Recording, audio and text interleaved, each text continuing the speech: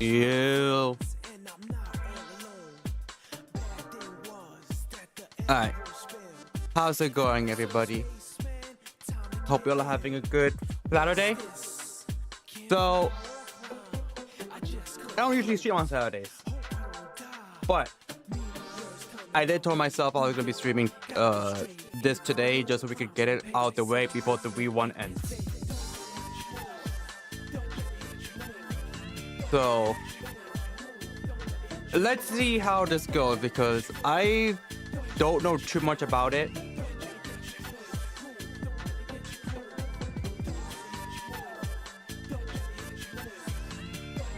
The only thing I know is that I need her. But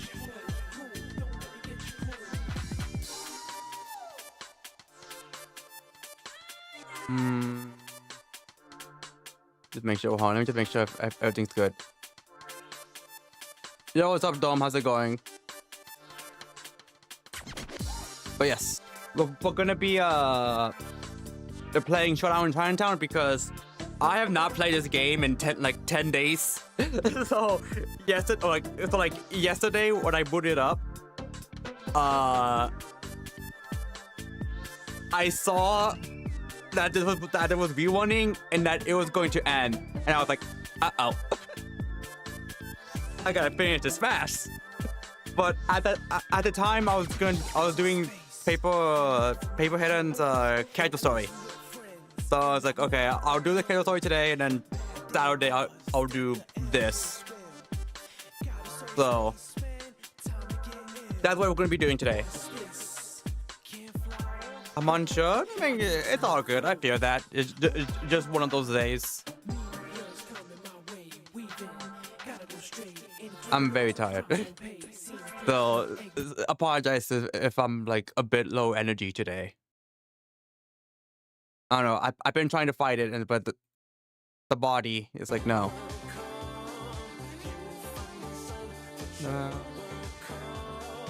There. Okay, let's see how did this. Actually, hold on. Does it not show? Oh, it doesn't. Oh no, here it is. I haven't slept in oh god damn. 36 hours.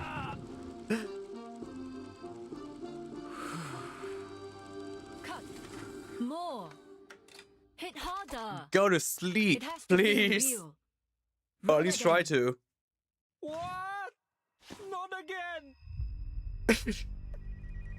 I've heard you're assisting us with Nightpiercer, our arcanist vigilante. Yes, sir. Our suspect is highly unpredictable. Much time.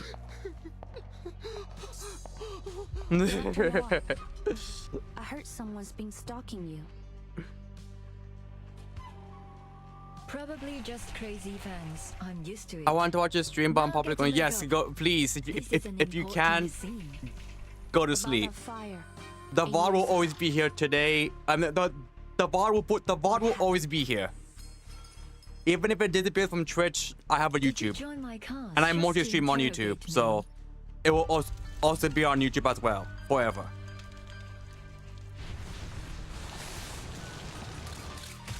So, you don't have to worry. Now this mass hysteria.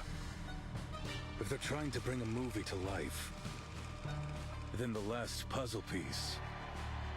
The Shahua parade. Yes, I hope you have a good night's rest. Please. Sleep as much as you can. So cool, like a big cat. Thanks. What's your status, 9527? No sign of the suspect. Over. Oh, I have no idea who this person is. Oh, Anani is here. Wow, what an awesome parade. Eyes on suspect. Requesting backup. Who is this?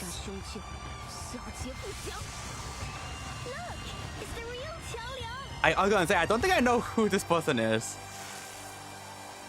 At the very least, I don't feel like I remember her.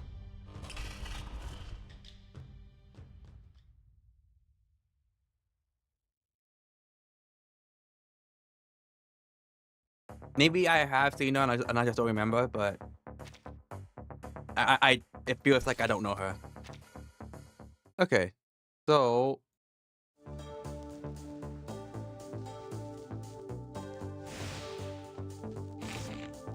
Showdown in Chinatown.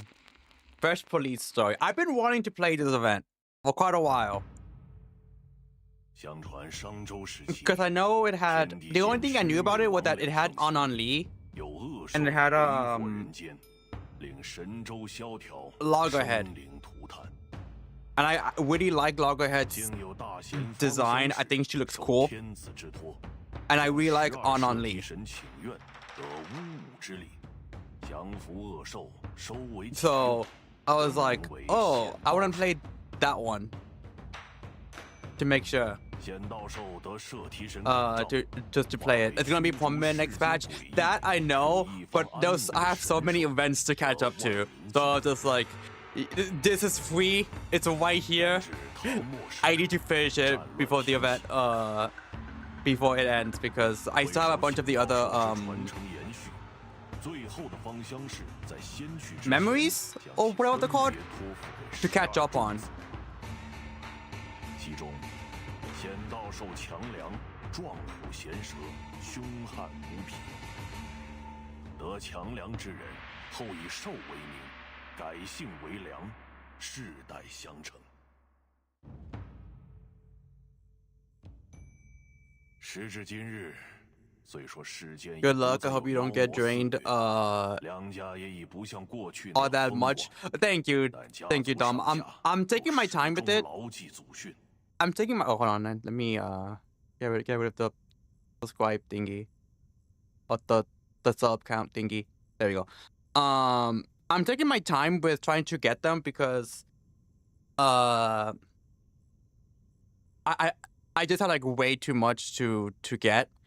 And the fact that you only get like what, one of that materials per week, it's like, oh yeah, I'm just gonna take my time. I'm gonna take my time taking them. And like once I have like quite a bit, I'll probably just do like a week of reverse, like how I did last time. Well, like I streamed reverse for like a week straight. I might just do something like that, and I'll do like all the events in a row. And you can form the event. Yes, that I have to do as well. Thank you, Amy. How's it going, by the way? My whole left neck down to my arm might be in crippling pain, but you know what else crippling my damn to something too? This is true. Also, Zach, I hope you're feeling better though. I hope you'll get better soon. That sounds horrible.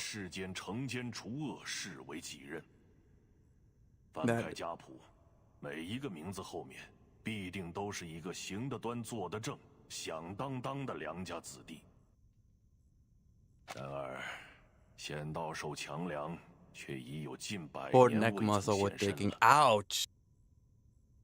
Yeah, that's gotta suck.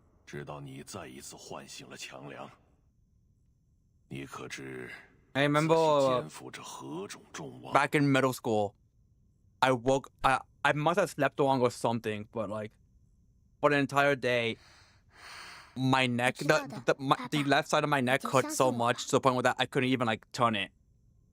I couldn't even like turn my head. I turned my head and I was like in instant pain. Thankfully, fucking Tylenol fixed that for me, and now we're good. I will fulfill my destiny as a worthy master of Qiangliang.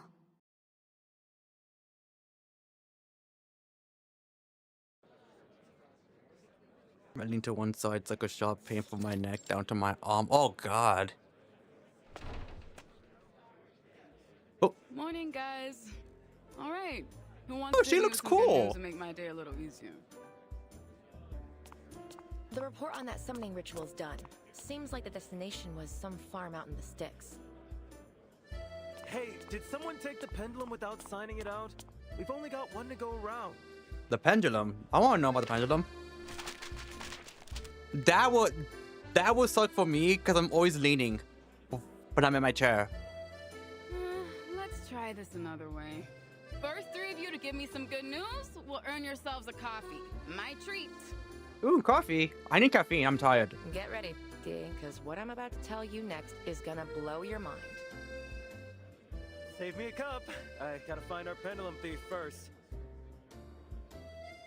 Apparently, it doesn't take much to become the most popular person in the office. But before anyone can own a steaming cup of joe, an angry shout interrupts them. Hello? Excuse me? I'm still here. Probably won't be on super long because I took my nighttime meds and mental relaxer. Probably even makes you tired. One of my meds is melatonin. All good, all good. Yeah, the really adapted.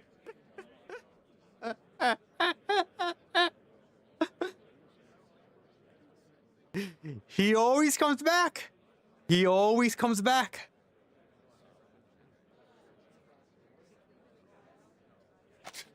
I'm a tax-paying citizen. I pay your salary, so why don't you stop gossiping and do your job? But all good. Take out it's all good, Zach. Hopefully you'll feel better soon, though. Him again? What's he complaining about this time? Having brought the missing pendulum back to his place, the officer strides over and grabs a coffee. He shrugs. Some nonsense about making a mistake while we were out searching for a dog in Chinatown. A missing pooch? Since when are we the dog patrol? I know, it's not our job. And then he got all huffy about us being brash and naive. And then I was right back to complaining about the incident last year. You remember when that rookie saw bruises on a kid and kicked up a whole fuss about child abuse? Turned out it was just some traditional Chinese massage. After they got cleared of the charges, the kid's parents were fuming about it for weeks. I saw a post earlier that said one of the past gaming wikis you could argue Springtrap could put up a decent fight against a TV version of Homelander. But like, come on. It's Bring it up literally to a death rookie battle. mistake. He apologized and they forgave him. You'd think that'd be a problem solved, right? But this guy just wouldn't let it go. He's not even related. Still, must have left a bad taste in his mouth, I guess. I just don't get why he's complaining about it to us. We don't find missing dogs. We find critters. They exchange a glance and Poria Well, at least most folks are without a friendly. sigh. Yeah. Well, I was asking for good news. So how about something upbeat? Sorry, I've got nothing of that particular flavor. Just the opposite. Oh, good. Bad news. Let me guess. Our vigilante struck again? The vigilante night piercer bestows justice to LA streets. Although of the morning people in front of us, I land on the headline, how coffee is The on these nuts bitter. vigilante night piercer Huh. bestows I've justice to just said LA that. streets. Ugh, so melodramatic. Who got hit this time? Some rich varsity boys. They got in the news over some hazing incident that put a teammate into the ICU. Oh, Jesus. But you know how it is. Strings are pulled and all the charges went away. But get this. All of them were found penned up on the school's fencing this morning. I like his And those vigilante. injuries, looks like they can kiss college football goodbye. You know Hate to what? say it, I like this but I gotta side vigilante. with the vigilante on this one. I think they're fine. Those kids were Like- monsters. Still. Like, we could probably just like turn We're the other cheek. police, and Just like crime is we crime. didn't see anything. Doesn't matter how scummy the victims might be. I know what you're talking about. Irritated, Maria tells new people to run the many cluttered decks around her. The arcane skill this guy cast, using those needles, it's like he's trying to imitate Detective CO7. What's up with that? Detective CO7. Like from the movie series? Okay, so I'm assuming it's supposed to be I've seen them. 007. You know I love movies about Arcanum. I'm going to So, assume. do we got anything? Have you seen the look on Chief Eldon's face yet? Eldon! Deputy Chief's office continues tries to see to the blade and black Hot damn. blinds. I know that look. Does Wasn't the last time when he found out his daughter was dating some jackass crook? I know Does Odin have a wing, guys be perchance? tricky, but is it really that bad? You don't know the half of it. The pressure's been building on him. Now, apparently the up-tops are sending us some support. Some cadet from the Vigils Bureau. I guess they decided we're not working hard enough, or something. Vigils? From the Foundation? Aren't they only responsible for the Arcanum crimes that'll cause serious consequences? Okay, hold on. Let me, okay, there we go. Have we heard of the Vigils Bureau before?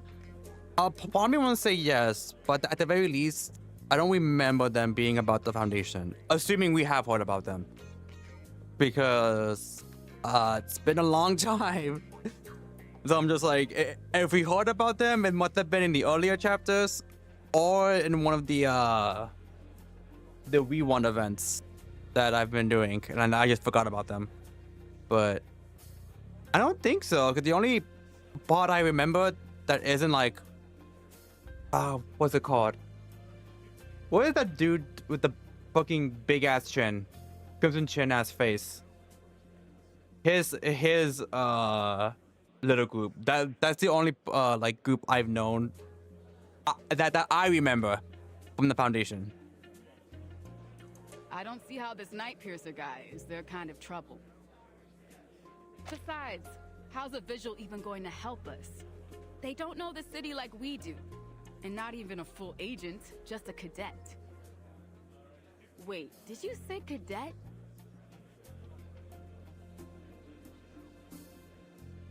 Oh, eyes wide, you can't just let that award slip by without notice. You heard me. Apparently, they decided this is gonna be a thing. Send the cadets along to assist and test their chops. So now we're not just dog catchers, we're babysitters too. Is this some kind of joke? I mean... Your words, my lips. The chief said it's a chance to develop a better working relationship between us and the Vigils. I think Brass just wants to cozy up with the St. Pablo Foundation. He downs her with a cup of coffee and tosses the empty cup into the trash. Yeah, that would explain the look on Eldon's face. So what? Anyone know when this cadet is due? Or hell, anything useful at all?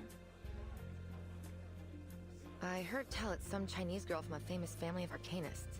She's got a mega powerful familiar, and that's why the Vigils recruited her.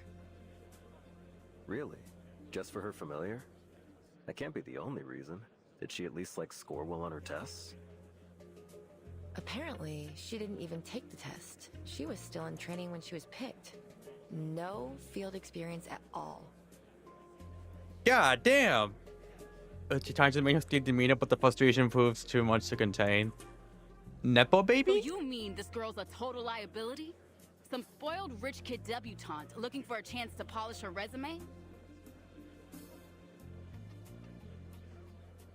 There was a little dry chuckle, but as we played about to leave her lips, her eyes flick behind Podio and her tone changes. That's not exactly what I said.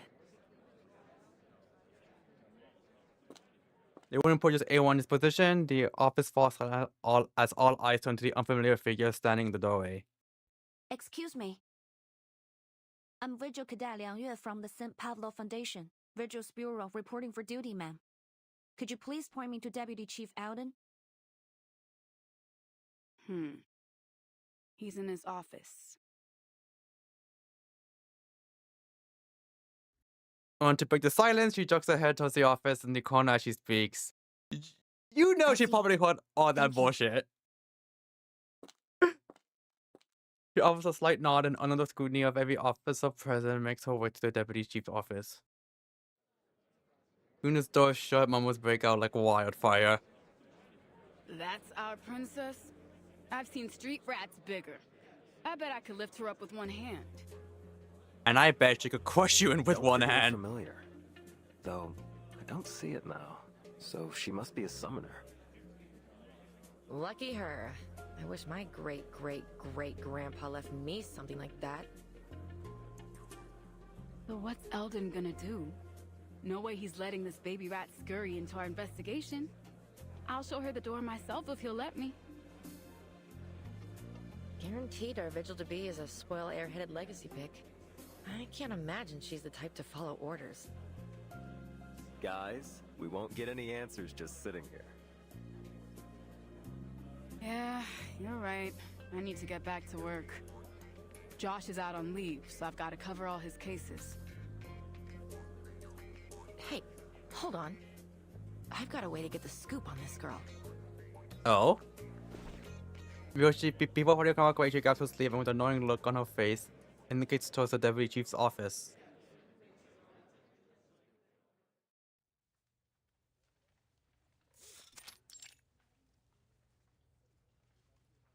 Liang Yue. Specially recommended by the Foundation's East Asia branch for He has selection a to the Vigil face! Bureau. Top of class during your training. Selected to serve as And the it's pilot unique for the enough. Vigil Cadet Field Training Program with the LAPD Division for Arcane Affairs. What the fuck? Okay, he's like important enough to have a face. Okay, okay. It's an impressive resume. Face jump scare. Thank you, sir. Actually, it's not that... Did I ask for an explanation? Her voice watches for a moment. No, sir. Then don't give me one. You talk when I tell you to talk. You sit when I tell you to sit, and you do exactly as I say when I say. Mods, crush your skull. Do I make myself clear? Yes, sir. Near outside the thin walls of the office, the officers exchanged smoke as they listened into the conversation. Classic Elden. Reminds me of the good old days. Good? The hell was so good about them? I think you've taken one too many smacks on the noggin. Still, she isn't as stuck up as I expected. And she's probably a wuss. I figured she was gonna backtalk him. More like a meek little mouse than a rat. They pressed their ears against the wall and fall silent once again. They I've been gotta told be you hearing to all this assist shit. us in catching the vigilante known as Nightpiercer. But one look at you tells me you don't have the chops. I'll bet you're greener than any rookie on my force. Now, Liang, answer me. Are you ready? Yes, sir. On this beat, you're going to encounter arcane crime that is worse than anything you've seen in your training. Beyond your imagination. Are you prepared? Yes, sir. When it comes to dealing with arcanist criminals, you need wits and you need strength. One mistake and you could end up in a casket on that long flight back home. So I ask again, are you up to this challenge? Yes, sir. I'm ready. I said yes like 3 times. Come on now. No, you aren't. He pulls a newspaper from a drawer and slams it onto the desk. Read it. The arcanist scammer Johnny 3 times has been apprehended. Using his arcane skill, ominous obeisance, he manipulated his victims to do anything he asked, specifically transferring all their money to him. Yo, can I get in on that real quick? In order to let's hear this successfully guy cast his out. arcane skill, he requires his target to answer yes 3 times in 1 minute. If you had been dealing with him, he'd already have you dumping your trust fund into his bank account. Or worse. With all due respect, sir, that isn't a fair evaluation. I wouldn't have answered you that way if you were not my commanding officer. Fair. There is no fair when it comes to arcanists. You've read the headlines about this guy and think you know what to expect? But what if he had abilities the news didn't know about? What if he could disguise himself? Or do you think that crooks just leave their resumes behind at the crime scene? Depends on what crooks. Depends on what crooks. You guys are lost for words. No, sir. This article was published a week ago. If you were as ready as you claimed, you should have known about this con man and his arcane skill. If you had any smarts, you'd have at least figured out I was probing you. But you didn't. I don't know what the Foundation and your vigils teachers taught you. Frankly, I don't care. Because you don't have the practical skills necessary to keep yourself alive on these streets. I will absolutely not put a kid like you on the Night Piercer case.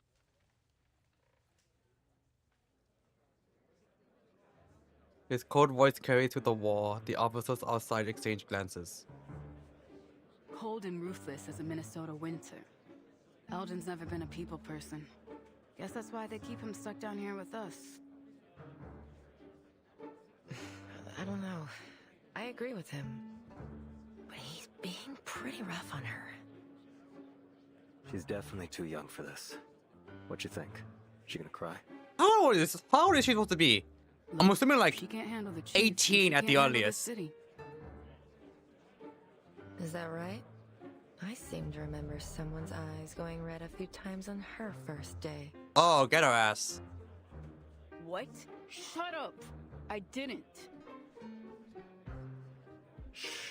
Listen. They fall silent again, waiting to hear what fate will befall the young vigil cadet. End of discussion. If you want to call home to your daddy or the Foundation and get reassigned somewhere else, be my guest. But as long as you're in my department, you'll follow my rules. For now, I'll assign you some of the lighter cases. This is grunt work, kid. Try not to mess it up. Hold on. I've got a bad feeling.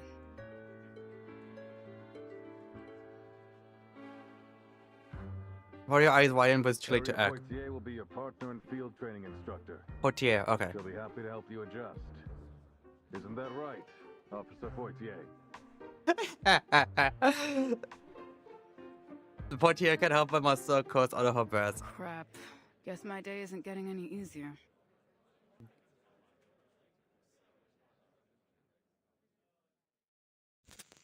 Becky.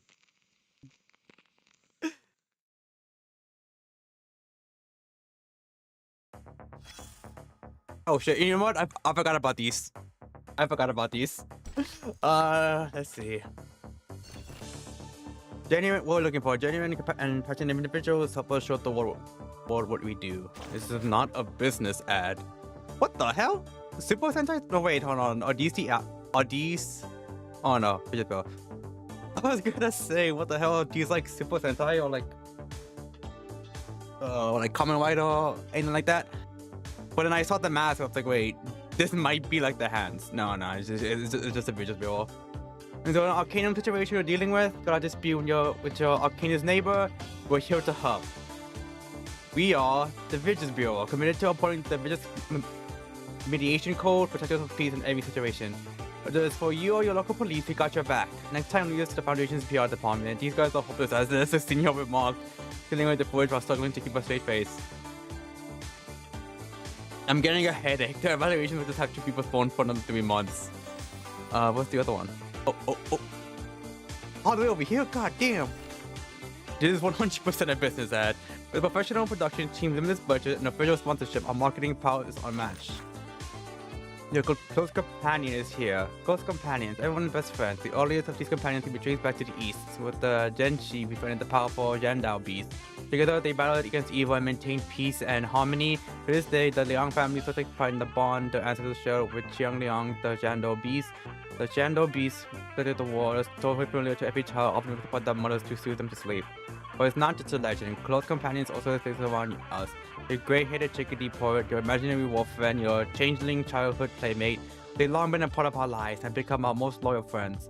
Now it's your turn to find your own close companion, or perhaps get one for the kids. Thanks to the new Babel Critter Rehab Center, critter companions are coming to every home. No, fuck the new Babel Critter Rehab Center. Motherfucker is taking like 30% of my land. Special thanks to the Simple Foundation for providing the companion footage around a feature in this program. I have not looked at my land ever since I do that bullshit. Put down the dono, drop the radio, and lick the sugar off your fingers. It's no joke. What is this? Oh, the whole thingy.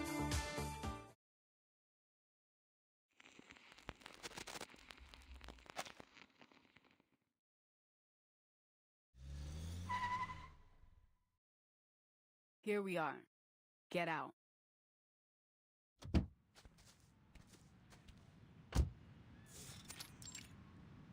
Street.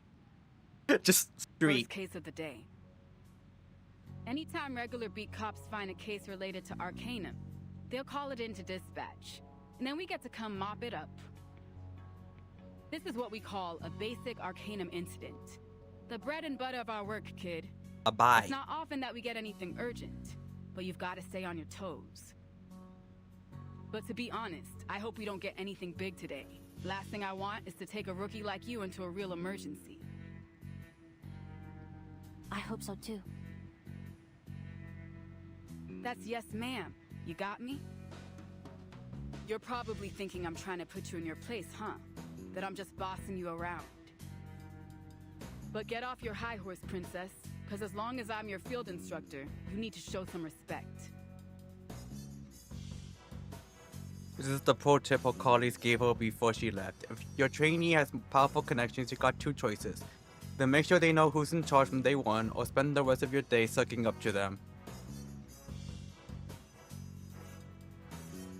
I think you and her colleagues were worrying over nothing. Look, I don't have a horse, and I didn't think you were bossy. I'm honored to have you as my partner and field instructor. I look forward to learning under you.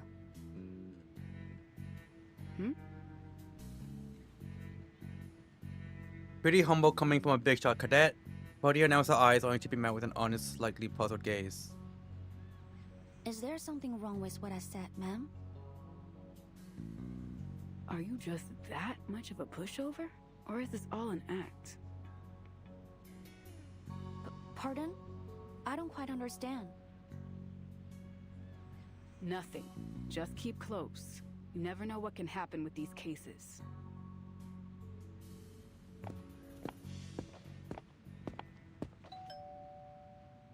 They take their last few steps up to the door, ring the bell, heavy footsteps approach from within, the door is flung open with a bang. Ugh, finally! Do you know how long I've been waiting? Those monsters are at it again! Do something! Monsters? Such an enthusiastic welcome and exactly what the visual cadet was expecting. He turns her head only to see her instructor comfortably positioned a few feet behind her. Looks like she'll have to handle this one on her own. Coward. Please remain calm, ma'am. We're here now, and we won't let them hurt you. Am I correct that you reported there are critters that have broken into your house? Could you describe them for us? Do you have an idea how many? Ugh, I don't know. Like a ton? A bunch? 2.5 buttloads?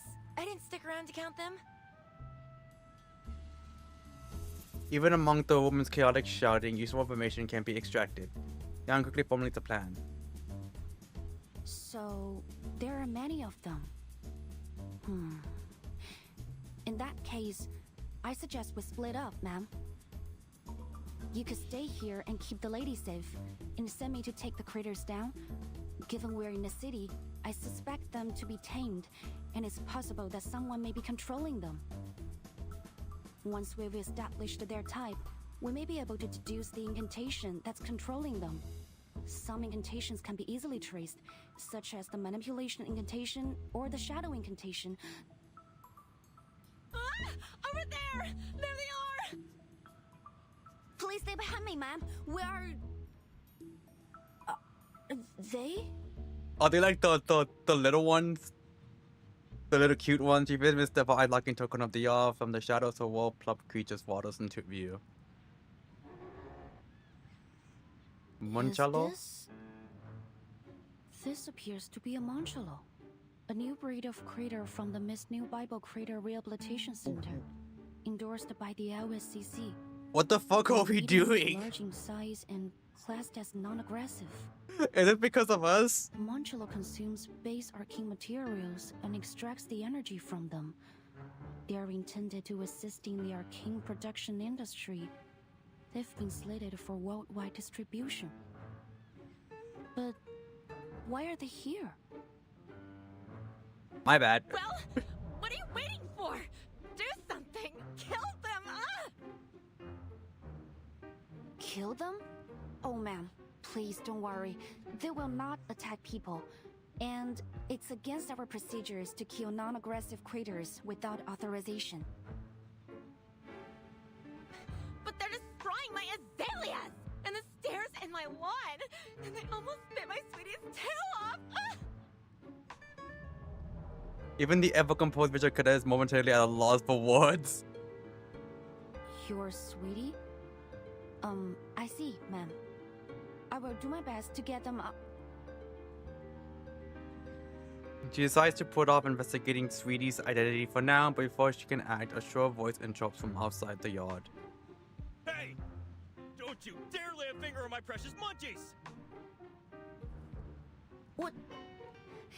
Can I help you, sir? I knew it. This jerk is my next-door neighbor. He keeps all kinds of these ridiculous, smelly critters around. I order you to throw him and all these disgusting little pets in jail. You know what? I'm gonna order my mods. Mods. They're just some Special adorable score. munchalos. What kind of sicko would want to hurt them? The shouting match quickly escalates as the barrage of increasingly colorful insults fills the air.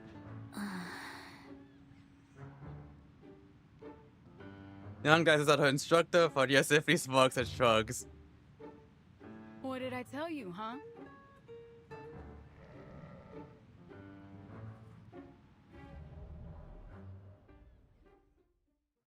So, are we gonna have to beat up the neighbor? Okay, never mind.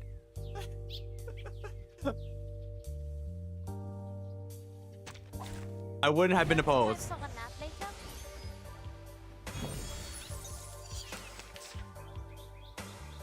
The stick fogging my head spinning makes from those stinky, clumsy oaths. Oh, it's good behind those crates. Well, go ahead. What are you waiting for? I listen to this lunatic officer. One poor little devil comes to bug my children. They now have to step into her filthy yard. Please stop arguing. I'll give you both a satisfactory answer. Need to reach crates for us, otherwise the monsters will keep circling around them.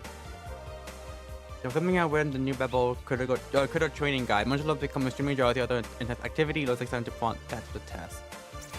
Oh wait, hold on. Okay. These. Now granted, there was like before earlier in my session. So most likely than not, my kids just weren't ready for it. But I was doing one of the fucking. Were they reveries? I'm in reveries. And these fuckers were tanky as shit. They were annoying to fight against. I'm pretty sure I did eventually beat them, but these motherfuckers were annoying as hell. So low-key, I do hate them. Purely for that. Also, the song though? The battle theme? I can hear it. It is him, they said. No, it is him.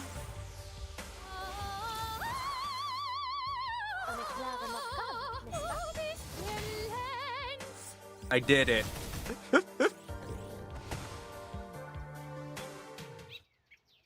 E.E.P. Please bring your press and come with us. The police station will handle further processing as needed. My sweet babies, I'm taking you home right now. Don't stick around for a fight you're bound to lose.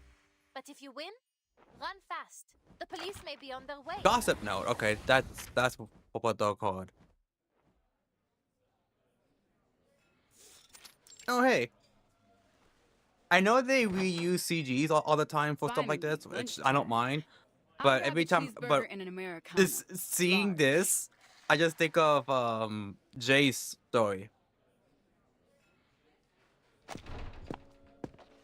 The front door to the diner has barely closed by the time Portia has shouted out her order. Seems there's another part of a Beats cup in here. Some fluffy trespassers, an alchemy incident, a noise complaint for a werewolf infected, and a speeding ticket on an unregistered arcane vehicle. Singing? Honestly, I didn't hear anyone singing. But it all went smoother than I expected too. We've earned ourselves a decent lunch, I'd say. So what do you want, princess? Now studies the menu on the wall, hesitating to answer. What? Don't tell me our little visual princess can't stomach a bit of fast food.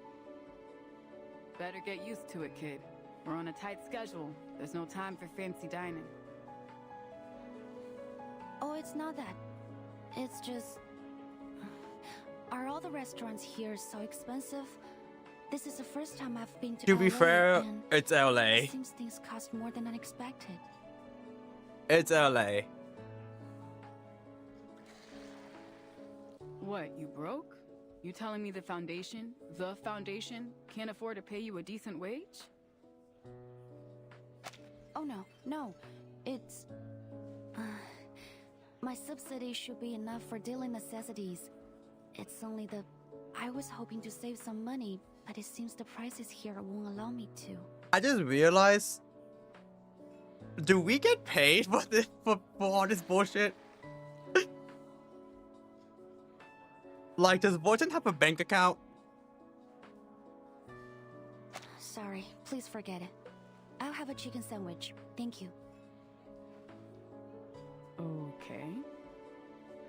Listen, I'm just... Because if she does, I'm just saying, she has like 3 or 4 opportunities. Just go to the foundation and be like, I would like a raise.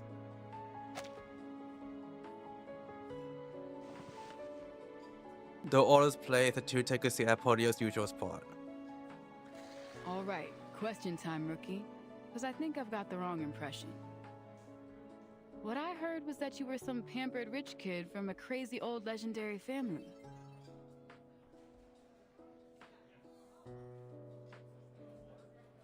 A brief look of surprise, Young's question shifts as she's ready to hear this question, or at least have grown accustomed to it. It's true. The Liang family have a long history and many legendary ancestors. But that was a long time ago. Nowadays, we're not so different from any other ordinary family. Sure. Ordinary. That's definitely what I think of when I see you. I also heard that you've got a familiar. You mean Qiangliang? Yeah, sure, that. Come on! It's some mysterious arcane creature from the Far East. Everyone in the DAA is curious about it, myself included. So, you gonna show me?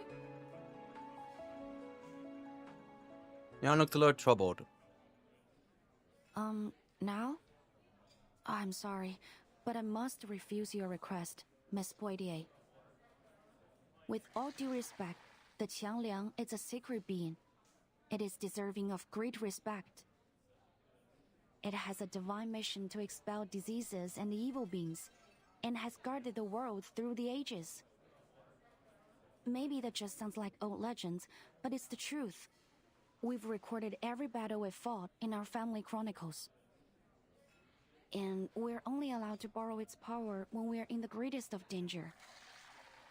Please understand that I can't just summon it simply to show it to others. Okay. I'm not unreasonable, princess. If it's a sacred thing or whatever, I won't bother you over it. From Leon's sincerity, it's clear this isn't just an excuse. Podia isn't annoyed by it, but she does seem a little bored by the overly serious response. An awkward silence falls at the table. Luckily, the waitress breaks it with the arrival of their meals. I heard a video game sound effect somewhere in the background. You're doing a lot better than I thought today. Who's playing? And I don't just Tom, the give out host. compliments, you got that? So take some pride in it. But don't get cocky either. This was all chump work.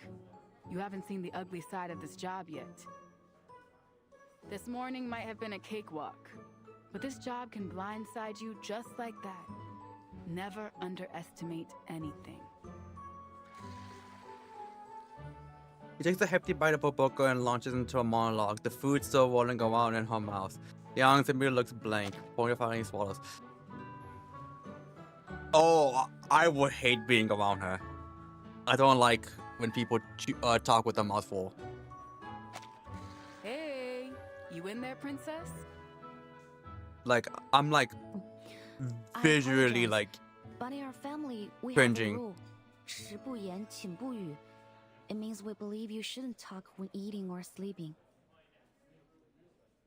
What? You're kidding. You're trying to say I'm being rude? Or wait, you're serious, aren't you?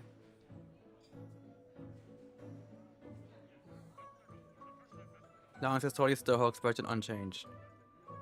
What kind of stupid rule is that?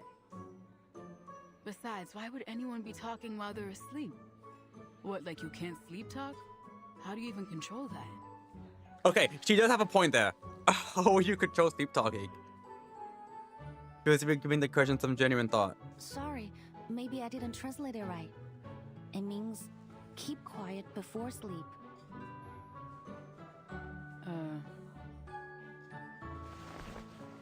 For a long moment, Vadia stares at her dumbfounded. Then she slumps back in her seat. The heck? So many rules. Damn, princess, you must have had a miserable childhood. Let me guess.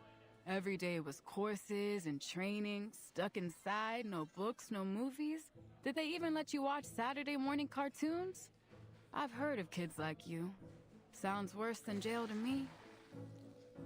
A childhood like that is rough, kid. It's bad for your head. Bad for the job, too. Laying force about little, she can't follow her thought process at all. I don't understand why you're upset, Miss Bourdieu. How is it bad for the job? Did you check the list of incidents before we set off? There's a case we're going to after lunch. A director that received some kind of threat. She's shooting a film in Chinatown. Anyways, this director is an arcanist, and her movie is all about arcana. So it's in our department. The point is, knowing's half the battle in this job. It'd be easier if you were a cinephile, or at least familiar with films. Maybe then you'd know a thing or two about her. She's famous for those Detective CO7 films. The first movies to really put a focus on arcanum and arcanists. Something about it, though. The detective in those films used a skill a lot like this Night Piercer crook. Is this the reason why in that EP trailer, whatever we want to call it, she was an actor for Noir? What's her name again? Something with an N? No.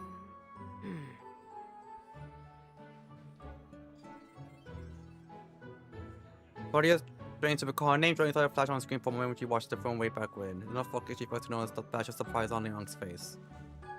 Noah. Yeah, that's it. Wait, so you... Yes, I've watched her movies too. I'll be damned. So was it a special reward for getting straight A's, or... Calling all nearby units. Code 3. We have a hostage situation at City Hall. The radio announcement cuts to get to know you session short. Suspect is a registered arcanist posing a threat to life. On-scene officers are requesting immediate arcanist support. City Hall. We're close by, aren't we? Pack up. Lunchtime's over.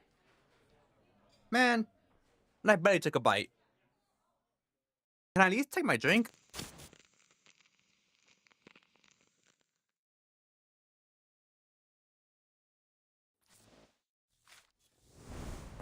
I forgot. Is there anything I have to do before I just move to the next stage?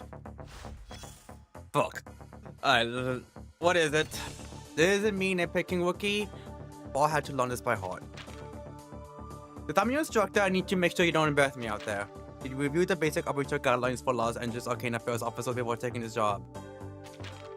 First of all, yes. First, all police operations must remain within Los Angeles administrative jurisdiction.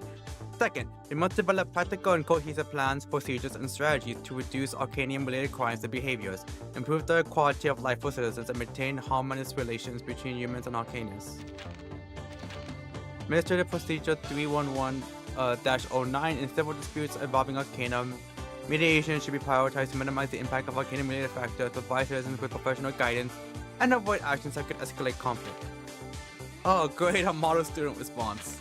Administrative Procedure 320-05. In criminal cases involving Arcanum, Arcane Affair officers in the vicinity should provide assistance whenever possible, minimizing harm to citizens.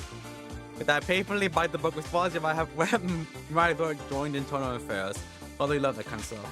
Let's keep it simple. Remember, big or small, whenever Arcane is involved, it's up to us, the Arcane Cup, to handle it. Don't wait too much, more often than not, so more stuff, always the big stuff.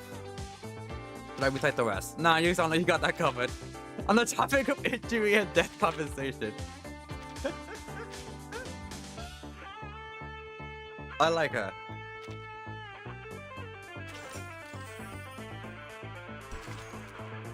Order and chaos. That's us. Who the fuck are these three people?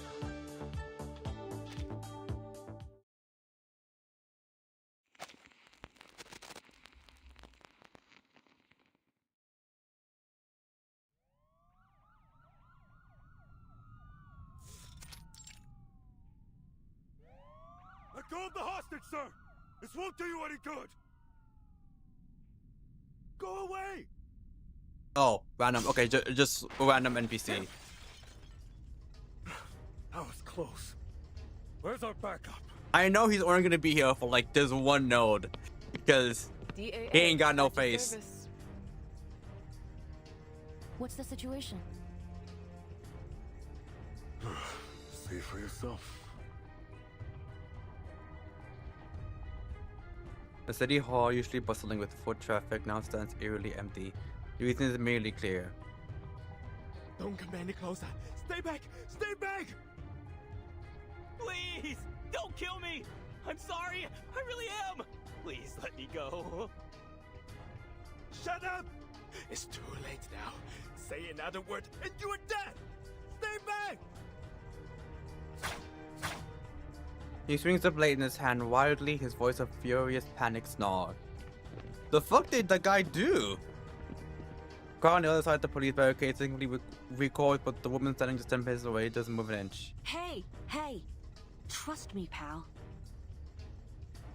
You really don't want to do this. Who's that? Doesn't look like one of ours.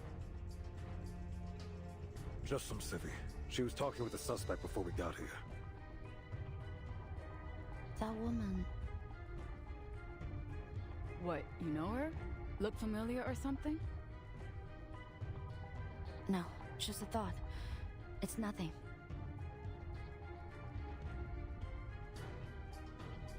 The woman glances towards the officer, seeming to notice their conversation. People make mistakes. But some mistakes can't be undone. Don't put that blood on your hands, or it'll never wash off. Is hurting this guy worth all that pain and guilt? Sooner or later, he'll get what's coming to him for what he's done. I promise you that. What the fuck did this guy do? Oh, what a job in effect. Hodges Taker hesitates, his face contorted in pain, his grip on the knife faltering. But, I must. He's distracted. Rookie, time for us to take him down.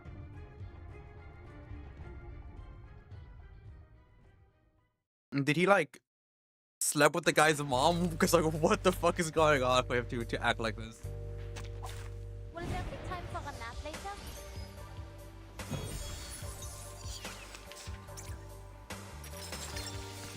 It is here. Alright, let's just Oh, this villains! Un éclair remarquable, n'est-ce pas? Caught in the woven net. The curtain Alright. has fallen.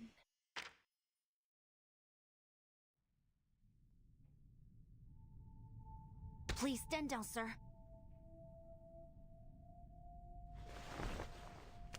Though almost half his side, Lam manages to pin the suspect to the ground, the other officer swamps in, stamping handcuffs on his wrist before he can put another fight. Put up another Suspect under fight. control. I repeat, suspect under control. No further backup needed. Like this case is wrapped up. Nice moves. I was kind of hoping we get to see that familiar of yours, though.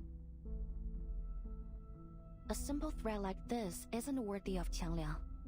I have to reserve its assistance unless absolutely necessary. So is this just another one of those rules? Or do you mean its help comes with a price tag? Both. Despite the curtness of her response, her eyes widen a little at Portia's astuteness. Portia scowls. That it? What do you mean? I mean, so far, every time you talk about the job or your family rules, it's just the surface level stuff. How do you actually feel about any of this? Young looks genuinely confused. How I feel? I don't understand why it would be necessary to mention that. 'Cause we're partners, kid. We've got to trust each other. How am I gonna let you wash my six if I don't even know how you tick?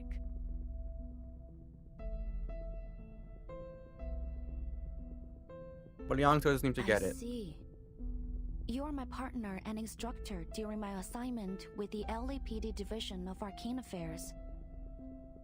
So, I'll do my best to learn from you and complete my work as assigned. I won't slow you down. That's not what I'm... Forget it. Huh? Young's tone all but says, "My personal feelings don't matter." Portia gives up trying to argue with someone with such a stubborn, unreadable demeanor. She simply stares at her, quietly singing to herself. Luckily, before things can spiral further, the hostage cuts through the tension. Oh, thank God you took down that lunatic. I'm really grateful, miss. But ain't you a bit young to be an arcane affairs officer? I think I've seen that uniform somewhere else before. You're a vigil, right? Wait! This was the Arcanum guy. He has the same PFP. He has the same, like, profile. Yes, sir. Wait. Young swallows the rest of her words as she stares at the hostage she just rescued. Her expression suddenly wary. I know you. The Arcanist Johnny 3 times has been apprehended. Using his arcane skill, ominous obeisance, he manipulated his victims to do anything he asked, specifically transferring all their money to him. You're that scammer Johnny 3 times. Oopsie. Guess that's the downside of getting your name in the papers. I think he admits it. What? Didn't we already book that guy? What's he doing here? He got a sweetheart deal. A reduced sentence in exchange for revealing where he stashed all the dough he stole.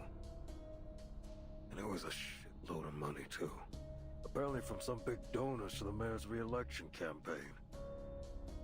Of course he demanded he be present for the unveiling of his stash, so they brought him here. That's when this loony attacked the police escort, took him hostage. Hey, easy, officer. You've already got me. No need to be so rough with the cuffs. Clam it, Johnny! We should have just let that guy ice him. May I ask, officer, do we know if the man trying to kill him was... a victim? Or like, related to one of the Son victims? of a victim. Yeah. This bastard took his mom for all she was worth, and when she found out, boom. Heart attack. He shakes his head, having a weary sigh. Johnny 3 steps snickers. Like mother, like son. He was just as dumb as his doddering old mom. Worse even, because he didn't even catch wise to it. It's a concrete jungle, baby, and it follows jungle rules. Survival of the fittest. Crapper brains here never had a chance. If it wasn't me, it would have been someone else. What a joke. Imagine killing over just because you lost a bit of cash. Then we've got this dumbass coming at me with even less of a brain. Think about it. If he killed me, how's he gonna get his money back? Shut the fuck up, asshole. He levels a punch to his gut, sending him crumpling to the ground, gasping for air. What are you doing? What? I'm teaching this douchebag a lesson. Huh.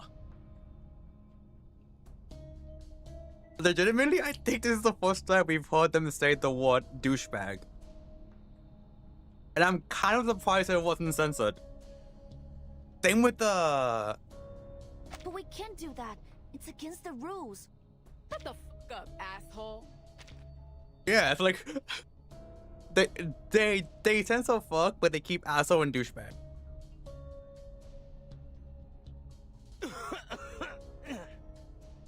Well, I guess the visuals are a cut above the trash when it comes to the DAA. Am I right? Warrior takes a deep breath as she tries to rein in her frustration. Let's get this straight, rookie. You don't tell me what to do. I should have known. You're just the worst kind of cop. Everything by the book, sticking to your high and mighty principles like you know what's best. She lets out a frosty huff and turns away.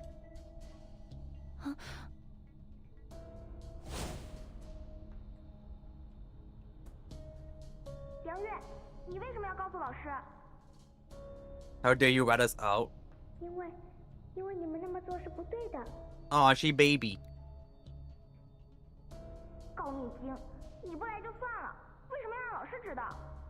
I really kept wanting to come along, but now you're going to snitch on us. Or we shouldn't have invited her. Don't go.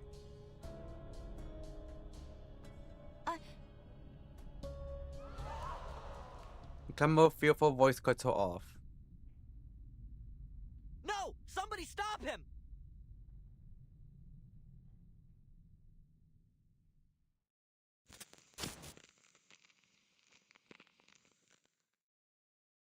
I'll be right back real quick.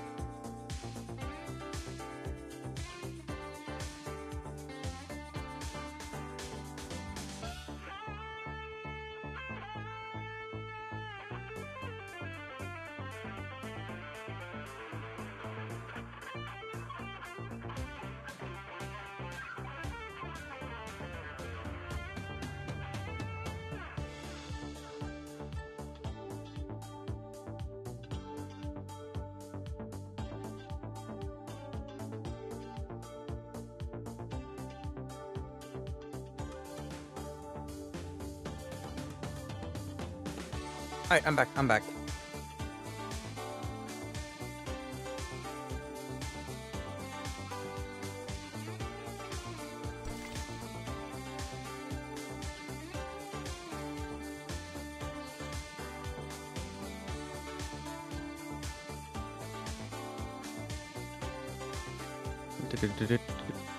Make sure everything's good to go. Looks like the answer is yes. Alright.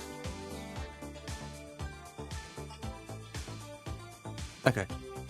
Also, hold on. Oh, okay. We don't do anything here. Awesome.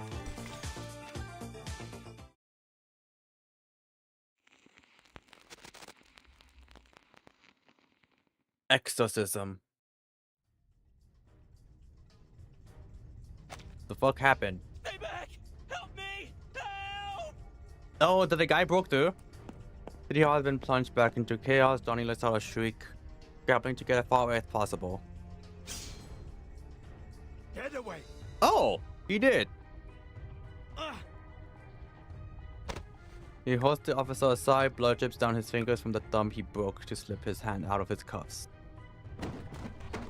He moves with inhuman strength, fighting off the approaching officers with ease.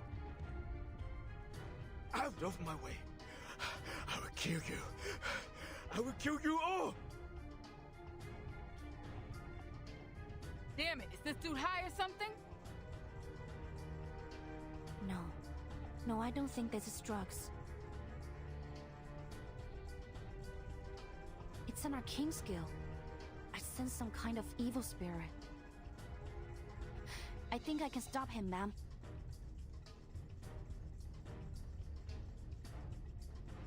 The tension between them has been totally forgotten. The situation is urgent.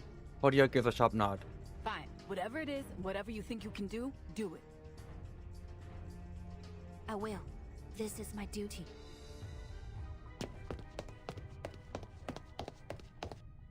Leon gives a firm nod before watching towards the suspect. Kill. Oh, this is new. Rescue this bastard! Who are you? Please stay calm, sir. I have no weapon. I'm just here to make a phone call.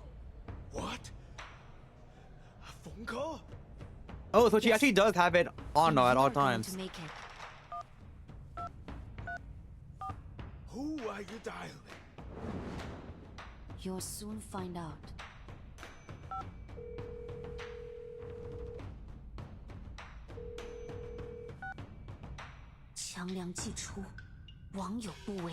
Arise. John Long, swift and fierce, banish all evil and cleanse this place.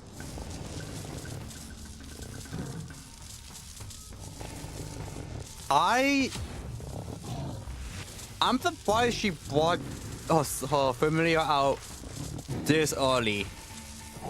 I figured if we were gonna see her, it's gonna be on like the climax.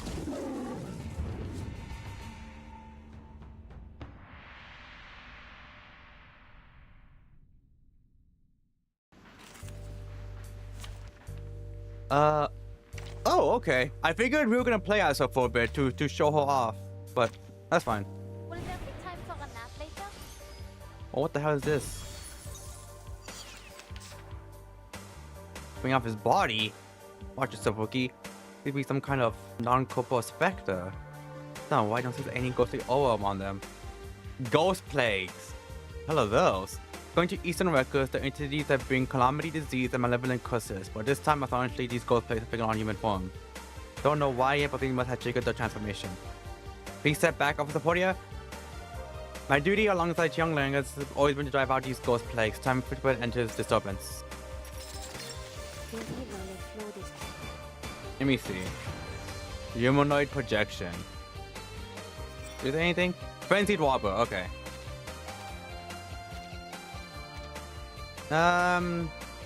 Alright, it's old. It's all day. You know what to do. And if you can't do it, boom, you know what to do.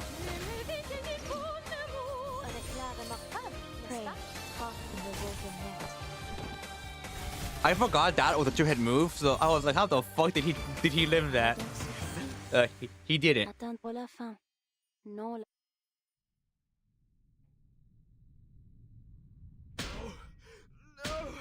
My head!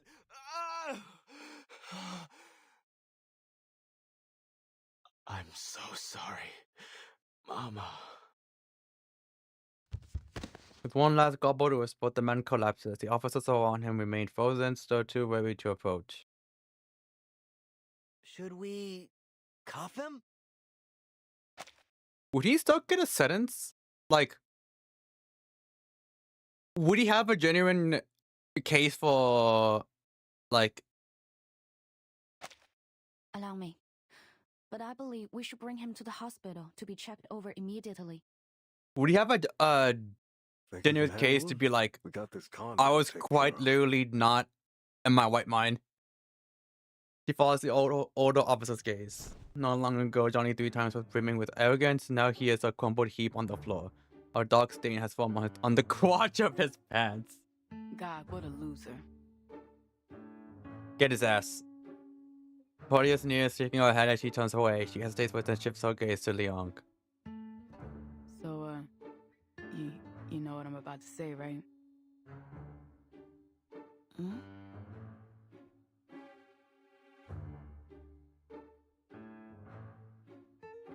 Leong looks visibly confused the moment Daniel said. Hey, I'm sorry. Is that what you want? For me to say it? Sorry. I felt bad for that guy, but there was nothing we could do for him while he was possessed. If it weren't for you, we might have shot him. Well done, Visual Liang. And please just forget what I said. I was out of line. Okay, but I feel like he does have a genuine case of being like, I was not in the right state of mind, because he was like literally possessed.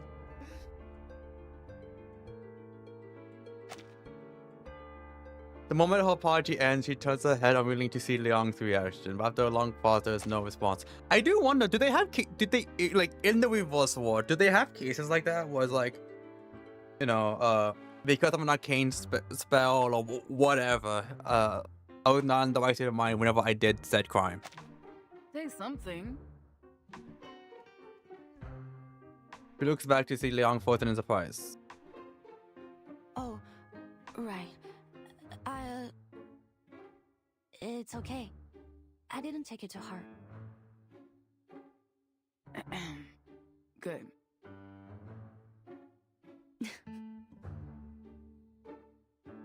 Who's there?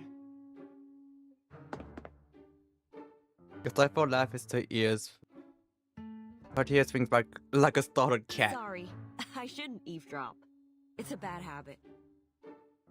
It's just... you remind me of my friends back in the old days.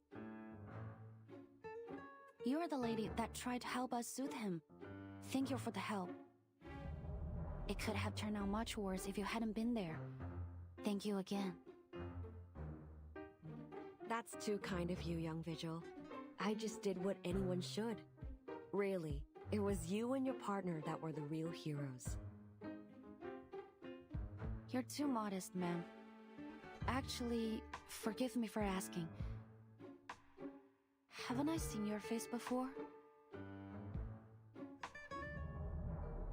She studied the woman's face for quite some time before speaking this thought aloud.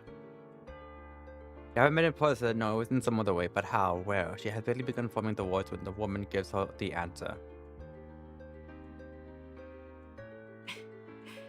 Good to know that someone still remembers those old flicks, even after all these years.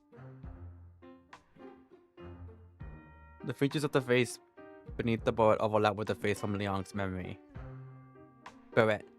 But the face she remembers lacks the maturity and composure of the woman before her. The face was beaming with youthful confidence, full of fire and energy. But one thing had been the same, those bright shining eyes like stars twinkling on several screens and television sets. Yes, from the movies. That's right. You are... Oops, you got me. I'm Casing. Or were you hoping I'd say Detective CO7? Casing, okay. She winks at the two dumbfounded officers.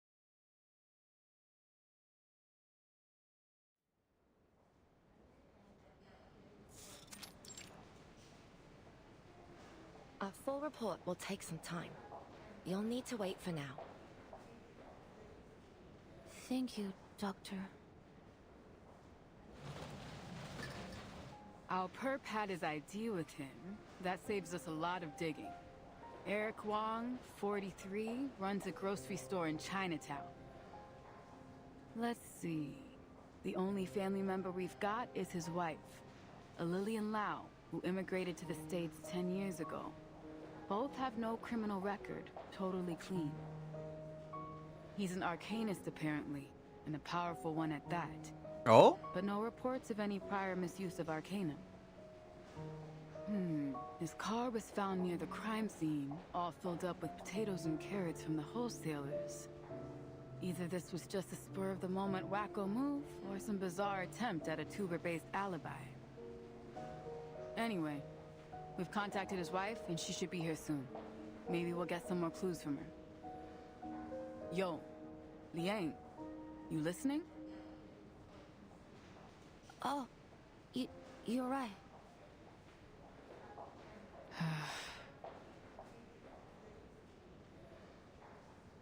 The answer is obvious, no.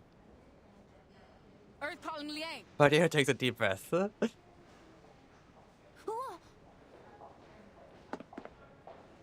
The son shouts at the young out of her daze.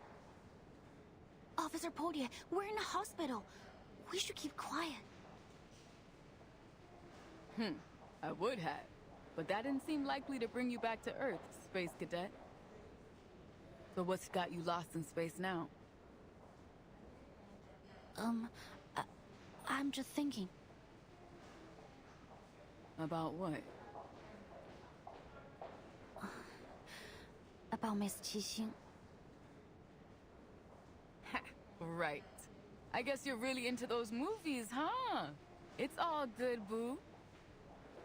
I get the picture now. Our little CO7 fan sneaking into the cinema behind her parents' back. You know, you're beginning to almost seem human, Princess. At first, I thought you might be an android. Like those Laplace bots they've got 17? writing parking tickets for us. 18? 19? 20? 21? Looks like she was wanting to argue, but the last moment she stops herself. In fact, I do like Miss Qixing's CO7 movies very much. Her character means a lot to me. Oh, is that the reason why you decided to be a visual? Specifically, yes. It's the reason I decided my destiny was to be in the police. But back to the topic. I was thinking about Miss Qixing, but it wasn't because I like her or anything like that.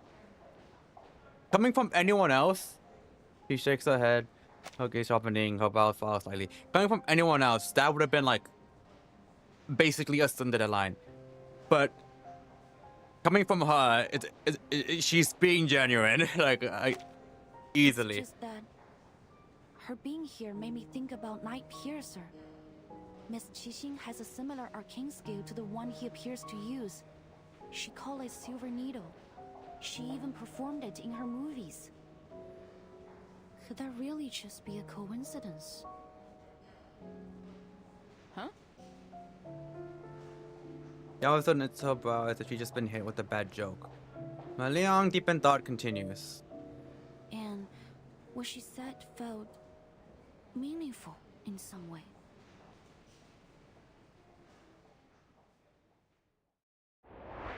One hour earlier.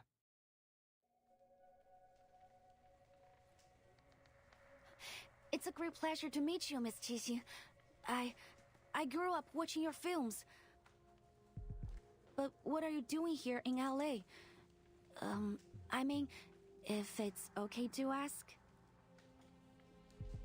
Sure, not a problem at all. I'm here to see an old friend.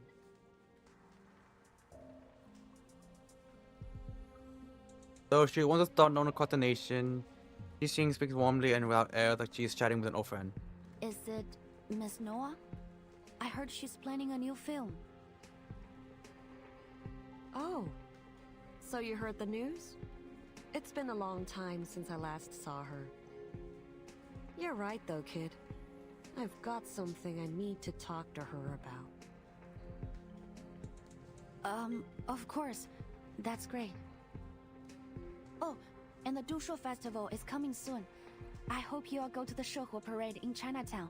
It'll be so much fun to see you there. Huh? The quiet whistle of Liang suddenly turned chatty. But yes, as I heard, she's like an entirely different person. Shehe. Is it really that time of year again? Qixing actually looks really cool. You don't like the parade? Design-wise, I like her. Of course I do. I like every bit of it. Watching people eat, perform, and come together to celebrate the end of the year, and to pray for peace and good luck in the next. I like the pure and simple wish that the Shehuo parade carries. But it always reminds me of the ending. What ending? She's sitting for silent and shaking her head, but no more explanation needed. Leon memories have come back to her. You mean the ending of the last film in the CO7 series?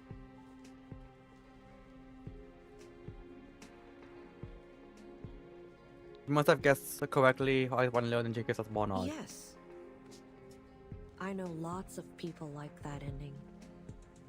A reflection of reality, they say. Tragedy leaves people with a deeper impression than comedy. But as for me, I hated it. The good guys failed and the bad guys won? What kind of an ending is that? Maybe we don't get a say in how things work in reality. But in stories we can. We should. Reality itself is tragic enough already. Why should a movie remind us of how absurd things really are? What goes around comes around. That's what people want to see in the movies. The tone has turned unusually serious for discussion about film, but these words strike a chord with Leon. I agree with you. When I was little, I also didn't like how it ended. Maybe it's true that reality can't guarantee us true justice, but I still want to see justice being served, at least in fiction. The response seems to earn Keesing's approval. I feel the same way.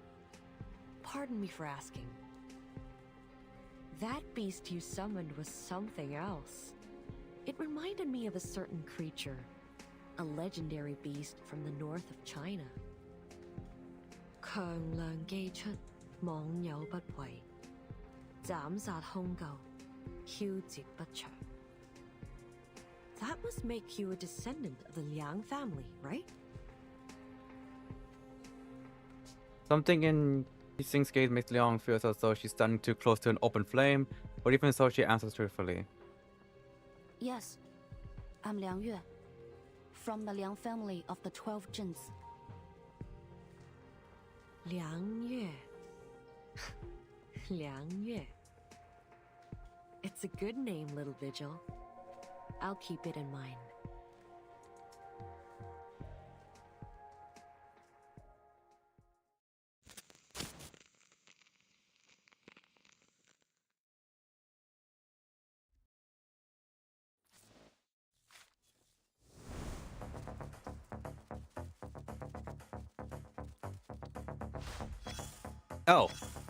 Oh shit.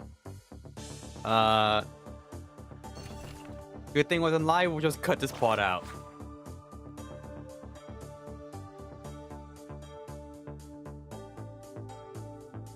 Live tonight with special guests. Timespell's guest is brilliant actress you've seen in CO7. In CO7 Part 1 and CO7 Part 2. Now she's joining for the upcoming CO7 Part 3. The honestly, why not just call them 08 and 9? Alright, please welcome Keesing. You know what I said? She said, well, happening else, they might as well use all the explosives. So we actually choose Fortune just your stellar acting. I think some of it was, but White Ivy actually with this Fortune shockwave hit me. That was definitely real. No big fireworks for Part 3, I think. Even once I used the last one. 50-50. What's that? 50-50. It was film and the series the bang or flops on its face because of its copy was used for the ending. Whoa, we're about to head into a spoiler territory before Noah steals us. Let's cut to commercial. Damn, she really fucking hated that ending. God damn.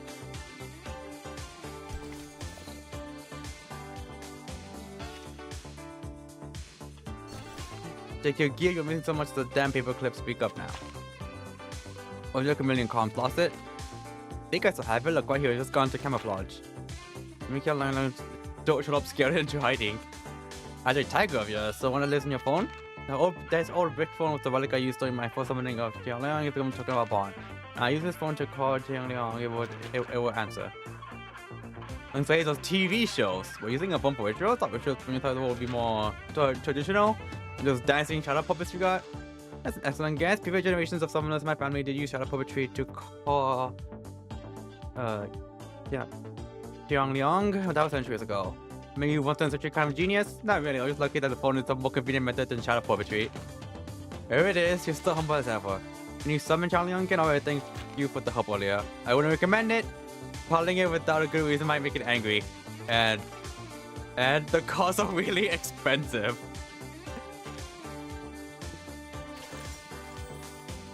You gotta pay to call him? Man. People generally afford to maintain the distance before promises are made. Oh, loggerhead. Give me 1 second real quick.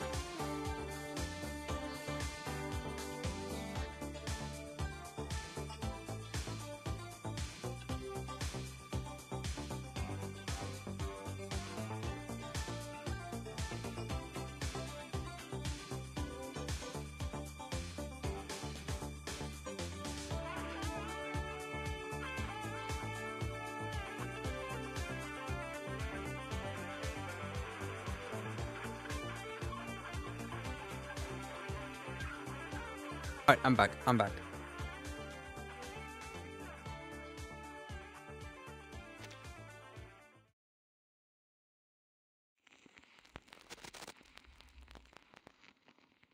Other side, same coin.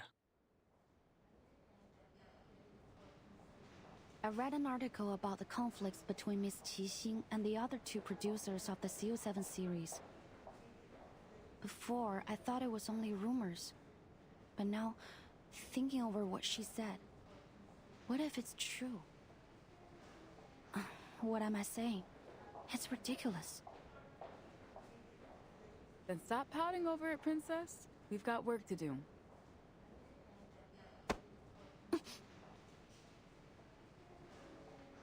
The hallway of the Laplace Rehabilitation Center, Cooperative Hospital is bustling with people. Lawson thought Liang distorted back to reality by a foam clap on the back. You want to bet on how many people in LA have similar arcane skills? Come on, it's a total coincidence. You don't really think they're the same person, do you? That'd be nuts. I mean, it's the Detective CO7 we're talking about. Sure, she's been retired from acting for a while, but she's like super famous. If she was gonna go all kooky and start taking out crooks like she was the real CO7, why wait all this time? It's been years since her last movie, and we're only just dealing with this Nightpiercer guy now. Besides, it's not like it's a crazy, unusual type of arcane skill. Who knows? Maybe this Nightpiercer guy is a fan of Detective CO7's films too. Can't rule out anything yet. Hey, you okay in there?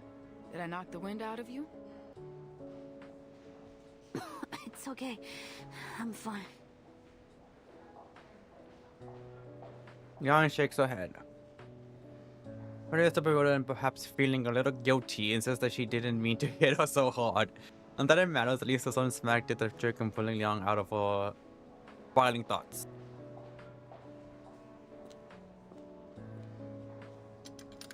The other test results know the suspect's family have arrived yet. Liang makes her way into the vending machine at the far end of the hallway with the coins. Portia dropped in her hand as a half-hearted apology and buys herself an orange juice.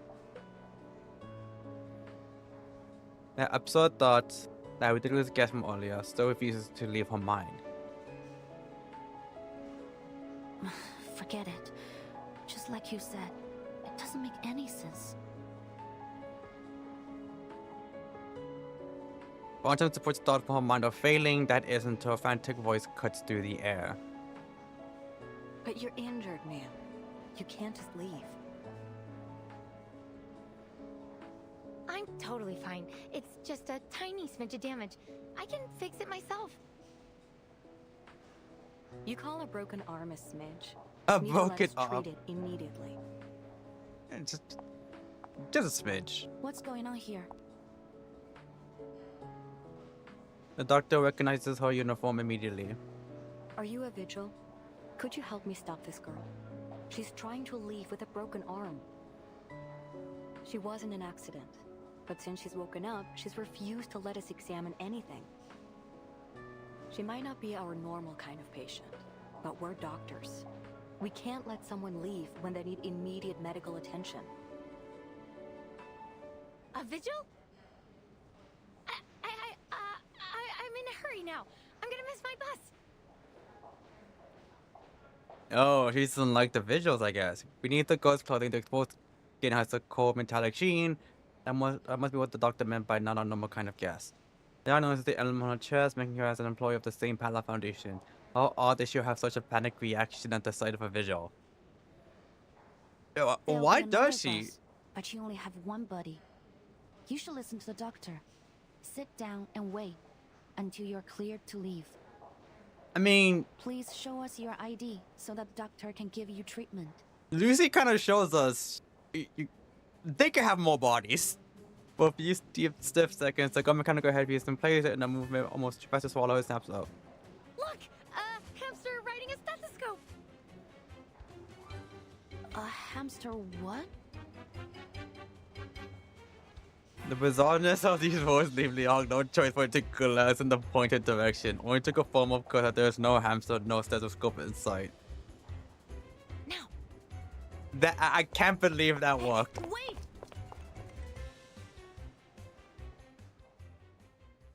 An IQ too high? Or maybe an... Oh wait, are we actually gonna defeat Panic Foundation? We're actually gonna fight her. Many streams are converging in this place. Who the hell is this man though?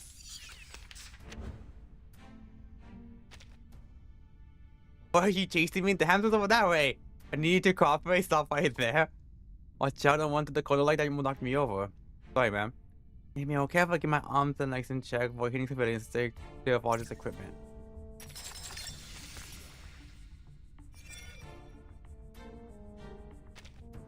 Patient. It is heat, they said, no? I mean, they said not to hit the patient, so... This is what I'm doing. The overflow of the Sephiroth. That's enough to light this for one day. I did it. Are there any injuries? Just give me a shout.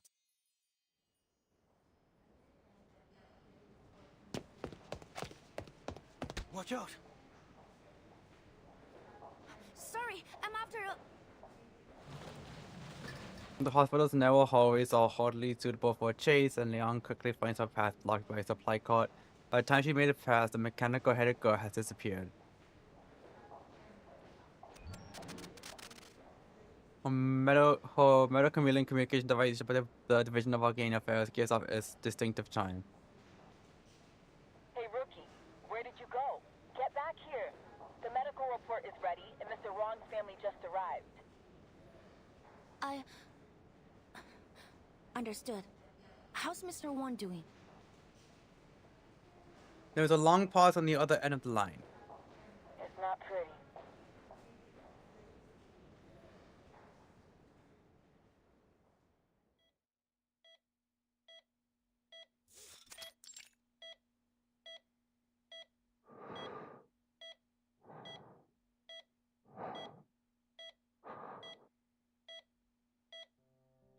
Mr. Wong is lying unconscious in the hospital bed, looking haggard.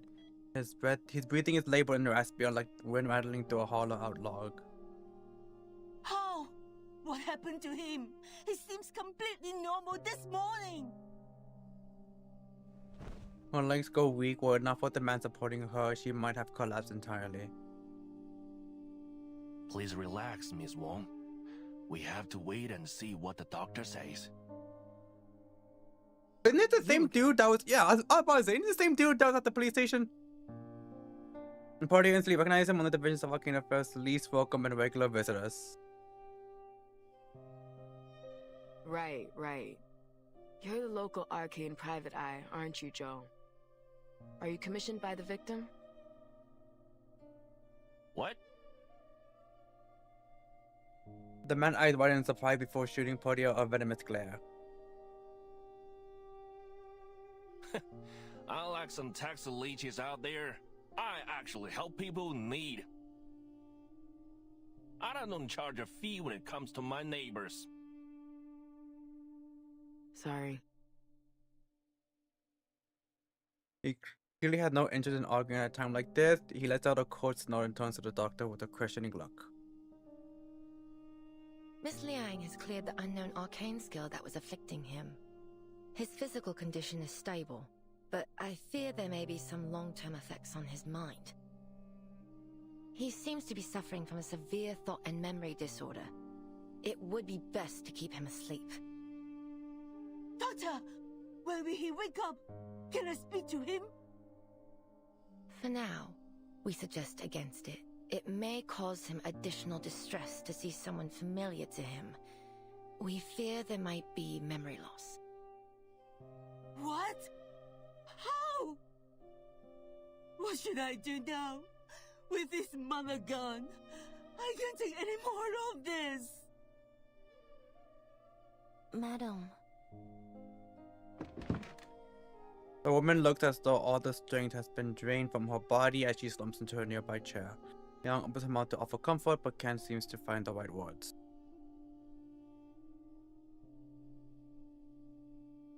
Zhao gazes through his passport before telling Liang. So, who's a little China's kid? Did the DAA give you a sidekick to do your job for you? Forget it, lah.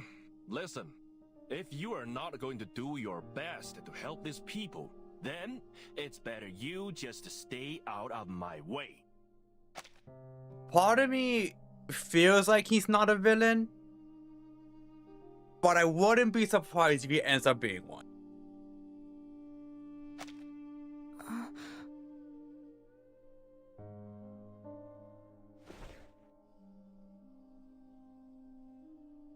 Leon looks at the party with a questioning gaze, shakes her head and sighs, just until to come closer by handing over the hospital's diagnosis.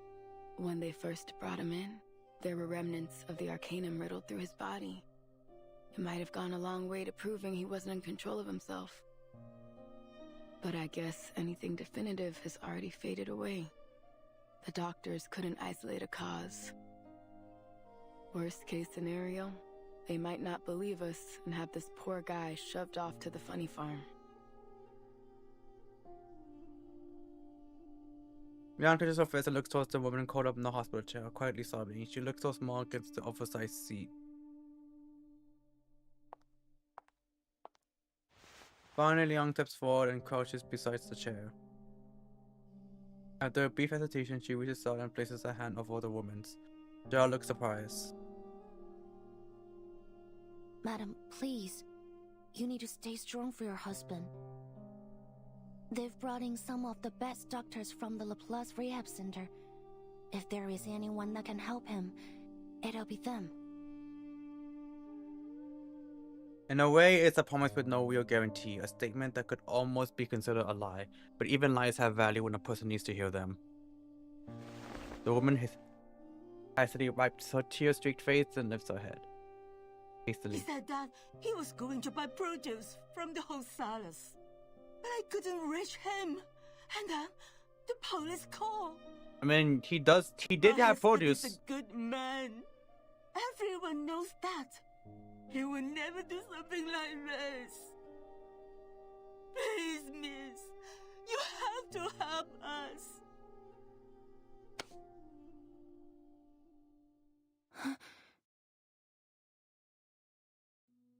The woman grabs Liang's hand tightly in hers, her fingers trembling.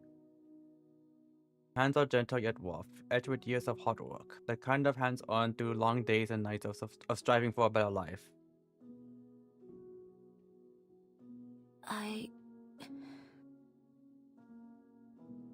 In her palm, she can feel the woman's desperate, burning warmth. It is so hot she feels it could scorch her. Liang takes a deep breath.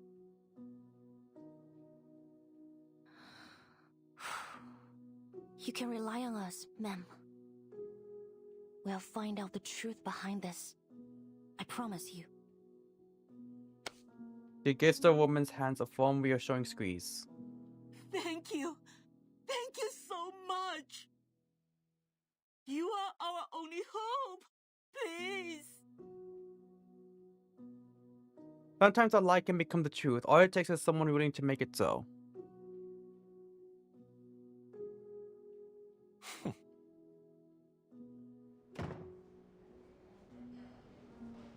The door to the wall is shut behind them. After a moment of silence, Portia tilts her head.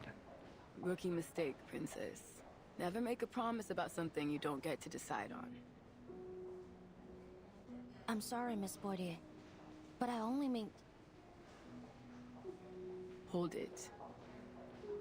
I didn't say we weren't gonna do our best.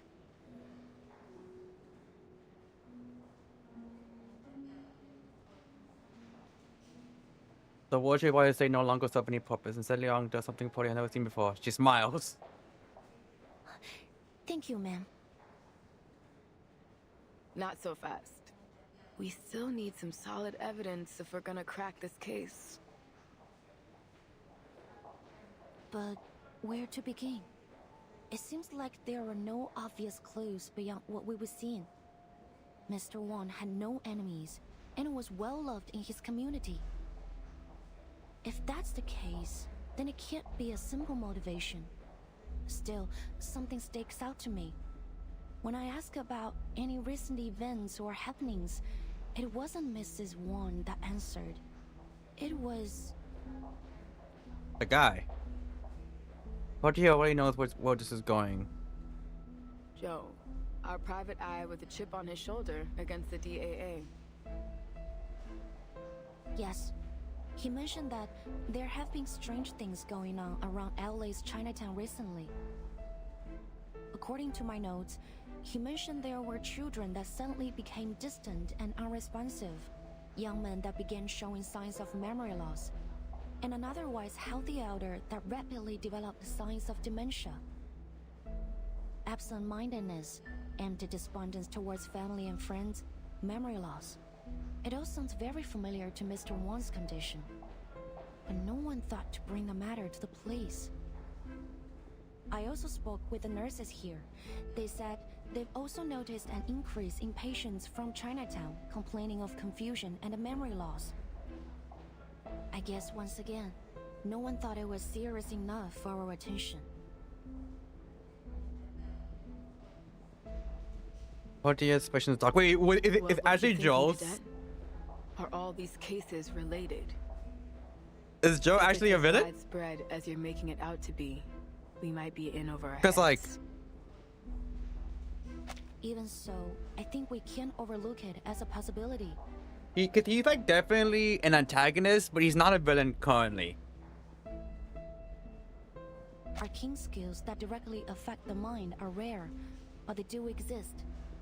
I've read of similar cases in the Vigil's archive. One of them, as I recall, had very similar symptoms to what we're seeing here. Young Belfors. I don't think he's a villain, but I wouldn't be surprised. Intention behind all of these symptoms, what could it be? Or could it be an accident? Maybe a child with a powerful arcane skill who can't control it, or some unregulated and dangerous arcane objects. Like, we can't draw any conclusions without more evidence. I don't think he's a villain currently. I wouldn't be surprised if he is, but it feels like they wanted to think he's a villain only to swerve us. Arcane objects. Isn't there a department in the Foundation that stores and records dangerous arcane materials? Yes, at the headquarters of the Foundation. And its official name is... Is this where they kept, The Arcanum Containment Department. I already forgot her name.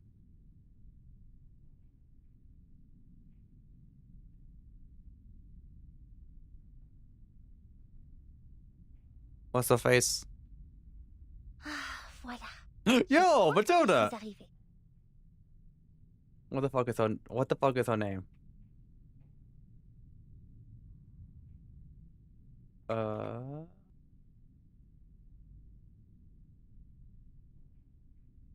Andronala. Just like, didn't they kept her little toy there?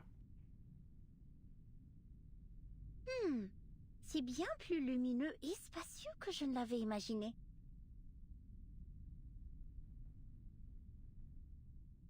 It's something incredibly small, but I love that but I love the fact that some characters just speak in their primary language from time to time.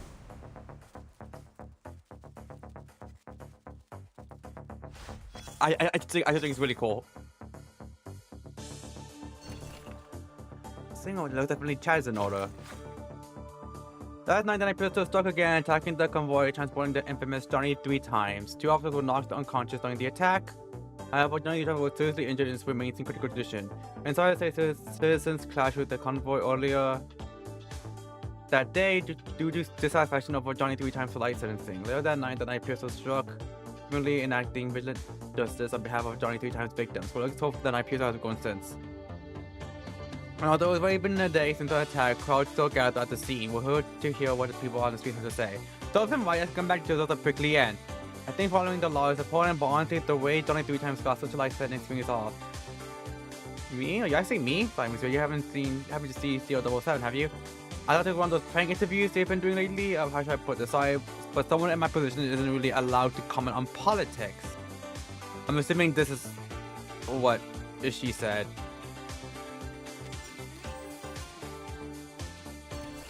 He's a doctor who loves his job, seeing you hook gets him a little giddy, that's all. Welcome to the La Place Rehabilitation Center. We are the world's leading hospital specializing in Arcanum. Whether you are suffering from Arcanum-related injuries, caused with bad luck after an argument with your neighbor, transforming more and more into a beetle with each passing morning. This is very specific.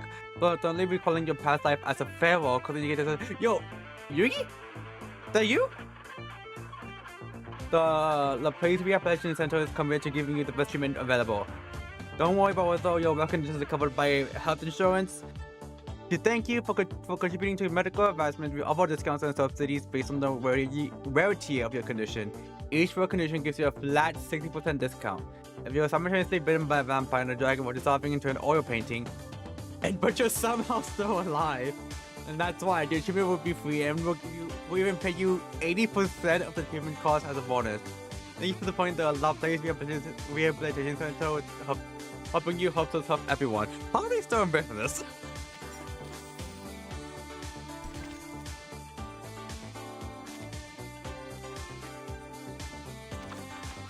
Let me just get this. Oh, you know what? This helps me get an idea of how long. Okay, so there's at least like 19. There's usually at least one more node, so it's probably 20. And cold drinks, fat bounties, and long holidays. Even if it worked out that way.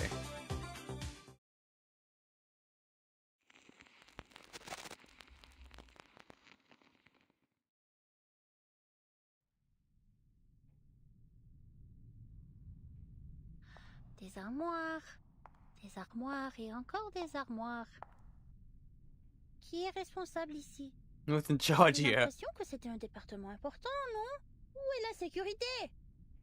You know, she kind of spitting. The advocate Matilda reads her way to the walls of filing cabinets. She has read about his apartment in the books detailing the Foundation's history. Le département contient tous les objets connus qui ont produit des phénomènes dangereux ou mystérieux liés à l'arcane. Like, I really love the fact that certain characters will just speak the primary language. And certain, like, at certain times. Like here, when she's alone, she's just speaking French. And I love that. I think it's really cool. Certains disent même qu'il contient chaque mystère arcanique résolu et non résolu, jamais enregistré. Bien sûr, Like, le plus grand mystère de tous les temps, la tempête, les défie toujours. Like, I wouldn't be surprised if Matilda meets Broom and their entire conversation is just purely in French. Comme c'est le cas pour nous tous, il semble que chaque département sont désormais tournés vers l'étude de la tempête. Il y a peu de temps pour ces énigmes plus triviales. Her footsteps echo to the empty department, and the odd sense that she's being watched settles over her. Silence can be comforting, but can also be unsettling, a breeding ground for loneliness, stretching up long-buried unease. Je me demande comment va maman. Madame Z a dit qu'elle la surveillerait, mais toujours pas de nouvelles. She finds herself pausing, her gaze lowering to the ground, but only for a moment. Non, ressaisis-toi, Mathilda Boaniche. C'est ta maman, la plus grande mère de tous les temps. Qu'est-ce qui pourrait bien avoir? The greatest mother of all time? The moat? With renewed confidence, she picked up her pace, her pale ponytail bouncing behind her. Maintenant, sa fille la plus remarquable est en train d'accomplir une mission importante pour la Fondation. Contrairement à certains autres qui ont consacré leur temps précieux à des vacances au nom de réveiller Is she throwing shade at Button? On espère tout de même qu'ils réussiront à rendre ces jeux aussi grandioses et sublimes qu'ils disent qu'il était dans le passé lointain, ou sinon...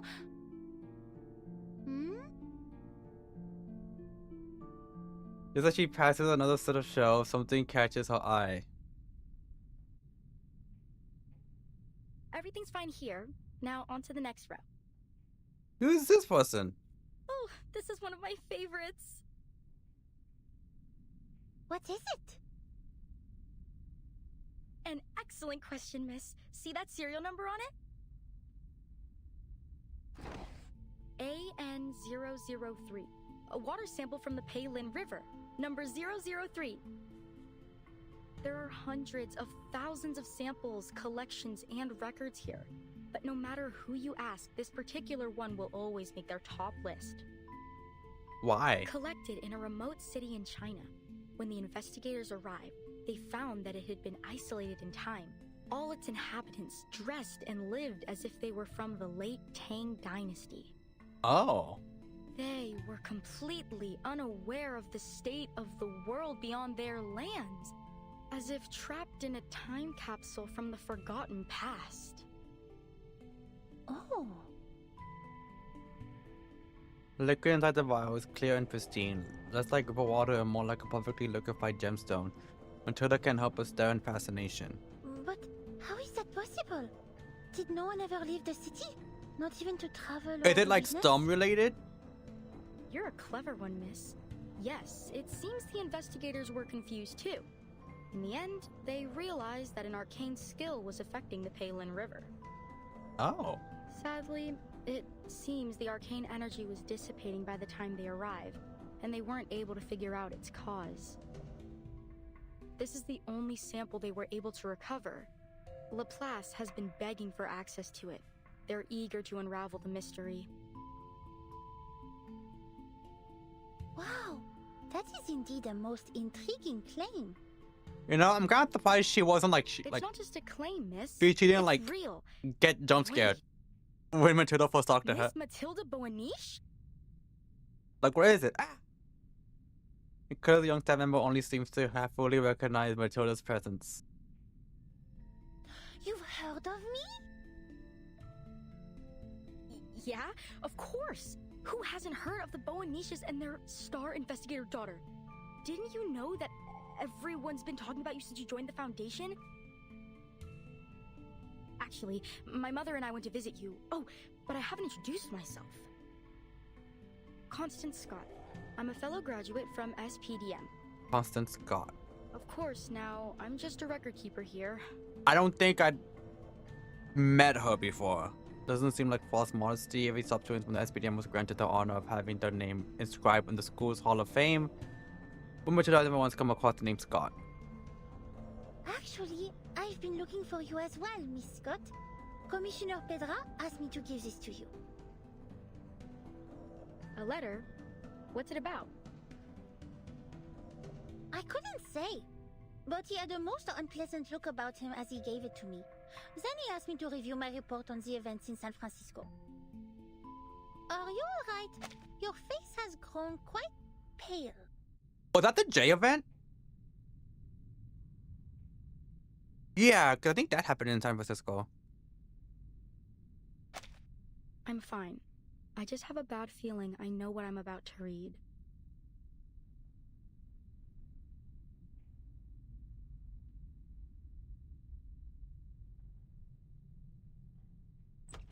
Having bid farewell to Matilda, Scott makes her way to a secluded room within the department, the letter clutched in her hand. He carefully closes the door behind her and with one last glance around the room opens the envelope. A single sheet of paper floats out from within, one carrying a heavy message. The investigation has been concluded. Unfortunately, their findings were exactly as we feared. The suspect must be apprehended ASAP, and all efforts must be made to retrieve this arcane object before either cause further trouble. You must leave immediately. Her last reported sighting was in Chinatown, Los Angeles.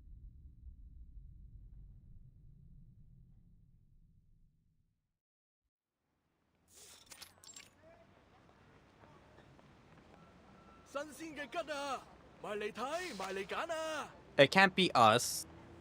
It can't be Portia. We haven't seen Nora. Possibly Loggerhead, because she was scared of the visuals. And the other one I can think of is... I already forgot her name. Kissing. Sorry, could you say that again? Ji-ma-woo? And that means paper horse dance? Okay, I got it. But I don't know if she's connected to the foundation in any way, shape, or form.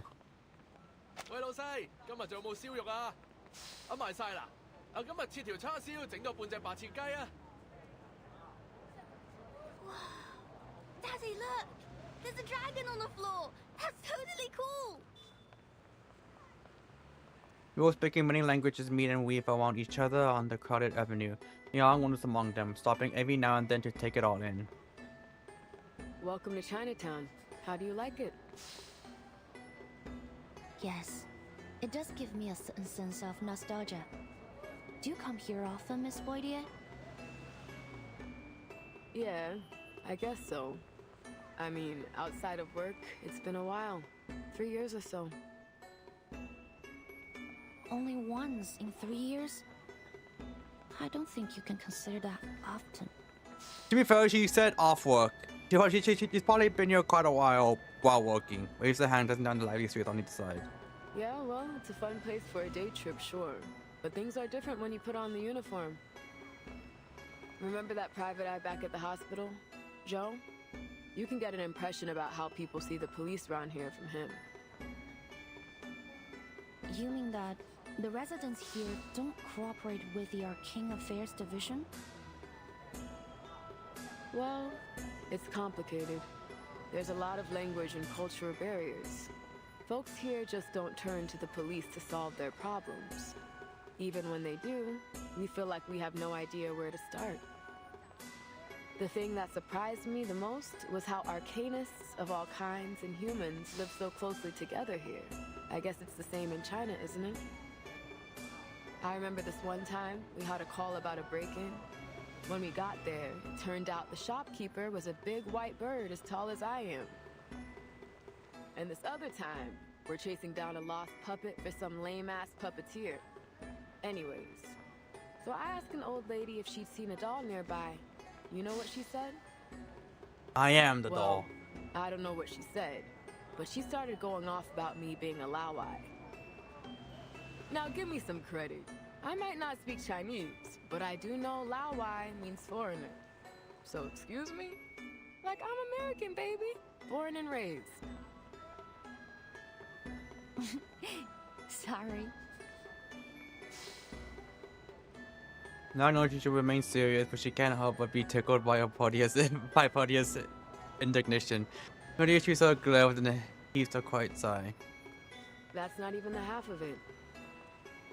The thing is, I don't hate it here.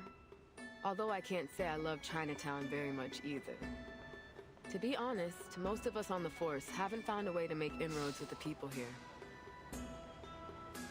If that's the problem, why don't we try to understand things step by step? Maybe then we can start fresh? We're here anyway. Nan turns back and examines the archway at the beginning of the road. I've already been in this other ward for a while. Yeah, it's worth a shot. If we're gonna get anywhere, then we'll have to start here. but we need to check another task off our list first.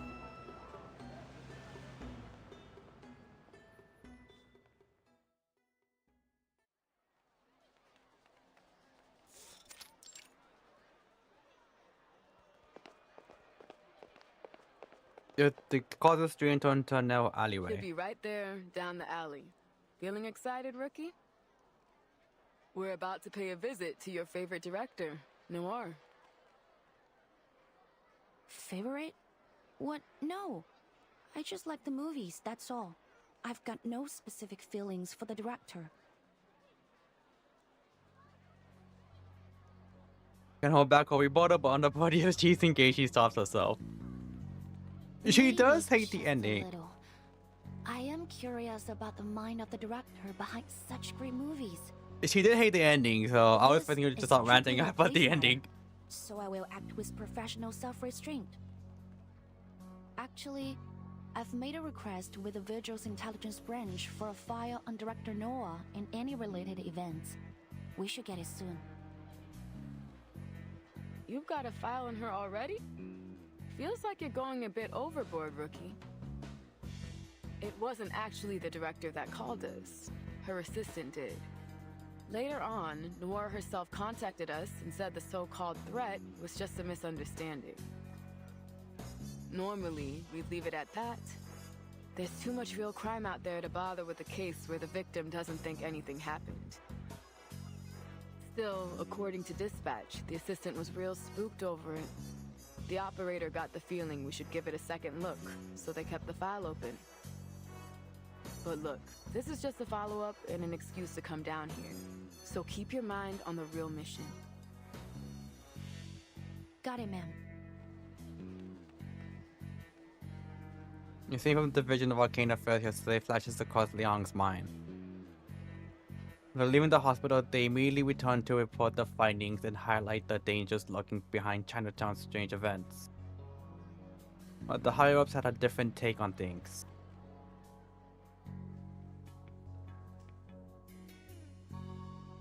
It's been reassigned to the local precinct. Portia sends the doorway to the deputy chief's office and shakes her head. Liang immediately catches the subtle shift in her expression. What's wrong? What does that mean? Nothing, kid. It's just most of the force aren't trained to deal with arcane crimes. Don't get me wrong. They're good, capable officers, but I'm worried. If this was any other case, I'd keep my mouth shut.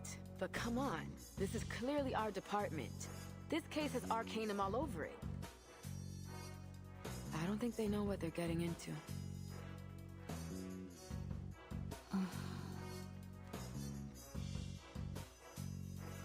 For a brief moment, neither speaks, then Liang's eyes light up. Miss Boydier, I have an idea. What if we...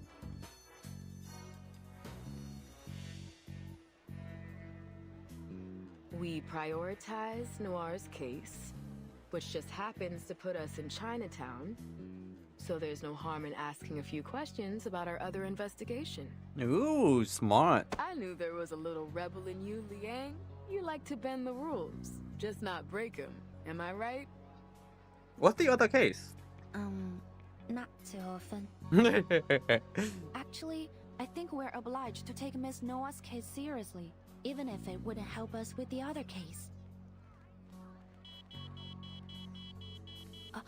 Please wait a minute. It's my communication device. Liang pulls out the communication device, often criticized by production employees for being too bulky. Portia leans in to get a better look. A chameleon calm porch on her chest stretches his neck in curiosity. Oh, this fucking thing. SPF-1 portable contact device activated. Yeah, but portable, Received a new message. Downloading attachment. Okay, to be fair, this probably was portable in like the 90s and 80s. Message? What's it about? It's from the intelligence department. They've found her records. Miss Noah is registered with the foundation. There might be something in her files that can provide us some clues. opens the pen email and scans the attached file. Her expression turns serious. Wait, is this?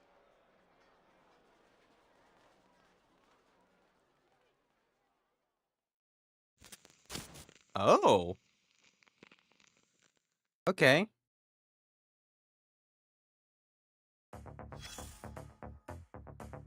Huh, you know, I thought we were on 7 already. No, we're about to be on 7. Humans are natural editors pieced together an idea memory from mere fragments. Oh, Matilda. The only keeper journal I record today's encounter. Today I met the great Miss Matilda Bonich. So remember that summer, my mother lectured me for an hour before we left and then another hour during our journey. That I was following her instructions perfectly. I was just perfectly neat. My greetings were memorized word for word. The moment I met the Boniches, I felt solid. Too nervous to say anything, even those can get stage fright. So how was it fair to give her another the cold shoulder for it? A smile or a pat on the back of my mother was all I needed to finish my greeting without fumbling. Thank goodness for Lady Beryl. She saw what happened and her gracious words salvaged the situation. I didn't disappoint my mother after that. I'm sure of it because the rest of my memories of that visit were pleasant. Lady Beryl's warm smile, Matilda's energetic chatter. Matilda could be as noisy as she liked and so with her mother's approval. How I envied that so much. Lady Beryl, for some reason, I can't remember what she looked like. Now I understand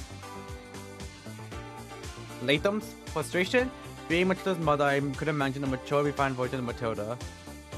Minus the childish energy and oh right, without that hooked nose. That's my mother's trait.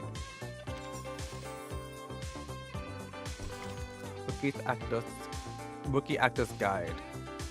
Remember, keep the cameras hidden. That's the secret.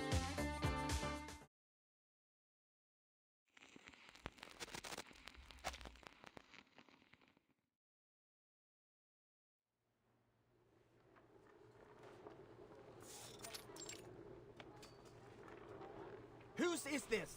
It's blocking the camera sidelines. Get it out of the way. When are we coming in? We've been waiting forever. I wish I brought a chair. What's going on? Are they filming another movie? Do you see anyone famous? The end at the end LA, an old abandoned house filled with camera equipment, crew members and actors go about their business, drawing curious glances from passerby. One particular figure catches Liang's attention, someone strangely familiar. Oh, is that today's lunch? Mind if I take a look? No, wait, why is she here? Fine. I know she was in the EP, I was expecting her to be here. She works for the foundation. Who? You mean Camerahead over there? What do you mean by odd? You think she could be a fake? No, she's a real foundation member. I checked her information as well when I inquired about Miss Noah's file. Her name is Latham. Latham. A weekend arcanist, currently working in the Arcanum Containment Department. I wasn't given any access to her details. Oh. But based on our encounter, Okay, yeah, it's all for sure we have then. no problem with her. Good. Fine. I'm happy enough leaving the Awakened to their quirkiness. Using their top priority, Liang knows that. She pushes aside that odd feeling for now, following Portia's through the crowd and onto the set. What do you mean she hasn't eaten yet? Director Noir's doctor was explicit that she's not allowed to skip any meals. Oh, that's the law assistant. officers. How can I help you? The well-dressed woman walks over to them. Wait, isn't she the assistant? Shouldn't she be the one being like, eat? Did you make a report about some unknown person making physical threats and stalking Miss Noir? Yes, that's right. I'm Lin. But... Upon hearing the purpose, Lin hesitates, glancing uncertainly over at one end of the set. We did it! Abby, you're here! Cut. And the single command the actor freeze in place. No, I'm afraid we'll have to roll that again. I'm sorry, Director. The young actor's body stiffens instantly. Based on where he's standing, it's clear that he is only a background character in this scene. Well, Noah seated on her throne-like wheelchair, the overseer of everything, didn't miss his mistake, no matter how minor it was. Not at all. I just want more emotion this time. She's your true love, but you have been apart for a long time. Things are different now. She is. You are. Your reunion must be more complex. It isn't simply happiness you feel. You must mix that emotion with worry and guilt. She doesn't know anything about what happened to you. You can't help but worry that she will never be able to understand you. You wonder if she has got herself into any trouble. Oh wait, I just noticed just a little like director thing over here. This is a short scene, but the audience must see a full range of emotions. You are capable of more, so be more. I know you attended drama school, so let's see that training shine. I know you can do it. Yes, director! I will try my best! Simply being noticed by the famous director is not to even visibly flustered. He immediately straightens up, turning his nervous stance for moments before. Good. Let's roll it again.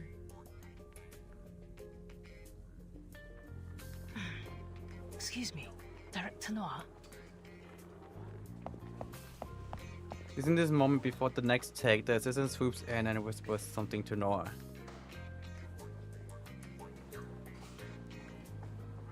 Noah glances towards the two officers, her face betraying no emotion. It's impossible to tell what she's thinking. For someone that famous, you think I'd have known she uses a wheelchair. How you feeling? Finally getting a chance to meet your favorite director. Thrilled? Claudia nudges Liang with her elbow, tilting forward a little as she teases her. But when she sees Liang's face, she pauses. What's with the long face, kid? Where'd all your excitement go? Oh, is it about the message you got? Yes. It's just something that's bothering me. If all Liang can explain, the subject of the discussion was towards them, in her wheelchair. Thanks for coming, officers. But I believe I've already explained that this was all just a misunderstanding. I need her. As you can see, I'm in perfect health. Well, ignoring these two.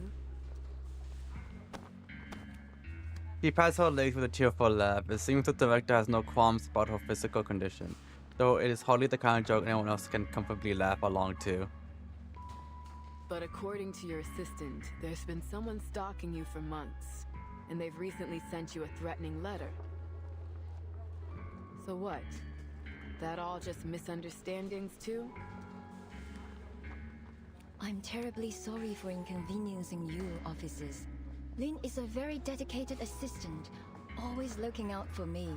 She may have just overreacted to my situation.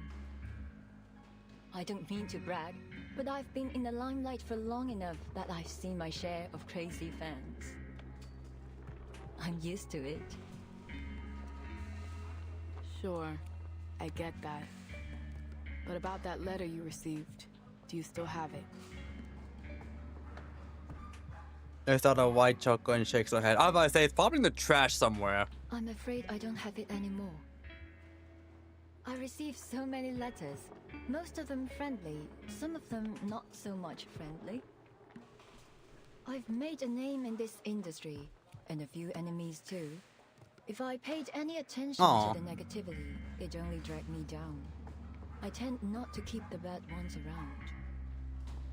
While I'm sure you would do a fine job keeping me safe, officers, I can't let myself worry over it. Besides, what are they going to do? Break my kneecap? Frankly, the only thing I am worried about is that your presence is another distraction for my crew. You guys are grateful and perhaps apologetic look on the set. So, it's very much appreciated that you went out of your way to check in on me. But I have a movie to make. I can't disappoint my fans. Now, if you'll excuse me, we're burning daylight and I still have 4 more scenes to film. These Hollywood producers may have opened doors for me, but they also give me so many problems lately. She smiles at the officers as if to signal the conversation's end. Is this really just because of her movie? Nora has already begun to turn her wheelchair away, but Liang stops her in her tracks. Pardon me? You seem to be refusing our assistance because you've decided this threat is only a harmless prank. You've decided that it's worth the risk to focus on your film. I don't mean to judge your decision. It may be understandable in some cases. She moves closer, lowering her voice as she leans in to deliver the next sentence in a hushed voice. But if this threat is not just a prank, if it is serious... Am I sensing disapproval? Nora narrows her eyes a little and raises a hand to halt her approaching assistant. It is a good sign. Liang has earned the chance to talk for at least a little longer. He pushes aside her conflicting emotions and carries on a voice only the two of them can hear. There has been an increase in patients coming from Chinatown showing signs of mental instability. Their symptoms include confusion, amnesia, drowsiness, and volatile anger. None of the patients seem to have anything in common. No prior history, all without a clear cause. Does that sound familiar? Sorry. Is this leading somewhere? I was gonna say, is she suffering from that? After a moment of thought, Nora shakes her head, her calm face carrying a perfectly measured hint of confusion. A case 8 years ago. Huh? He Rizhun, the scriptwriter for your first big hit, Detective CO7. She burned to death in her own house. However, the cleaners found a film reel in the debris, surprisingly intact after the fire.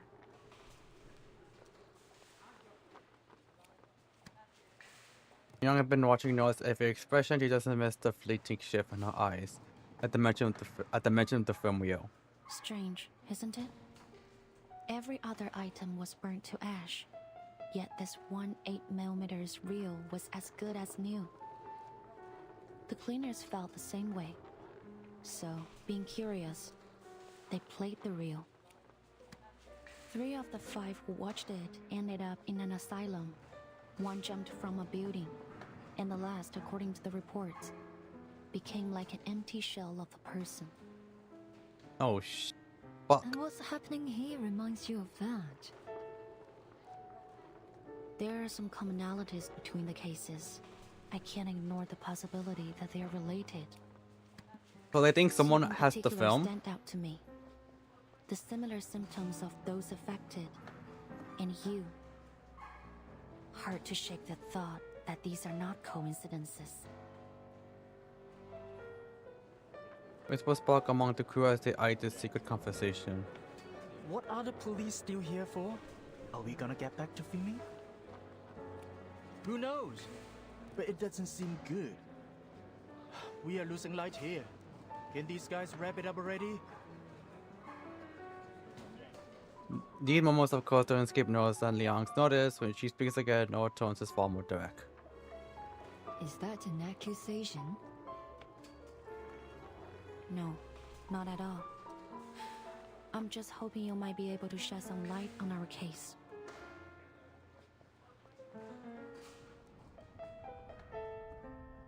After our initial investigation, we officially recorded it as an ominous Arcanum incident and determined that the cause with that 8mm film reel, which contained a film titled Reunion of the 3 Swallows. To this day, however, the exact nature of the Arcanum hasn't been conclusively determined. We still aren't sure why it has this strange effect on people's minds, nor why the damage appears to be irreversible. Perhaps more importantly, we still don't know the origin behind the Arcanum on the reel. There are many possible causes that might create such an effect. One of the most common thought is from absorbing powerful emotions from an Arcanist. The darkest emotions possess the strongest power, anger, hatred. Emotions so strong that they can outlast their bearer's death, like a curse from beyond the grave, carrying out their last will as an obsession. And in such cases, these objects are sure to lead to disaster. I believe that this film is, undoubtedly, one such cursed item. If it is the case that this film was involved in these new incidents, then we must find out what obsession it's carrying out and find a countermeasure. I assume you're already on the case. Indeed, I am, Miss Noah. I've been studying the report on the original case, including some of the theories of the original investigator. One of the theories suggests that, despite your collaboration on the CO7 series, there were many points of conflict between you and Miss He. In fact, the reports mention you had a violent quarrel with her on the day of the fire. There was even a question about whether you might have been responsible for her death. So, as you can see, I have more than a strong reason to believe you are connected. And if this cursed reel is behind these recent incidents, I'm afraid that you may be the intended target of this curse. Oh.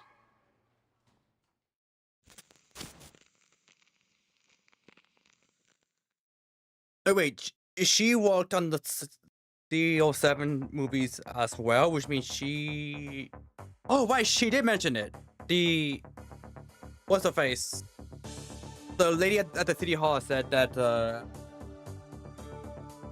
she's friends with Noah. Post-lunch questioning. The possibility that what you see is real, but it might not be the truth.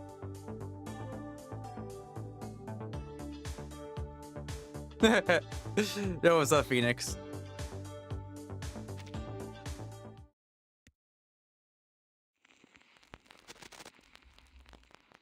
Also, she is extremely prepared. My lord, she came in with just like a field of like.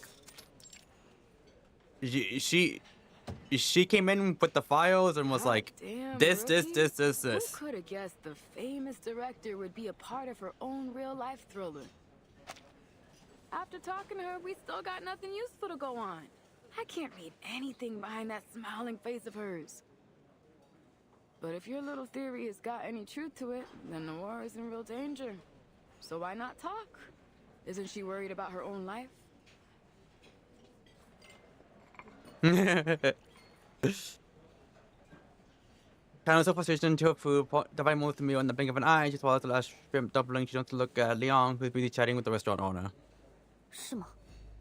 原来对面杂货店那家的女儿也……就是咯，最近都不知道搞什么。 Oh, I thought they were gossiping.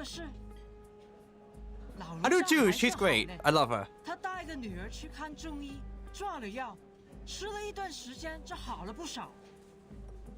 但是对面街口马仔，他妈就麻烦了。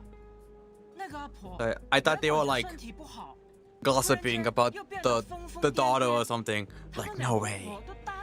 Nuh-uh. 之前都有个靓妹来问这件事，说什么事情不太对路。哎，我说呀，就是临近年关，那些污浊的东西都出来了。您说还有人打听过这件事？那是什么人？ Also be right back real quick. Just gonna get more water. 什么新科学什么鬼事务所的，好像是个神婆，刚来到唐人街这一带的。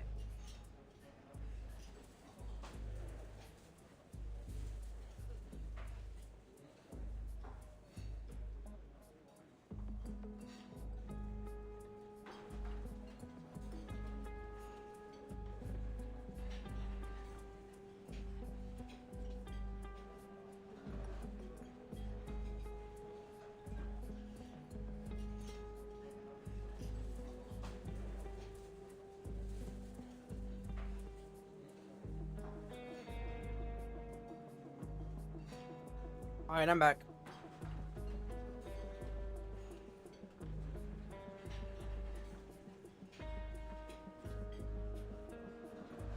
I'm back. I'm back. It says from the neuroscience. Oh! Anon Lee is here?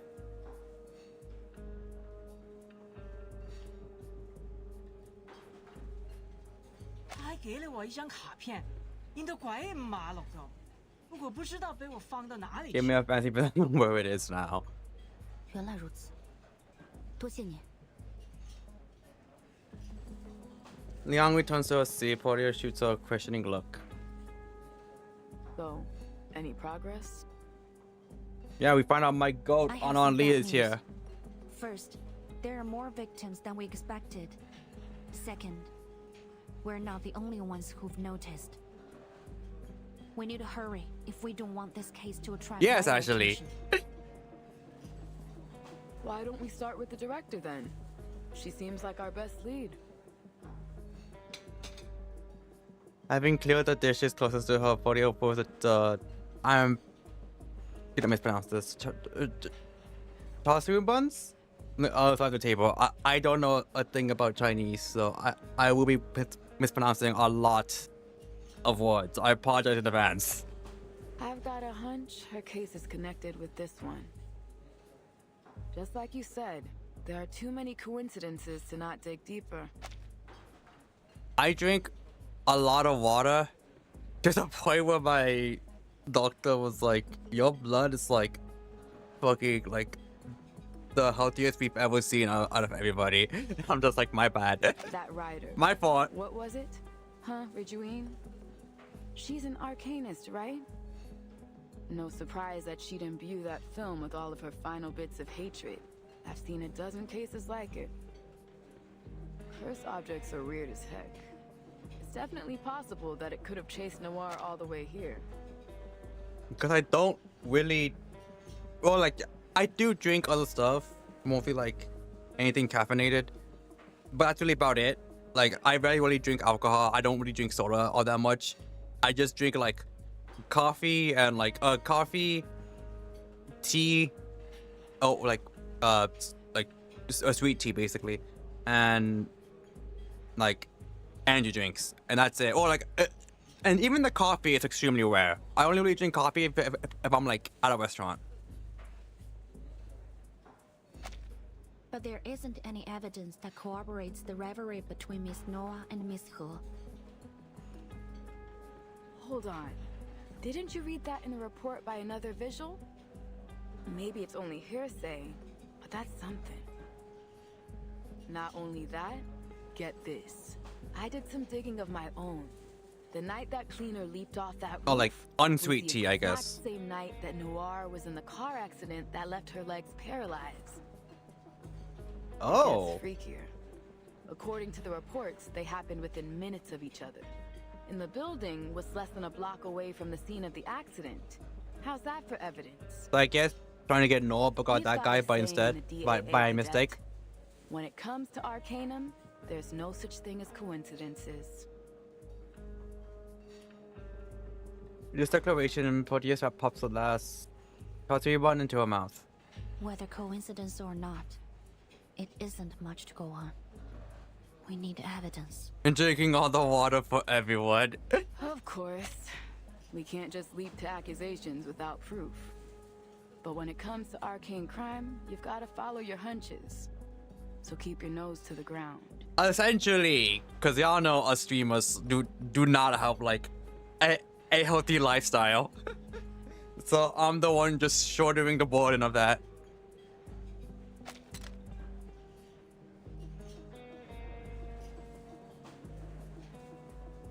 She please has on her I get chopsticks. you. This isn't just about evidence.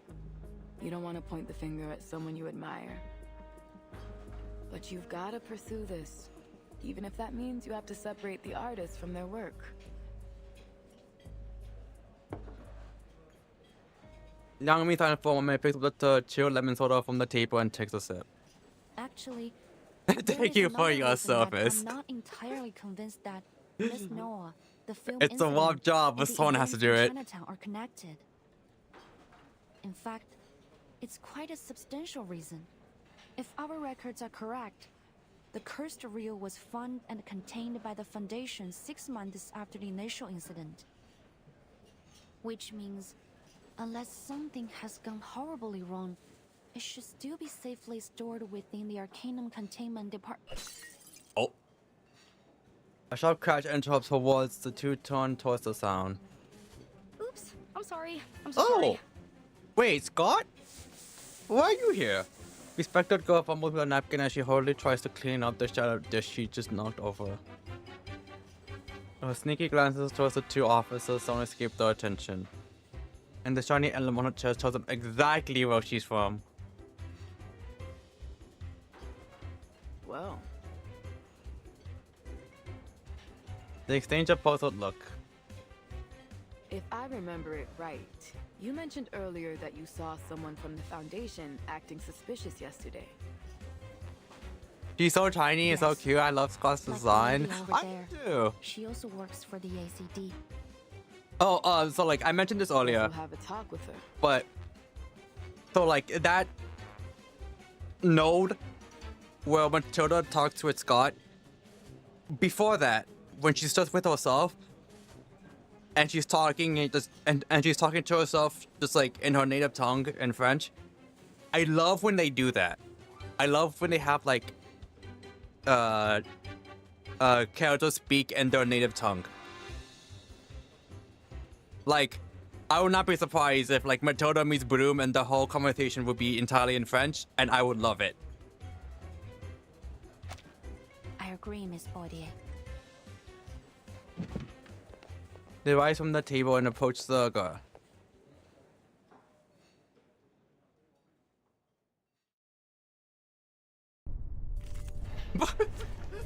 We're gonna beat her up for answers. Give me 1 second, I'll be right back.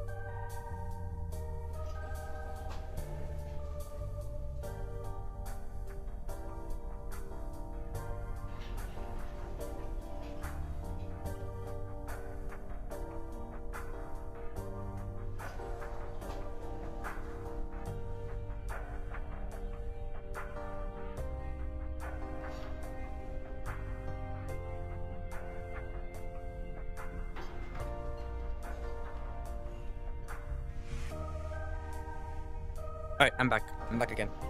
But real this time. But yeah, like Anan Lee does it. Anan Lee does it as well. Bell does it a lot. Bell speaks like I'm pretty sure she has more French lines than lines in English. Because I know like some of her conversation lines are just purely in French.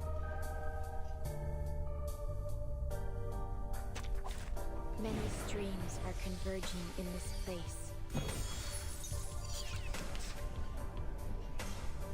The Mano officers? You can have overheard our conversation or anything you might know about. Welcome any leads you might have and even offer reward for helping solve the case. I didn't hear anything. This is all happening so suddenly. I have urgent business to attend to. Please understand. Toy, ma'am, you seem a bit flustered here. Why don't you come sit down and we have a nice chat? Just a way you can be up to each other. Let's break your kneecaps. Please comply. Oh wow, she is tanking this. What the fuck? I'm actually surprised she tanked a couple of hits. The fuck are they feeding you at the foundation?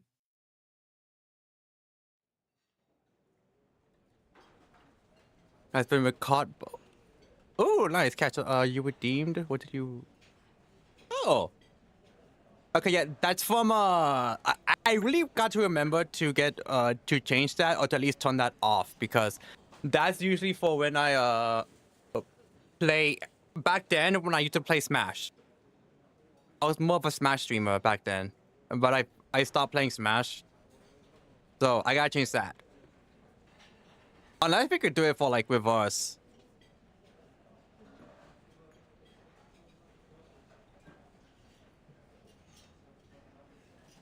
All right, I'll tell.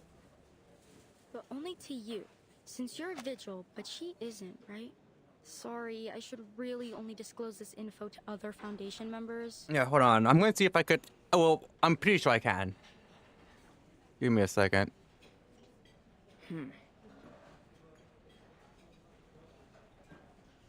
Is it this?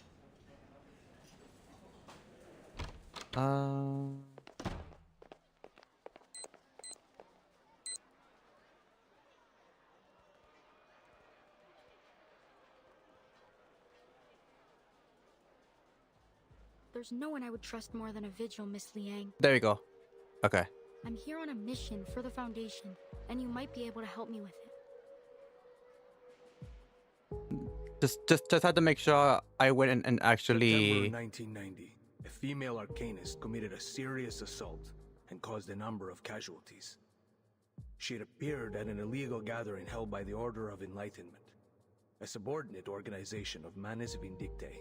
Yeah, you're good. Yeah, I just wanted to make sure I could actually refund you the points because I'm just like I'm pretty sure I can. A beyond arcanist. Born sometime in the 19th Yeah, I century, feel bad if that was like if you know you wasting the 1968. points and it's just like that was something else. Since then, she has become a lethal But yeah, I weapon could probably try that to do must that for obey whoever reverse. possesses her toy. But maybe once I build up more of my Back in roster. 1985, I mean, the real 1985. That toy had been safely stored in an Arcanum containment department as a dangerous item.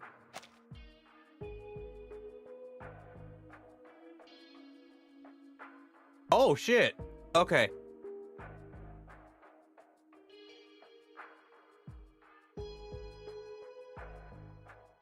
Okay. Because they mentioned the toy and I was like, wait, are they talking about Anjo? They are. Until it was stolen.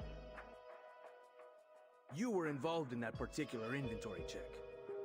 There are 4 additional items that are now lost aside from number 066. The circumstances of the last storm and that devastating spell threw our whole organization into chaos. However, there's no excuse for failing to uphold our department's most crucial mission. Fortunately, it appears that our break-in was committed by a single culprit.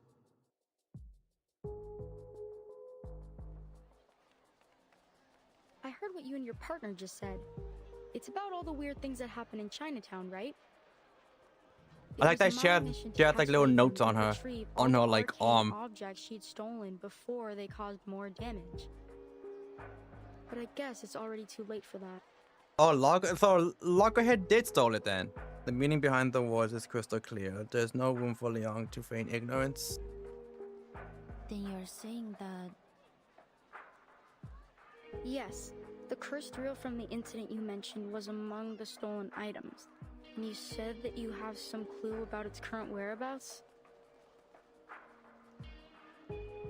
The cursed film wheel reunion of the 3 swallows is in Chinatown. The weight of this revelation sticks heavily in Liang's chest.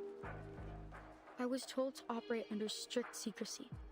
But at this point, the faster they're retrieved, the better. So, shall we work together? Takes a number from her pocket and puts out a photo tucked inside. From her pocket? Our main suspect is Latham, an awakened arcanist. Aw. Leon can't help but look surprised when she recognizes the other girl in the photograph. But Scott seems to misinterpret her reaction. It's hard for me to believe she'd do this. We were colleagues and close friends. I used to call her Loggerhead because she's the most forgetful person I know. At first, I refused to believe she could do such a thing. I still don't understand why. She's not the kind to be greedy. But the Vigils investigated the theft thoroughly, and the Vigils are not the kind to make mistakes. You've been here a few days already, right? Have you had any word about where she might be? God's brow furrows, her expression torn between hope and fear, is as if she wants confirmation while eagerly dreading to hear the truth. Sorry, I haven't. She shakes her head. God's expression visibly relaxes. Oh, what a pity.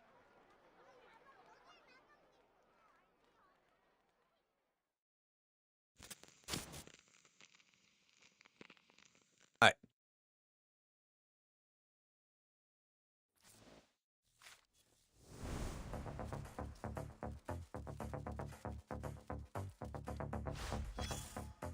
Oh wait, what's this? The document contains confidential information. Please do not take it out of the precinct. What does it have? Does it have the embarrassing photo of SpongeBob at the Christmas party? No, female arcanist. This is not SpongeBob. Her arcane skill allows her to manipulate inanimate objects within a defined range, placing them as actors. Oh, that's awesome. Born in Hong Kong in 1950. Graduated from the USC School of Cinematic Arts in 72.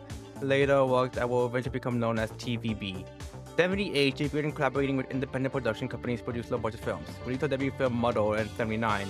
Established a new art company in 80 and began working on the film Detective CO7. 83, a car accident left her paralyzed from the waist down, initially tied to the film incident.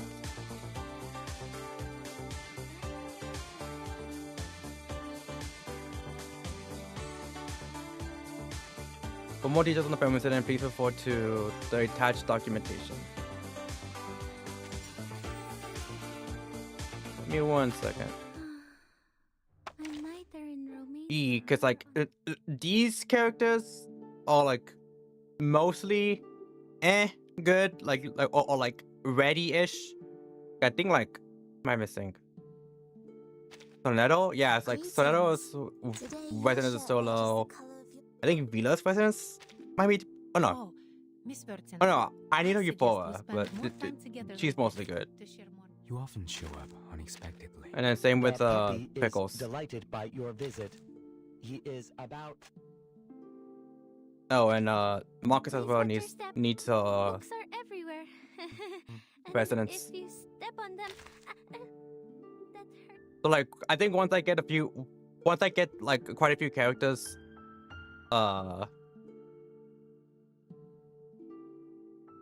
battle ready, I might be able to use that for reverse. A dog. The puppy is delighted by your visit. He is about. He's ballin'.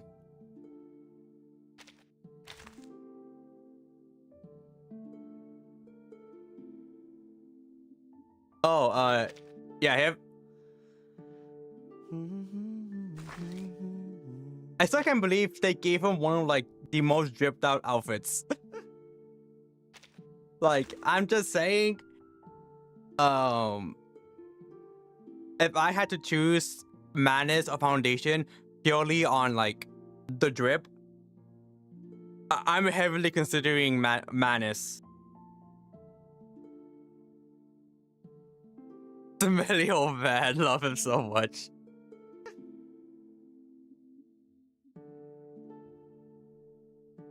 So yeah, I might do that once I like level up some of these characters to be battle ready, because like God knows, I'm I did not play this game in 10 days. Not on purpose. It was purely by mistake. I just like forgot. So like when I came back, I saw that the Wii one, the Showdown event was happening. It was ending in 2 days. I mean, I still need to do Marcus's resonance before I move on to Tornado and Pickles. Then I gotta do like Lorelei, Yenese, DK, Matilda. I have a lot to do. So I'm just like, oof. Yeah, let me get rid of that before.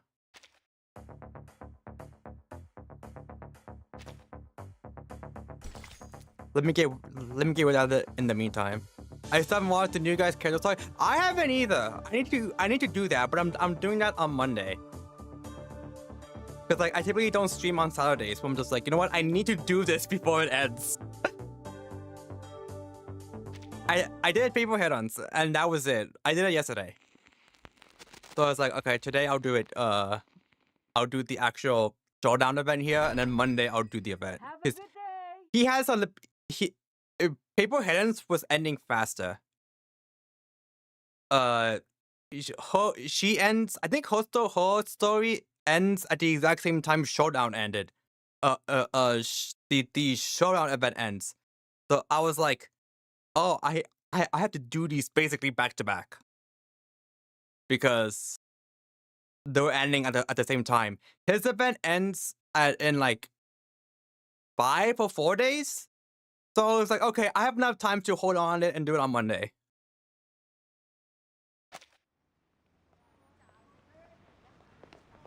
Before the owner could even say goodbye, Liang has yanked Portia out the front door. What's the rush? I haven't even finished my noodles. Man, I'm still eating. We can eat later. How dare but you? We need to find Miss Latham now. Okay, but you're paying. Wait, hold on. I'm all for chasing down a crook. But why do I get the feeling you didn't tell your Foundation friend about your run-in with Latham? She is extremely smart. Why are you keeping her in the dark? I think that something isn't right about her. About Latham or Scott? I've been to the A City before. To most, it might seem defenseless, but it's actually heavily protected by arcane rituals. Oh. According to Miss Scott, Latham acted alone. But there's nothing in her file that would suggest she's capable of that. Her arcane skill level is frankly far from remarkable. Even with insider knowledge, I don't believe it's possible she could have bypassed the security system and escaped on her own.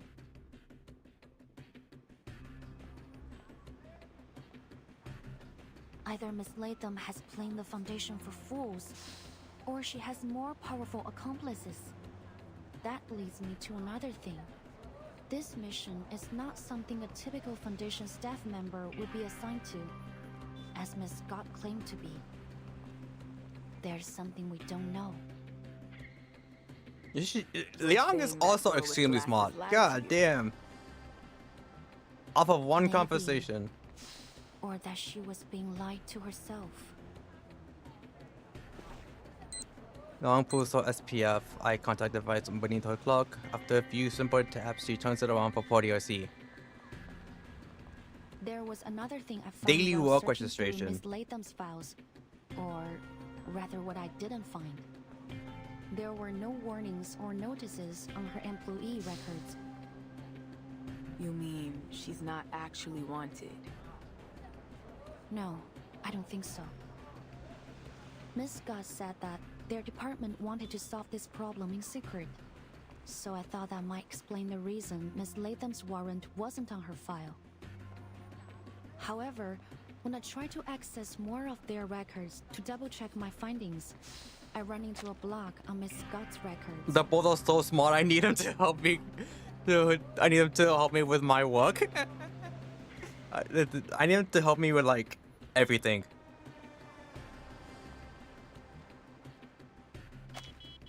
Access denied. You do not have permission to view this information. If you need access, please contact your supervisor. A warning symbol flashes on the screen. It could just be because I'm only a cadet. There are some files that I don't have access to yet. I contacted my supervisor, but I haven't heard anything back. I don't mean to distrust her, but I can't hold anyone above suspicion. Audio shifts her gaze from the device screen back to Liang. And what about me? You're putting a lot of trust in me, Liang. Is it really all right that you're telling me all this? A dangerous item stolen from the Foundation, I mean, and possibly an inside job at that. We're partners. That's a scandal in the making. You could have just lied to me, make up some kind of story. It's not hard for a smart kid like you. Liang gives Portillo a puzzled look. Why would I? We're partners, Miss Boyd. Yeah, hell yeah, you see? Hiding information from you wouldn't be right. You told me that yourself, didn't you? Me? Yes. The first day we were on duty together, you said you need to know what makes me tick. I did, didn't I? Portillo seems a little dazed. Liang looks at her, sincerity behind her eyes. Aww. I've reconsidered it, and you're right.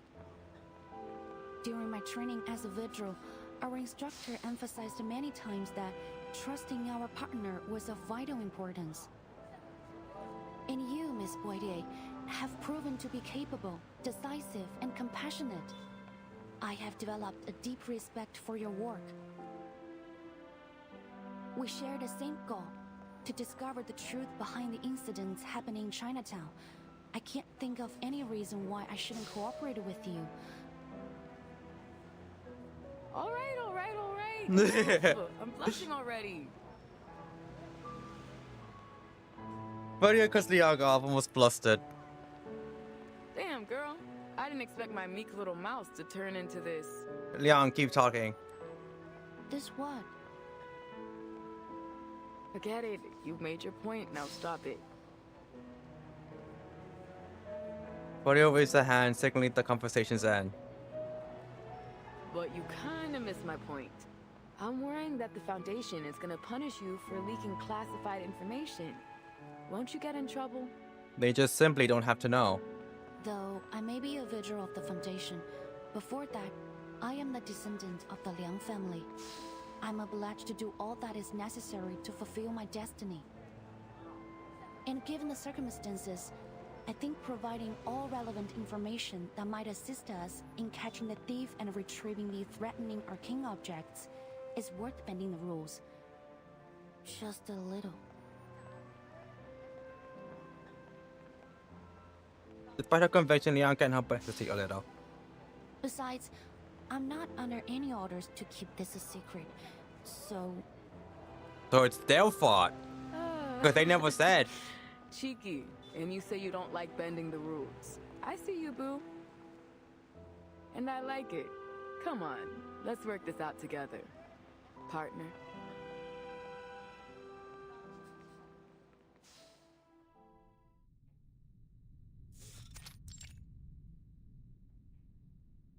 Which one is my room again? Oh, right. I wrote it down. Let me see. There it is. I almost went too far again. Now the key card. Where did I put it? Oh, here. Home sweet home. Oh, I'm exhausted.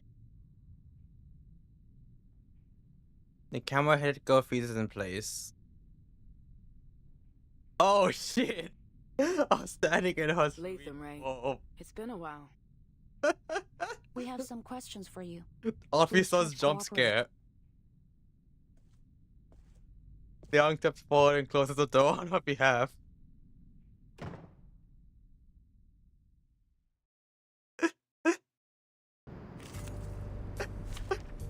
Get her!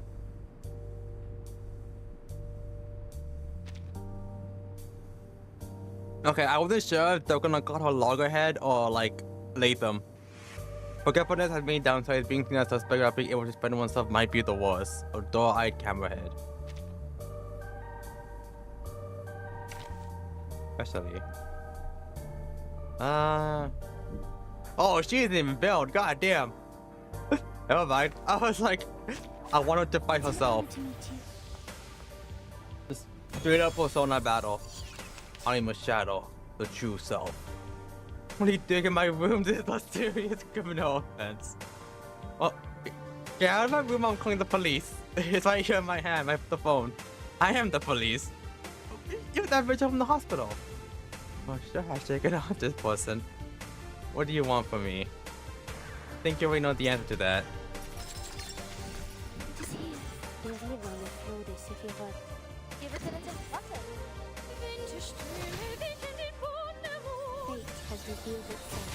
I thought this song though.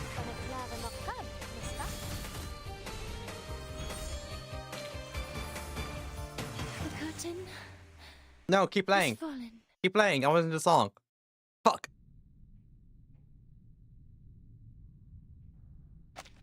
Unsuspecting prey steps into a carefully laid trap. The outcome is already decided. All right, fine. I'll tell you everything. Wait, hold on. I just noticed that she has a film wheel right here. That's actually pretty cool. And she has a to-do list strapped to her. It was me, okay? They said I stole those arcane objects and sold them for money. Well, maybe I did. Ouch! As she speaks, she backs closer and closer to the wall behind her until she smacks her oversized head into the window ledge. A particular word in her statement makes Leon tilt her head. What do you mean, maybe?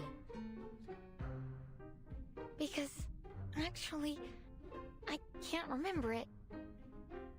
I can't find my memory film for that time, so really, I just don't know. Memory film. The so-called loggerhead girl, an awakening isn't exactly a tough one. Within 30 minutes, she has built everything. Yeah, despite this seemingly ideal result, neither of the officers look pleased. So, to summarize what you just said, Latham, you're an awakened piece of a movie projector, which forms a Latham loop. Loggerhead is just me for real. I am Loggerhead. Loggerhead is me. Thou art I. I art thou. Okay, but like, I get it though. Sometimes, so like, it's weird. I will forget like names and stuff from time to time. But I would randomly remember something someone told me. Like March 22nd, 2020 at like 3:05 p.m. I don't know why. I could remember the most like obscure thing you told me, but God forbid you asked me when your birthday was. I'm like, shit. You were designed to play movies, not record them. The months in the year. From severe amnesia. You can only recall things that happened within the last 3 days. And after that, you'll forget almost everything. Do I got that right? I guess so. You guess so?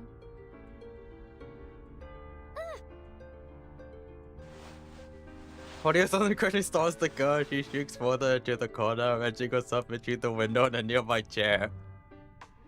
I can see why that friend of yours calls you Loggerhead. You deserve the name. What is going on here? I think therefore I am Loggerhead. Awakened arcanists often suffer side effects related to their origins and materials, but still, this is quite unusual, to say the least. So, she has no memory of what happened 3 days ago, or even any of the cases she was involved in.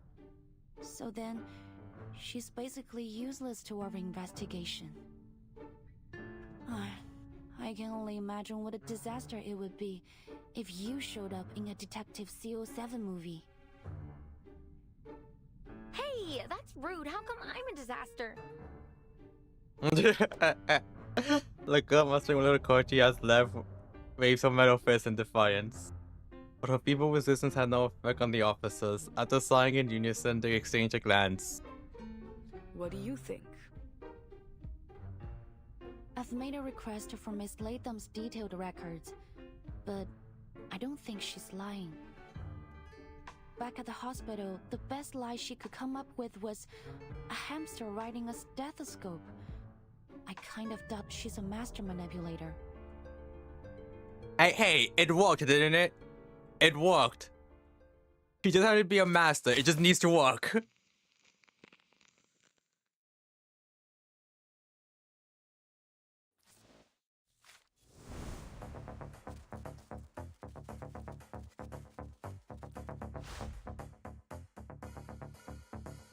Oh, I was expecting a thing here.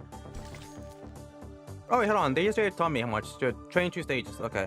Because I was looking at this and I was like, oh, there's at least 20 then. Because there's always like a one after like the final battle. No, this right here tells me.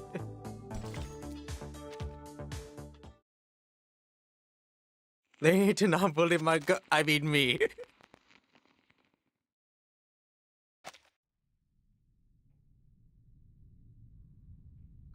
Let me sort things out. Miss Loggerhead, you said you could record and save your memories using a special type of film developed by Laplace. Which means that even if you don't recall taking anything from the Arcanum Containment Department, your film should show whether you did or not. But the fact is, the films are gone. Isn't that right? Yeah, I usually carry my most important memories with me and leave the others in my room. The Foundation staff checked the visitor log after the stuff was stolen. Turns out I was the only one who visited the office that day. So they sent people to my room and checked all my film, but they didn't find anything. Then they said they already had other evidence, so... Loggerhead's voice shows off and someone else completes her words. So they just declared Loggerhead guilty. Wait, what are you doing here, Scott? Something must be wrong.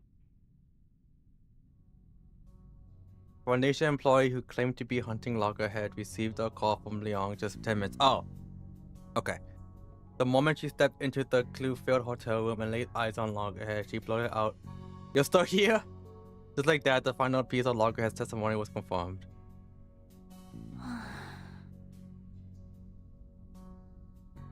The two girls sitting on the bed lowered their heads in silent understanding. So, when you found Miss Latham, you bought her a train ticket instead of putting her under arrest. I know I've gone against orders, but I'm sure Loggerhead didn't do this. She's my friend. I can't just arrest her and have the Foundation lock her up. I'm sorry for keeping all of this from you, but you're a vigil. I had to be careful. So, if it's not crossing a line, Miss Liang, Miss Potier, can I ask you to keep this between us? You can report it after we find out who's really done this. Could you, please? Aww. Her eye gleamed pleadingly and Loggerhead's lens gleams as she stares at the officers in expectation. The pitiful expressions on both their faces would tug at anyone's heartstrings. Like almost feels as though, or Liang almost feels as though she's tormenting some kind of harmless creature. But this unofficial interrogation isn't over yet. We'll talk about that once we figure out what the hell's going on. Back to the case. You said she gave you a train ticket. What are you still doing here? Loggerhead lets out an awkward laugh. Actually, I like the little while I was on my way to the train station, expression lines. A car on the other side of the street lost control and hit my cab. Thankfully, it crashed into the passenger seat where I was sitting. My metal's much stronger than human flesh. Liang searches her memory for a moment. Is that why she was at the hospital? Right. There was a car accident yesterday morning. The driver suffered some kind of unknown mental abnormality while he was on the road. Maybe he's fallen victim too. What happened next? I was sent to the hospital, and you showed up. I thought you were gonna arrest me, so I ran as fast as I could. I threw away my cell phone and contact device as soon as I left the Foundation. Scott said they could use them to track me down. I couldn't get a hold of anyone and didn't know what to do. And even though I don't know for sure, I really don't think I'm guilty. It's super weird to be on the run when you feel like you're innocent. So, I went back to Chinatown to ask Director Noir for help. She was the only one I could contact directly. Wait, how? A crucial name. Noah. Could you tell me how you got to know her? Of course.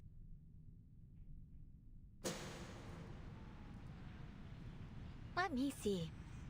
Walk of Fame. Walk of Fame. Okay.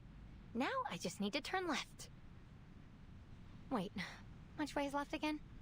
It changes every time I turn, right? Gosh, how the heck do people read maps? She's just like me for real. I like how the flashback has the wheel. I think that's really cool. My friends claim, and Mrs. claim, that I have terrible sense of directions, to which I say, nuh-uh. Proof. Show me proof. Right? It seems you could use some help. Noir stopped to help me. She was really interested in my head, so we had a little chat, and I found out she was a director. And I'm so indeed so hard to read. read. The Walk of Fame. We talked a lot about movies on our way there. Then I told her I was traveling alone, so she invited me to join her movie shoot in Chinatown. Is that why Loggerhead is there with Noor during the Well, she was there with Noor when we go meet her, but I'm talking about more specifically the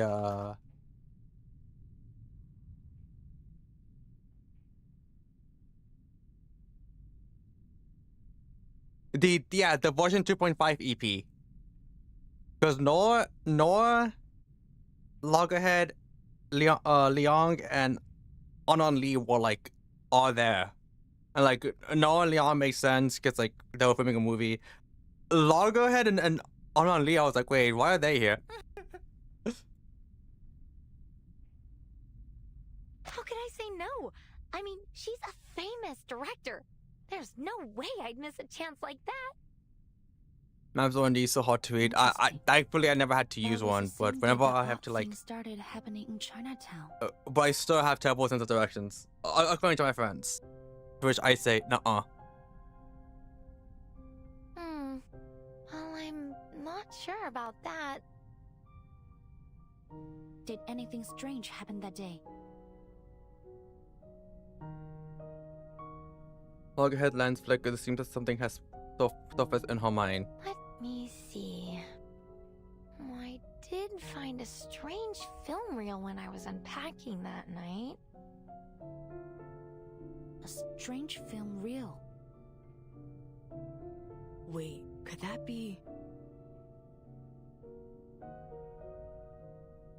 All three of the others immediately poke up at the mention of those words. Perhaps due to the limited field of vision on camera lens, Loggerhead remains oblivious to their gazes.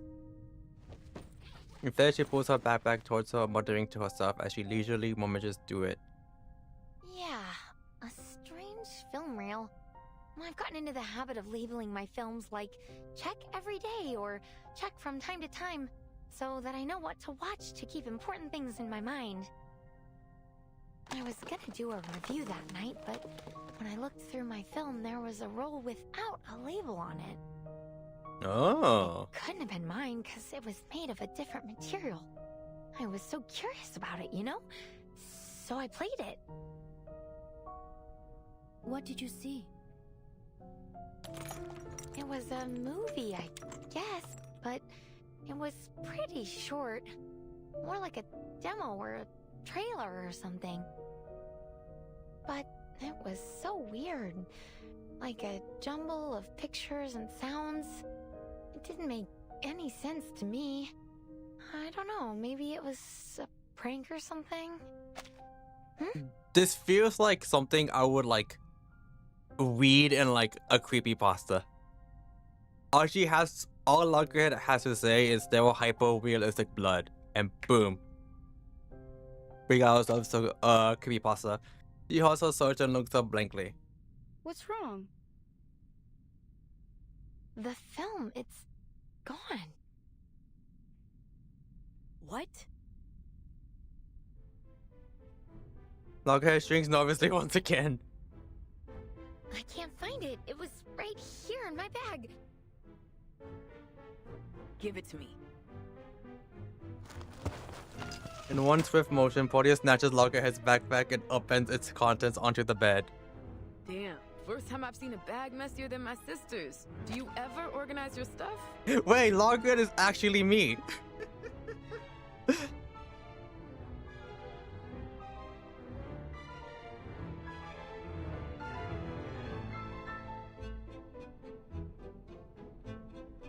It's called organized chaos. Portia, look it up. With realistic eyes, don't forget the random True! Like a woman putting tears to Lughead's things and knowing her shriek stuff. I just forgot to throw that away, and I still need that. And she ransacks not only the backpack, but the entire room. She has no choice but to accept a rather disheartening conclusion. Nope, nothing.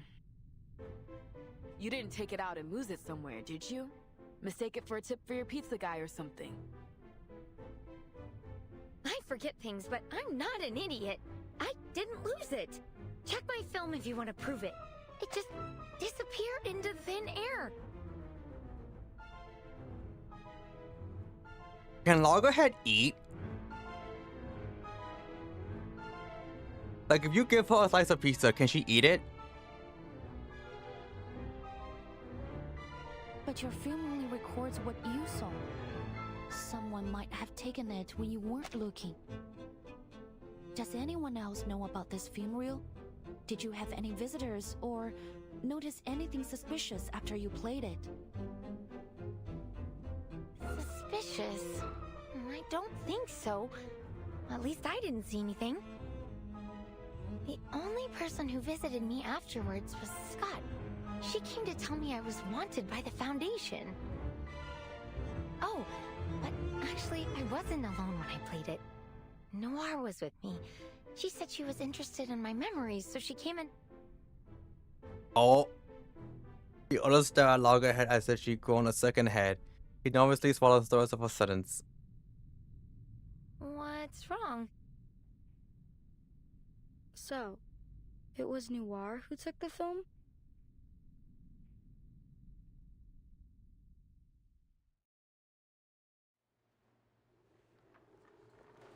What are you? Oh. I thought a punch sends the man flying. At least that's what was supposed to happen. Sorry, Director. I'll try again. Don't bother. Clearly, your martial arts skills are severely lacking. I don't want you to hit your head when you fall to the ground. Go. Take a break. That is... It's like... sweet, but also like... Damn, God just roast his ass. The Sheffield actor still wants to argue his case, but knows that once this director makes decisions, you won't change your mind easily. In the end, he simply sighs and steps aside. That was the last one, Director. There are far fewer stunt performers with martial arts experience here than in Hong Kong. Master Lau and his men will arrive in a few days. Perhaps we could shoot the scene then? Nicholas is on a tight schedule. I doubt he'll change it. Let me see what I can do. A single sentence is far from enough to capture the many difficulties the famous Hong Kong director has faced since working overseas. Leaning back in her wheelchair, she discreetly scans the set, searching for the missing piece of the puzzle. Hmm? Her again? Then follows Noah's gaze. Oh, that young officer?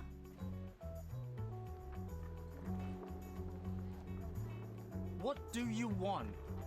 Listen, I don't know what you are trying to do, but can't you just leave us alone? Break his kneecaps. Sorry, ma'am. This is a closed set. If you don't have a warrant, please leave. Break his kneecaps. Guys, relax. Liang isn't as mean as she seems. Mean as she seems. Don't mean, just not as mean. The wife was an individual cutter is unwelcome, so much so that even loggerheads being eyed with suspicion. Yanga knows him. She locks into her target the moment she scans the set and is already striding straight towards her. He stops a few paces in front of the person in question. I must say, I didn't expect to see you so soon, officer. Is there something else you wanted to ask me? I think I made myself perfectly clear this morning. I know nothing about your case. No, madam. I'm here to help. Help with what? Miss Latham mentioned that you are looking for a qualified stunt performer for your movie. I'd like to help with that, if you don't mind, as an apology. Noah blinks. You surprised me again.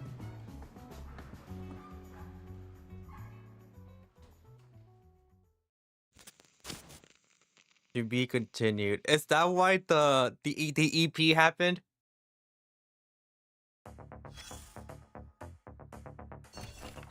I admit, I already been something of a movie buff. We had a dead end, just what did we miss? We need to go over the item logger his bag, and I love how her little phone is just floating in midair. Seriously, she packed all these film reels, but somehow missed the most important one. Were you planning to open a video store? Look, so many movie reels. These ones are in Chinese, right?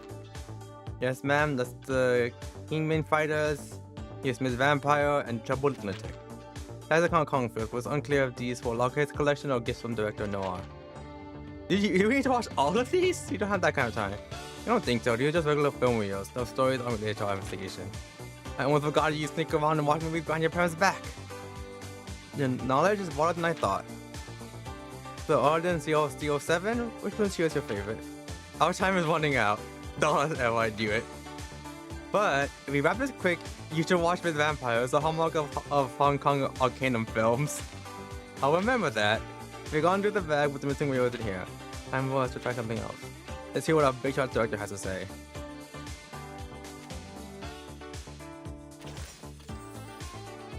So she did went behind her parents' backs.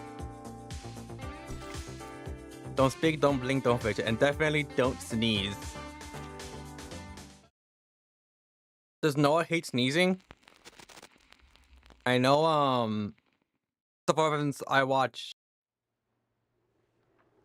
Let me give you 1 second real quick. You mean to say that you're a stunt woman? Seriously? Alright. So for reference, I watch wrestling. And, I haven't watched the WWE in quite a long time, so it's 2019. But I do watch AEW whenever I have time. But famously, it has been said that you should never sneeze around Vince McMahon. He hated sneezing. Like, to the point where like it was like, I don't want to say an open secret, but at the very least, like everyone knew. It was like one of the things they'll tell you, like, yeah, don't sneeze around him.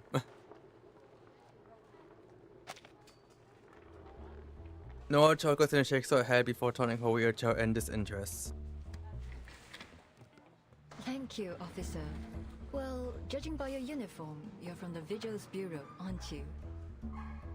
I appreciate the gesture. It's true that we may be able to attract more viewers if we have a Vigil on the cast list. But filmmaking isn't as easy as you think. Maybe I can fit you in next time. Rejection, but refusal is not an option in this operation. I'm familiar with movies, especially yours. I'm actually a big fan. And I saw the performance just now. Not to be rude or anything, but I think I can handle the stunt. For the betterment of the movie. That's what Miss Latham said you were after.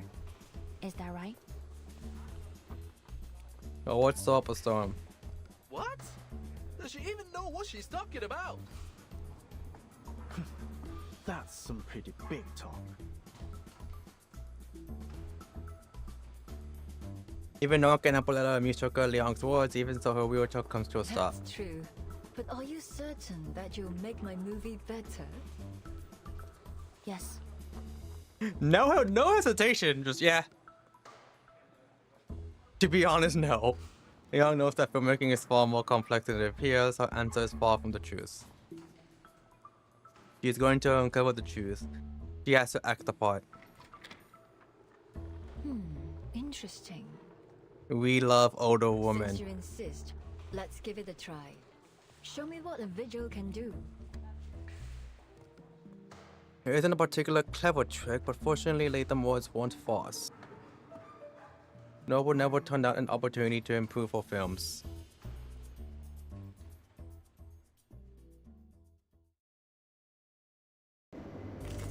I wanted only to do some things, or just a quick beat them up.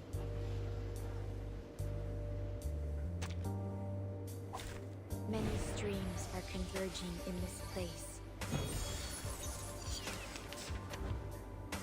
Do not attack the enemy for the first few rounds. In the first scene, you are martial art apprentice in Chinatown, cornered in an alley by a group of thugs. You're an outsider here. Try to avoid trouble, so all you can do is call up and take the beating. Are you ready, Vigil? Yes. I so badly want to say Virgil. Action. Oh, don't you know what handle the money means? You want to suffer? Go, break her legs. You got it, boss.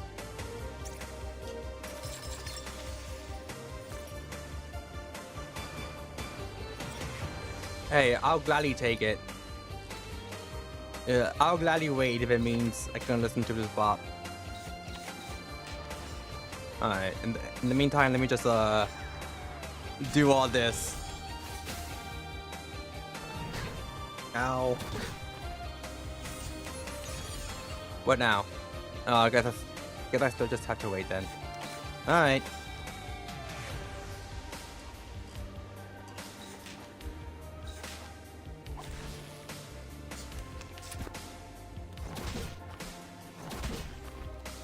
Ouchie. Still? How much of a beating does she want me to take? Oh. Okay, we're good. Cut. Good. Second scene. You had enough. You are humiliated and furious, ready to fight back. Get together. No more looking weak. Show me your anger. You get up from the ground to prove yourself. To tell them that whatever you've lost, you're taking it back. Action. She's standing up again. What are you afraid of? She's just a crippled want?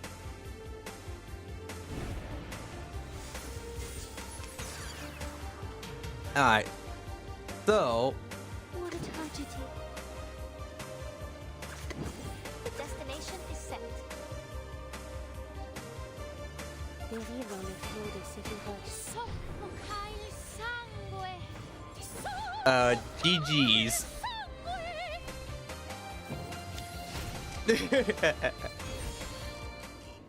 She's gonna kill someone. About a more than you can chew. Cut. Oh, she seems pleased. Just give me a shout. Excellent. Bravo. Yippee. Exactly as you claimed. No, even better. Really spectacular work. A perfect take. I'm flattered, director. No, eyes glisten and she watches the playback of the shot. Meanwhile, after nearly 20 failed takes, Leong returns to the dressing room, her costume drenches sweat. And she marches back in her Vigil's uniform. A bottle of water is handed to her. You know, for someone who's not an actor, who more likely has like no acting experience, 20 takes isn't that bad for her. Here, it's not open. Thank you. Didn't expect you to pull it off. That was a dangerous stunt. Scared the crap out of me. All right. So you did a good job one time.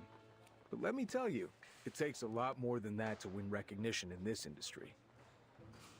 You've really got to hone in on the dramatic scenes if you want to move out of the stuntwoman box.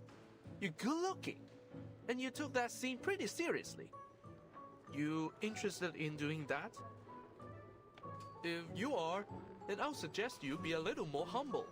There's always room for improvement, you know? You're right. I'm sorry. But I'm not even stunt woman, let alone an actress. This is all just a bit of fun for me. Yeah. Is that so? Oh, what a shame. The queen of the set rolls over in her chariot, stopping beside Liang. I appreciate your sincerity, but I'd be even more appreciative if you were willing to do a few more scenes. Anything for Noir. If it's just for a short time, I'd like to help in any way I can. And that's how she became an actress for life. Follow me. We can have dinner and look at the script together. I have a few changes I want to make to the story. Trust me, the audience will be more than happy to hear a line or two from you. Lines? Okay. I think this is where she's gonna fumble the most. Things seems to be taking an unexpected turn. I can't see Liang as an actress. Stunt woman, sure. Who knows? Maybe she'll surprise me. Well, have you memorized them? Yes, every word. But aren't there too many?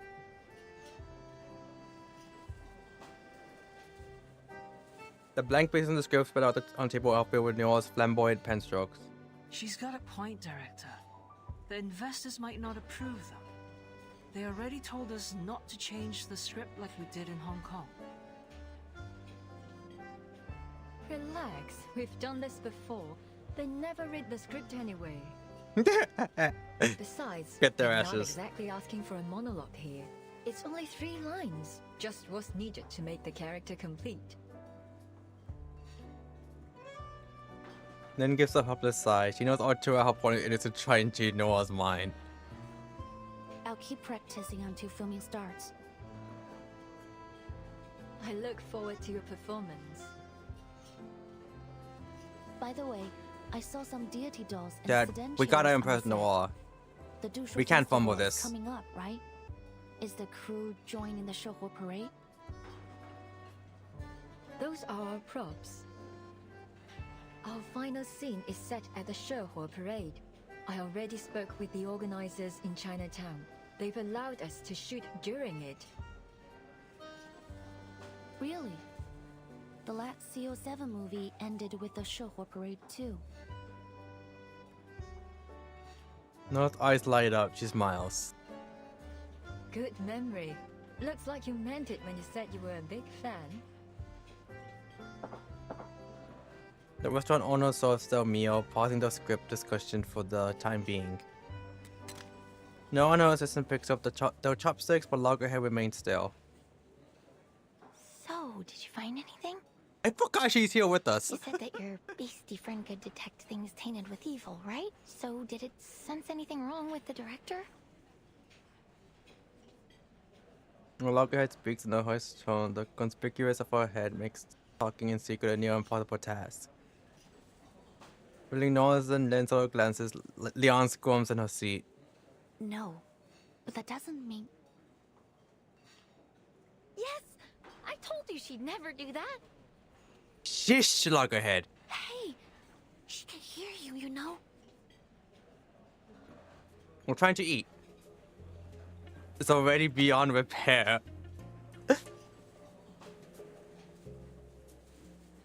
I'd never do what?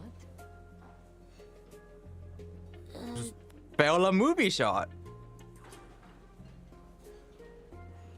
For a brief moment, Liang feels a spitting headache. She uses money like a acute glance at Loggerhead, causing her to visibly shrink. Sorry, I don't like skirting around things. Can't we just ask her straight up? In an ideal world, Loggerhead. If every In criminal an just ideal confessed world. to their crimes, the vigils wouldn't exist. No clinical for the director now. There's nothing for it but to be upfront. Perhaps this is for the best, anyways. Actually, I didn't just come here to apologize. There's something I want to ask you about. What is it? Perfectly measured balance of curiosity and confusion, yet no real surprise. A renowned director having a knack for acting isn't exactly shocking. In fact, it's about as surprising as an amateur failing miserably to do the same thing. It's about the strange things happening in Chinatown these days. Wait, so all this was just to butter us up so you could investigate your case? The assistant, who was all smiles moments ago, suddenly falls silent. Despite her careful preparation, the situation is difficult for Liang. Sorry, madam, but it's my job. As I said, strange things have been happening in Chinatown. Things that bear a striking resemblance to the film incident that you were involved in 8 years ago, Miss Noah. The case document stated that the origin of these events is a film reel titled Reunion of the Three Swallows, a movie created by your friend He Rijun. Miss Latham said you watched a film with her in her room a few days ago. Do you have any idea where that film reel is now? That film reel. Did you not know what it was? I had no idea. No expression darkens, clearly she realizes why Liang has brought up that film reel. That film we watched together. Well, to put it mildly, it had nothing of interest. It didn't seem to have any semblance of a story, even. It couldn't have been one of Teresa's. Teresa's? Recall that the archive on Reunion of the Three Swallows cited Teresa as the English name of its creator. Huh. They've been friends since the day studying abroad, and it seemed Noah so use that name even now. Rumors, investigation reports, and speculations flickered through Liang's mind. Seeing the somber look on the woman before her, she decided to set them aside for now. Maybe the original content has been contaminated. According to the Foundation's records, the film reel has two abilities: play and record. The play ability allows it to conjure its contents into reality in a form similar to a movie image, which accounts for the hallucinations and phantoms the victims mentioned. The record ability captures the souls of those in the same effective range as play, and the victims lose a part of themselves, like their sanity or their memories. The case document doesn't mention anything about contamination, but my guess is that the souls recorded by the film have polluted the original content of the film. But then why hasn't Noah been affected? Shame on them. Whoever's behind this. No murders occurs, and both she and Liang fall into silence. Meanwhile, Lin and Loggerhead look utterly lost. Wait. What are you talking about? Can you explain it to me simply, please? Miss Noah didn't know that that film was a reunion of the Three Swallows, so naturally, she didn't take it. I think she's telling the truth. Really? That's great news!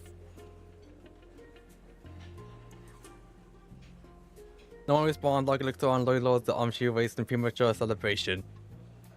Oh, right. The film's still missing, so it's not great news. It's okay news. We at least know she's not a suspect. Up to something when she made friends with me, right? That's definitely good news for me.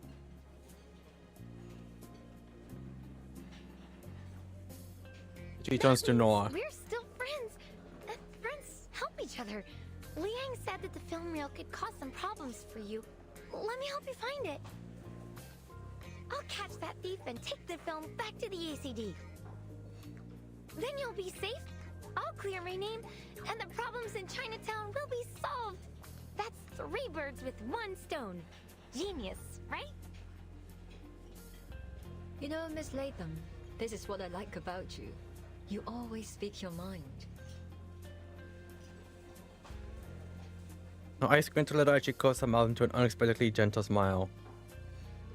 Our relationships are so complex, aren't they? That's what makes them so intriguing, captivating, really. A constant source of inspiration. But sometimes I feel that life is better kept simple. Wouldn't you agree, Miss Vigil? Agreed. There was only simpler ways to say I'm suspicious of you and I have no intention of cooperating. May I ask you another question? Please. The rumors about CO7, which ones are true? I don't think a few old stories will help you solve the case. It's not only for the case, but for my own curiosity. I wasn't lying when I said I was familiar with your works. I really like them. And this question matters a lot to me as a fan. You know, I just realized we never... No one has brought up the actress. No points for a moment. In that case, I really don't think you should know the truth for your own good. I appreciate your love for my works, but it's not a good idea to dig too deep into what went on behind the scenes. Just enjoy the stories for what they are. Otherwise, the magic will be ruined. She gives a slight shake of her head, but a flick of contemplation passes through her downcast eyes. Well, I can tell you one thing that might interest you, though.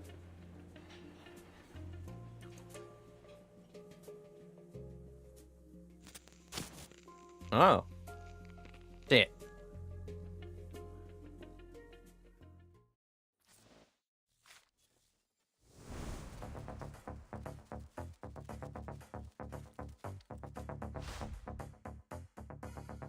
We're only halfway there.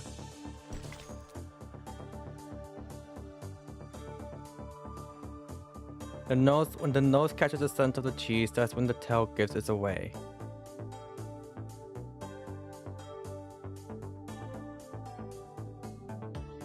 The hell is this? Okay, this had to been like a flashback.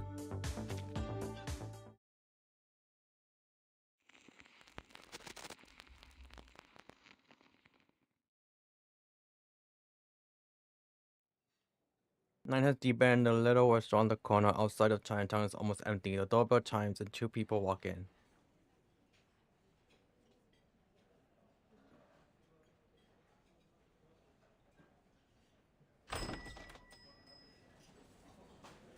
Scott and Saul Officer, over here. Again, it's Poitier. Have you seriously already forgotten my name? It's Poitier. only been 3 hours.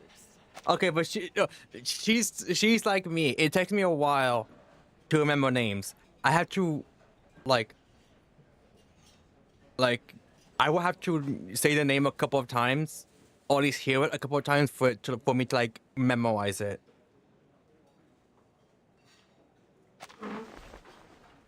Naga has called the 2 newcomers take a seat at her and Liang's table. I can recognize faces. Like if I met Poirier for the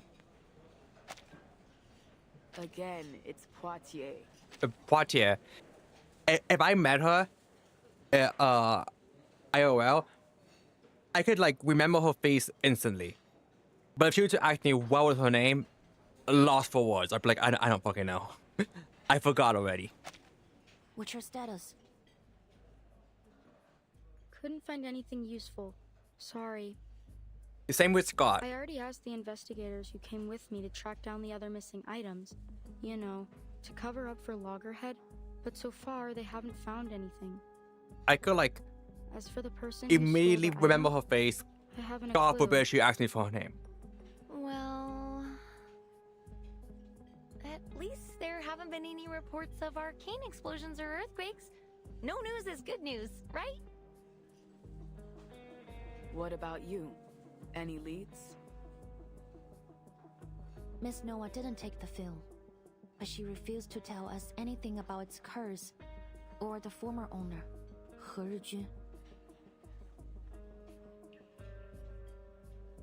You thought deliberately dejected sigh with wanting to find out what message Noah gave her. Looks like I'm the only one who has good news. You do? What about? I just saved 15% or more on my car insurance. The darkened streets outside the window. Wait, she actually may have The saved illegal 50%. trade of arcane items. Fuck. You told me to keep an eye on it. I contacted my guy who tracks all that stuff. Told me about this trader called Pug Dog, a middleman in the black market. He was pulled over for speeding this morning, but he actually paid the ticket right away. Can you believe that? I wouldn't be surprised if he shot the police car and ran away there. An outlaw suddenly behaving himself.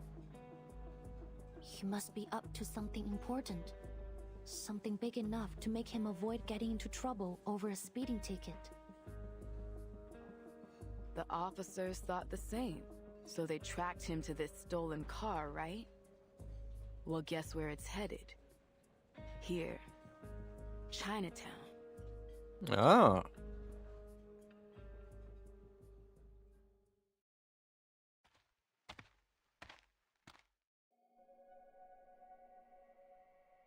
A man with a deep jagged scar across his brow saunters under the moonlight. At last, he stopped slipping into a darkened alleyway. He had no idea the four silent pursuers are lurking nearby, hidden under a key visual silent shadow or Kingskill. What's he doing? Waiting for someone's my guess. A middleman for the arcane black market. So he probably has the cursed film. And now he's planning to sell it to someone. We should get him now, before the film's sold off. Come on, this is our chance.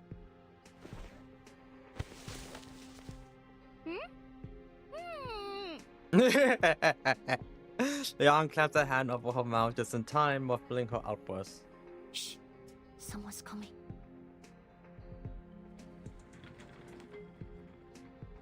The depths of the shadows, a figure emerges.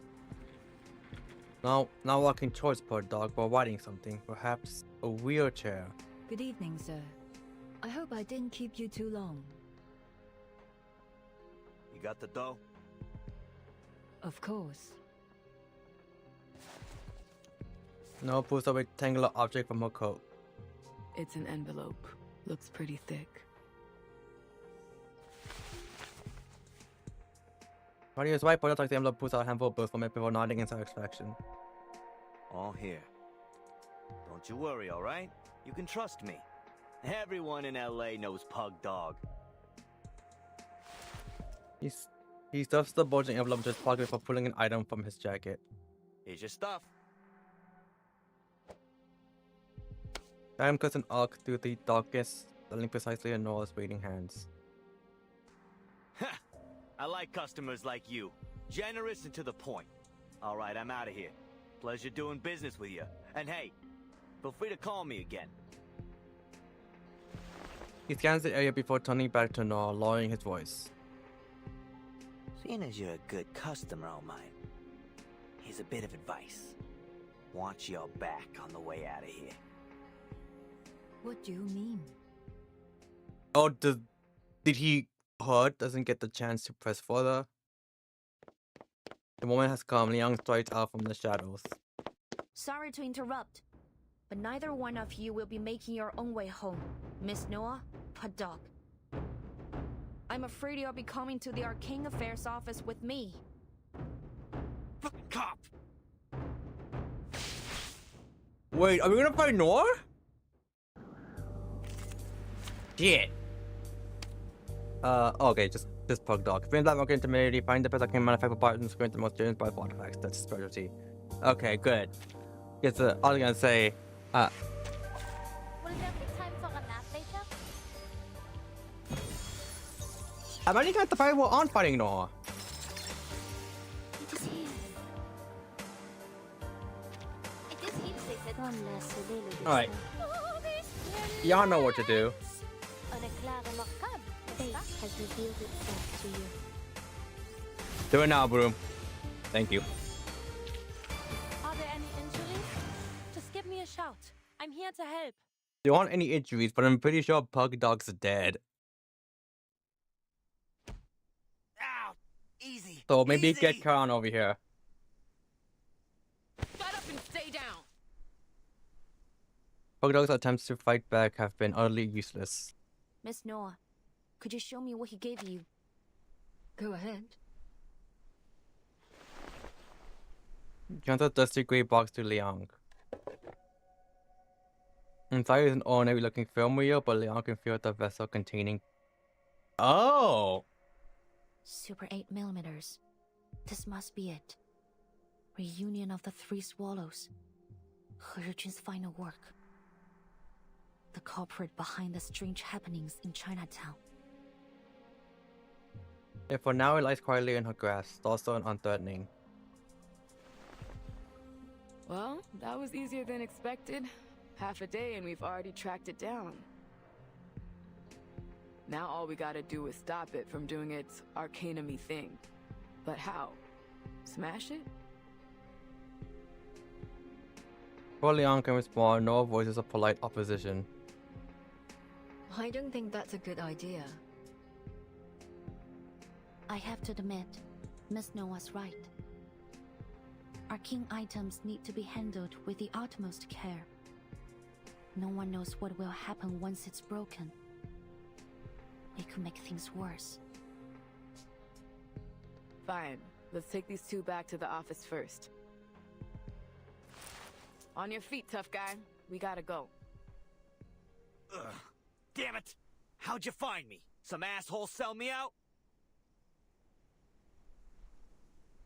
Pug Dog thinks up from the ground, who lunged falls portico, grumbling and cursing under his breath.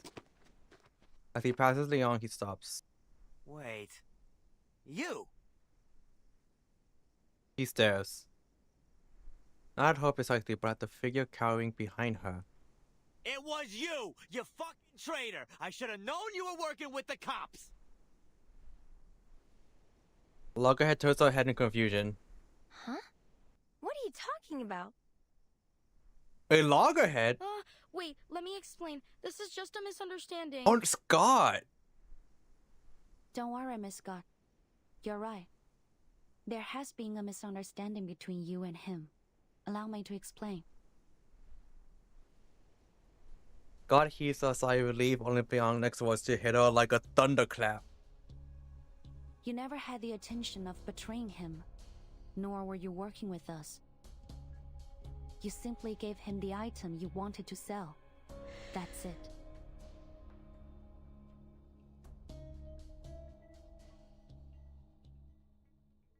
Scott? I didn't know you had it. You had it in you. I'm almost kind of impressed.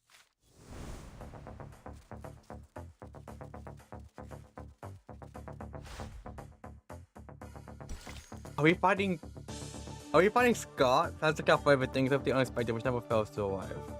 You might be fighting Scott, shit. So it's a little bit later than what I usually stream. I usually stream. What do you mean? I usually stream until midnight. For Reverse, I usually stream a bit.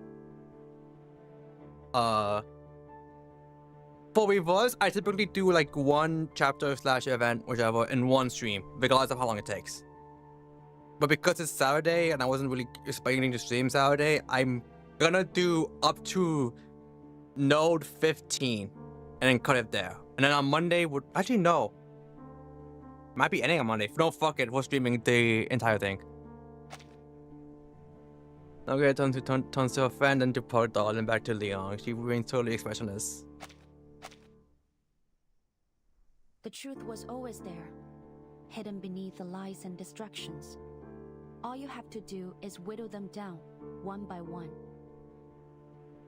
The probable cause of the events in Chinatown is the reunion of the Three Swallows film reel, and apparently, Miss Noah has a history with it. And yet the specific history remains unclear. Leon considers Noah only to be met with her signature unreadable smile. But Miss Noah doesn't have anything to do with the Foundation. There's no way she could sneak into the ACD and steal the film. The same goes for this gentleman or any other outsider. You have to go down to either Loggerhead or Scott. The thief who wants Miss Latham to take the fall must work for the Foundation. In fact, since they stole the item without being noticed, they probably work for the ACD. And they must be close to Miss Latham to know enough about her amnesia to be able to take advantage of it. But loads of people at the ACD know about my condition. You can't pin it on Scott just from that. For the first time, the ever cheerful Loggerhead takes on a harsh, indignant tone. She jumps to her foot and turns to her friend. That's way too harsh, right, Scott? Right? Scott? Say something, will you? Oh, she ain't saying shit.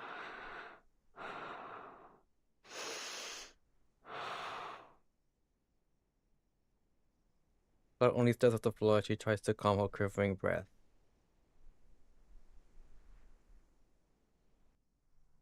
How long have you known? Scott has finally managed to force out a few words. Since Miss Latham said you were good friends, with all due respect, your plan was far from perfect. From the very beginning, basically? Shit. I knew it. You brought me along so this guy would call me out. Though alongside Scott lifts her head, blocking with a resigned kind of ease. You're right. I messed up. My plan was far from perfect because, well, I couldn't stick to the so-called plan since the very beginning. I didn't know the Foundation was already investigating the theft until after I'd hidden the items in Loggerhead's room. Then I had no choice but to use this idiot as the scapegoat. I never thought she'd accidentally bring the film to LA, or that I'd be ordered to investigate the case. I got in touch with this guy a long time ago, and the trade site happened to be in LA too. So, my plan was to get the film back and sell it right afterwards. But things didn't go as smoothly as I thought. I shouldn't have gotten greedy, or been so nice to this dummy. She shoots a piercing glare at Loggerhead before quickly looking away. The out of disdain or avoidance is unclear. But... we're friends, aren't we? Her voice is as fragile as bitter glass. Scott showers it with a scoff. Friends? Don't be ridiculous. I don't know how you can act like nothing's wrong when literally everyone is laughing at you. And the fact that they thought that I was one of your kind. Huh? Ugh, what an insult. I only hung out with you because I had no choice. You're an idiot who forgets everything every 3 days. It's your own damn fault. Anyone looking for a scapegoat would immediately think of you. Quit it. I don't want to hear any more of your BS. Scott scoffs once more, refusing to look at her friend for even a second. Hands up, Miss Scott. Anything you say can and will be used against you in a court of law.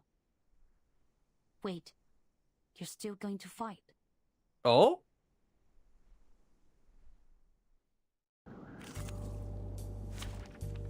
Oh boy, wait, hold on, what the fuck is she summoning? Oh. A thief caught red-handed, land full of holes and a hard leather stray.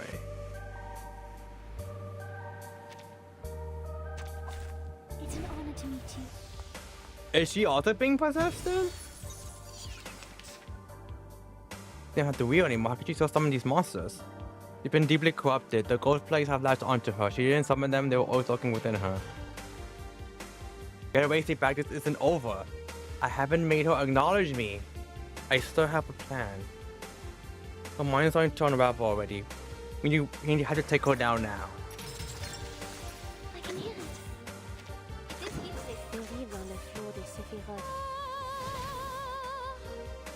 Now, for the truth spot. Pray, caught in the woven net. So she probably is like corrupted, possessed, whatever you want to call it. Considering. Actually, hold on. I can hear it.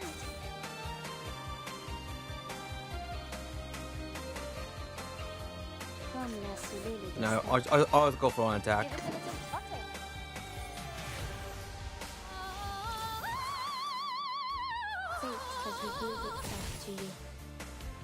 Why is... Never mind. I was gonna say, why is God so tanky? What the fuck? Are there any injuries? Just give me a shout. I'm here to help. God gives up full resistance. Leon pushes her towards Podia's patrol car parked on the corner. As they're about to step out the alley, Lughead calls out. Wait! Scott! I have to know, why did you steal from the Foundation? Does it matter? God turns back, laughing coldly in disbelief. Would you feel better if I had a reason? Oh, please. Your ignorant, stupid little brain makes me sick. It was for the money, of course, and to prove to the others that I'm not a bloody fool like you. Imagine the shock on their faces when they discovered that I did what none of them could. Those so-called unbreakable arcane security skills were easy to deal with as long as I... Her words trail off and a puzzled expression crosses her face. You what? How did you bypass the Foundation security? I don't remember. That's weird. How could I forget? All I remember is that an office lady talked to me in the corridor. Office lady? An office lady?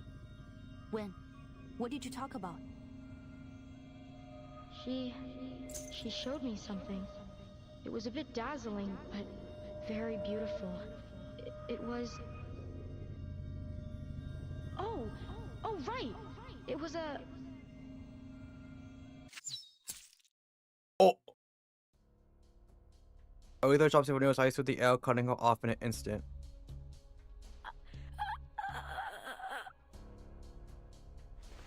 She raises her dazed hand, her fingertips touching the foreign object large in her throat, not understanding why her voice has suddenly vanished. By the time she realized she can no longer breathe, eyes roll back and she falls to the ground. Silent force and starlit ally, the nerve adjustable voice. Oh. What? A sharp pain blooms on her palm. She looks down to see a sharp silver needle pierced in it. The film slips from her grasp. The wheel was across the ground, clicking at her quarters into the darkness, until her gloved hand picks it up and pushes it off.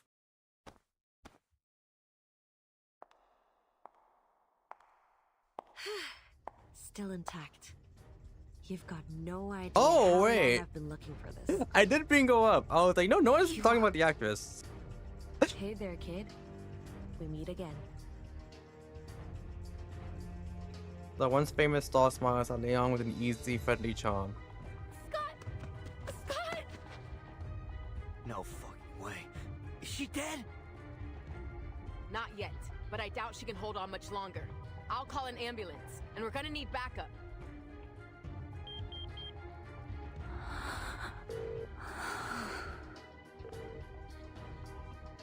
Unclehead screams, Pug dogs cry, and Podia's tense voice all ring in Leon's mind. Young originally had already grasped the reality of the situation, but her emotions are refusing to let her shape the conclusion into clear words. Why are you doing this? When Loggerhead posed a similar question to Scar, Leon has questioned the inquiry. There's no need to ask why evil chooses to do evil. What's wrong is wrong. Evil must be eradicated. Ghost plagues must be purged. That was a doctrine drilled in Liang since childhood. But now she finds herself forced to ask the same thing. Tell me. I need a reason. It's my old friend that you should be asking. Liang watches that young small face and her face turns steely. Long time no see, Nor. Yeah, it's been a while. The last time we saw each other was in front of her grave, if memory serves.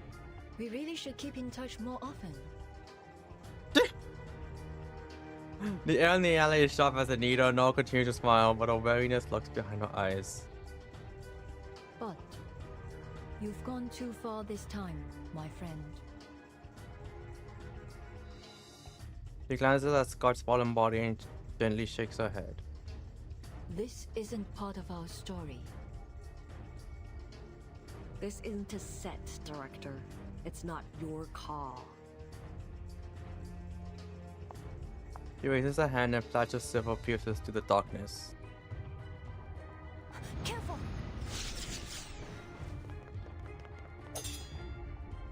She moves forward, deflects the needles and sends form in front of the wheelchair. Since the young children's surprise, you notice the isolator actually foresaw this outcome. That's the spirit. This should be fun with you here, little Vigil. Let's all play our roles, shall we?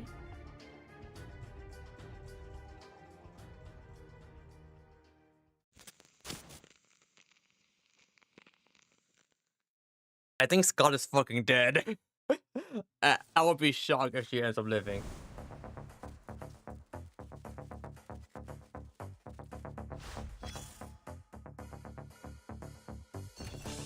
Unscared people integrate forward to a nod to his own boredom during a long meeting. With tucked inside the photo of interrogation, where good appears to have been exchanged silently between two vigils agents during interrogation. Two distinct handwritings reflect the unspoken dialogue. She's tight-lipped about it, seems unaware that we already figured out everything. Fascinating, like a milestone lab experiment, arrogant yet clueless. There's still one thing left to figure out. How exactly did she learn to crack the anti-theft arcane seal? All her life in disguises fall apart under scrutiny, but she hasn't given up a single clue about this. Even our unofficial somnambulism couldn't uncover anything. Could it just be sheer dumb luck? Disappointing, I've taught you better. Never rely on million-to-one coincidences. Or let's go with the more possible scenario. He's being controlled by someone else, and they erase her memory so she can't betray them. As Sleepy Martin gave up Scott, but there's no way a minor employee could pull off something like this. Rejoice, we hooked a big fish. Letting her go? Yes, but now without loosening her strings first. I'm gonna invite Mr. Pedro. I'll try to ensure Miss Scott feels clear ease after some subtle adjustments. Good. You're reliable, assistant Billy. Billy? Billy the kid? Looking while stream about to reply, but left only a hesitant pen stroke. Empty heart and a pair of longing eyes. So I guess... Oh wow. I guess she does live. What the fuck? Will there be time for a nap later?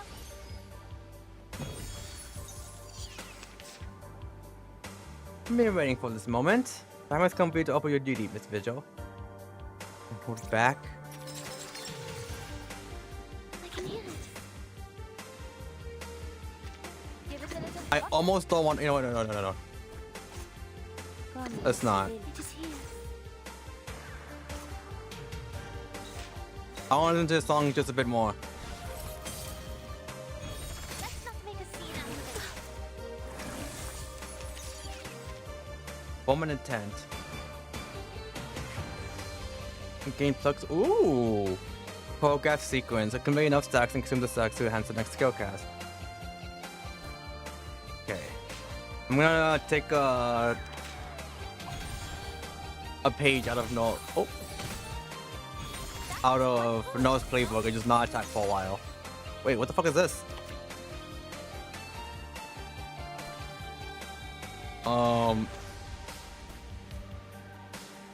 The fuck did you do to me? Stagnation? Oh. When I get when hell went into Bodo and took an action to hold loses. Oh.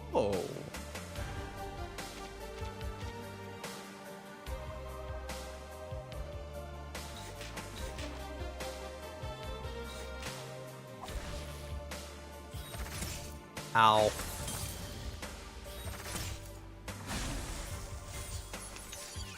Okay. I can hear it. I seen enough.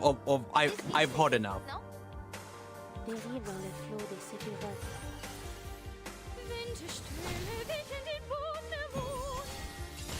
Yeah. Let her go down, kid. She's not down yet. Like it's hers. Oh. Non, la prophétie. Mais parmi... So is she possessed as well? Let screen, let eyes.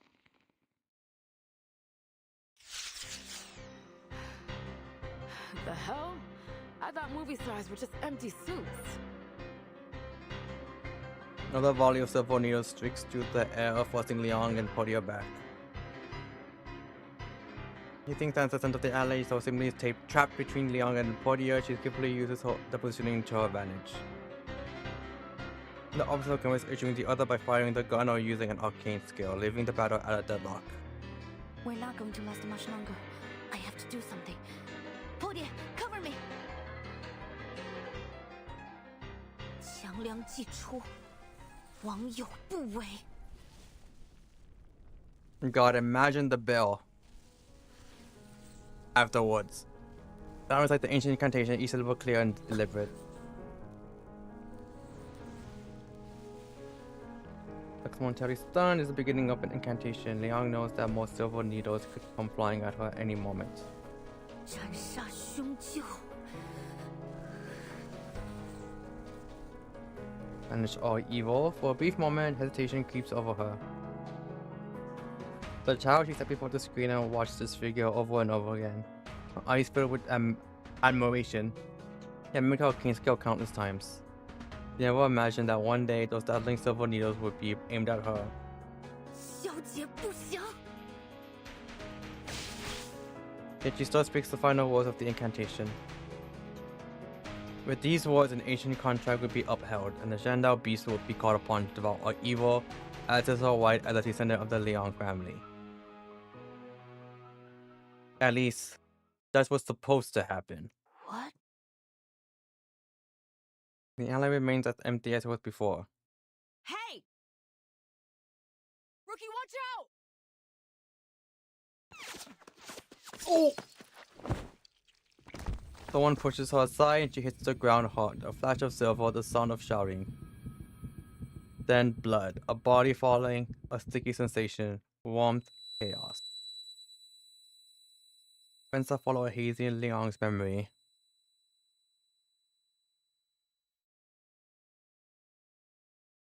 时辰还没到，站稳。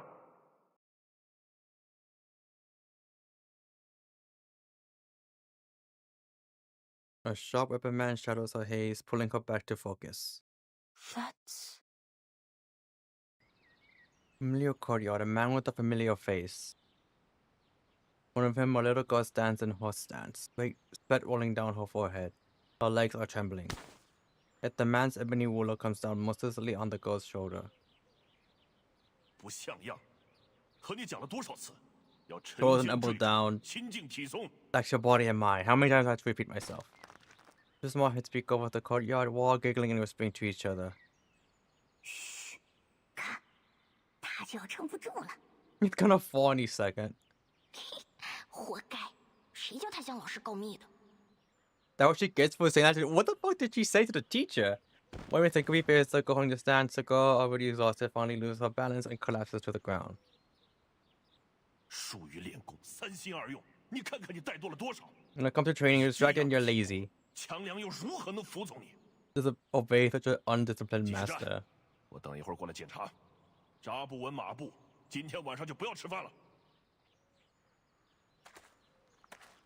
The man, her father, shakes his head in disappointment and walks away, leaving the girl gasping for breath on the ground.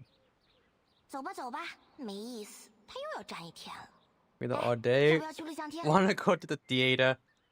好呀，去街角那家吧。今天他们家放神秘警探407。 Around the corner playing Detective 07 today. Just hop down from the wall, laughing as they scurry off. 我也想去录像厅。58. I don't want to go too. No one hears her voice. No one but herself. I remember it now. I hated Qiangliang when I was little. Father was always trying to teach me something about the 12 Zhenzi, the master of Qiangliang, fighting the wicked and dispelling evil, fulfilling the duty of my inheritance. I was only a child. It was all too difficult for me to understand. The other kids hated me. I was a traitor, a class president who took the side of the adults and enforced the rules. They'd all hang out and have fun together, while I was left alone. I envied them. Their lives were simple. I wanted that.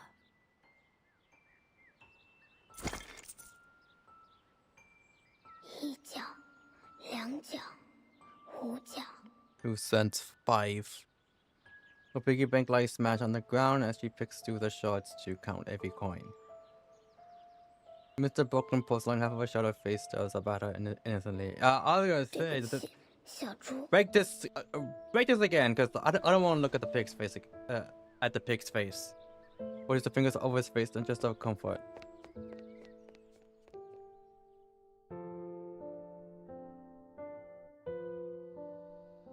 That day, I disobeyed Father, gathered up all my savings, and headed to the theater. That was the first time I watched Detective CO7. It was amazing.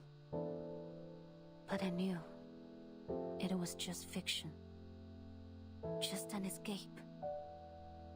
It wouldn't change anything in my real life.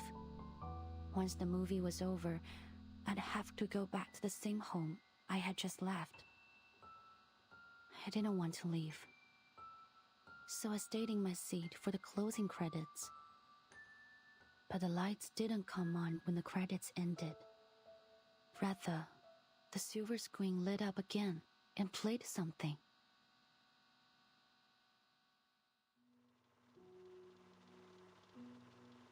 It was an interview with Miss Qixing. 奇星小姐，有好多小朋友中意你嘅作品，將你視為佢哋嘅英雄。 Well, they're walking through you as a 另一 hero. 方面，唔少成年觀眾覺得你所飾演嘅警探C07每一次都可以擊敗壞人嘅結局太過理想化，缺乏真實感。對於呢方面，你有咩睇法呢？你覺得呢點係 I have 269.9k channel points. I wish I could convert that into cash. 世界已經夠殘酷，所以我哋先會喺電影世界入面尋求一個圓滿嘅結局，一個善有善報、惡有惡報嘅理想世界。 Hold on. I know Trish usually yaps at me about random bullshit I don't care about. Oh.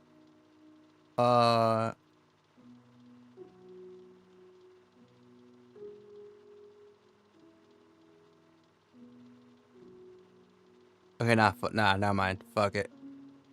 Okay. They like sent me some bullshit and I was like, wait, I couldn't remember if it was about if like channel points were included in that. No, it's something else. Never mind. 如果連喺大銀幕上面，我哋都唔可以相信正義同埋公理，咁我哋仲可以相信啲咩啊？ He's engaged into the camera, but also Beyonce. Her smile carefree, her eyes shining even brighter than the stars. Is this the interview where she's like, yeah, the ending sucks ass. 康負正義嘅英雄，無論面對點樣嘅危機或者險境，佢都可以帶俾大家期望嘅圓滿結局。我希望我哋嘅電影同埋C07呢個角色，可以帶俾銀幕前嘅觀眾力量同埋勇氣。或者唔係每個人都可以喺現實世界成為一個真正鋤強扶弱嘅戰士。 畢竟呢一條路好難行，但係我希望可以通過我哋嘅電影同埋C07呢個角色，至少令大家成為喺生活中為自己身邊嘅人帶嚟圓滿結局嘅英雄。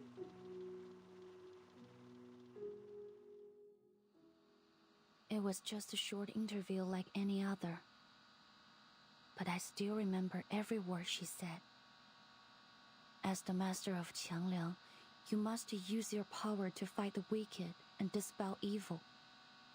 It is your duty to maintain the peace of the world. Qiangliang, the powerful being that had always been a blur to me, suddenly became clear. I realized that I could be more than just a hero who creates happy endings for herself and the people around her. I could be the hero who creates happy endings for everyone, just like CO7. She was right. Not everyone can do that, but I could. Because I was Yue of the Liang family, the master of Qiangliang. On that day, the burden that had been crushing me suddenly became a blessing.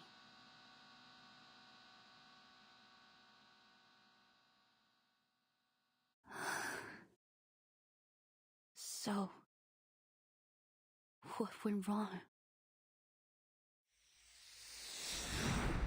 Oh. Image fades out, another silver flash brings her back to reality.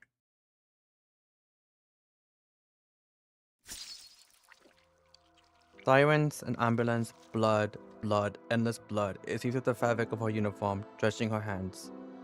She hears someone shouting. Stay with me, Pauline. Please. Why did you do that?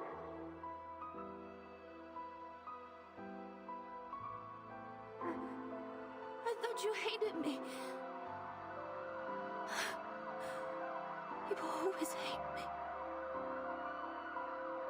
Now she can hear clearly. She rises its own voice, hoarse with desperation.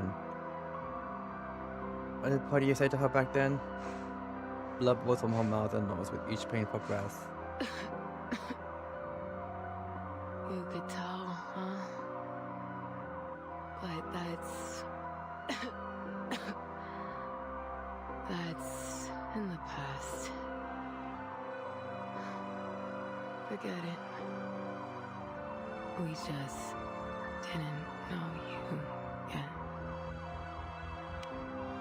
A bloodstained hand weakly pats Ang's cheek before falling limp. Look, I actually did like that they have like the bloody handprint here. Ugh, will you shut up? I'm not dead yet. A thunderous smack obliquely from someone confined to a hospital bed.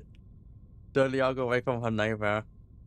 Liang's head throbs. She looks around, taking the stove right of the hospital woman, the irritated face of her instructor.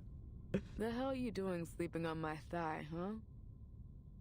Ugh, my leg's gone numb.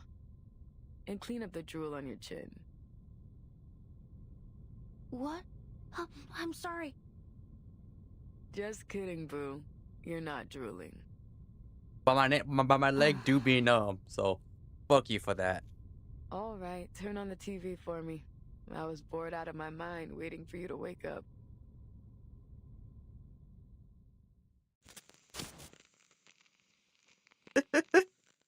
I like the fact that they like made the trace of her still living.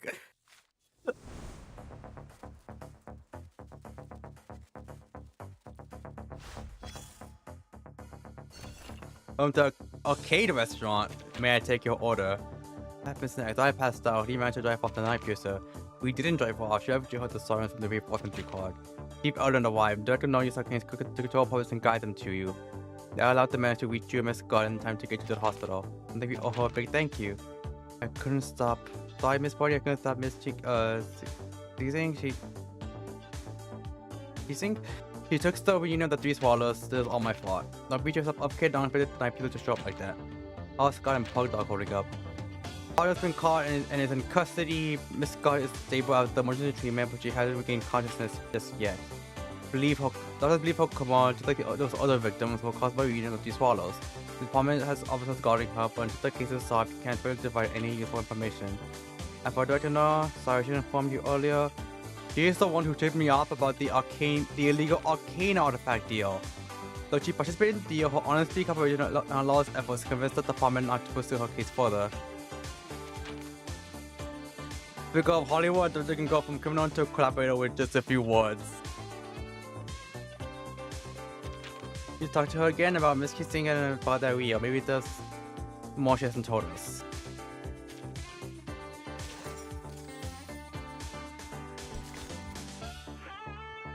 Silent system is already the highest form of alarm.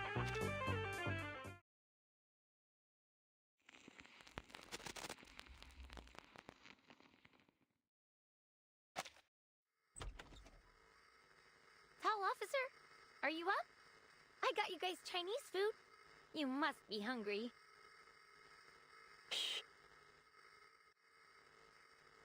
The two officers are both staring intently at the television screen. The people cuffing their hands are crumbled tight.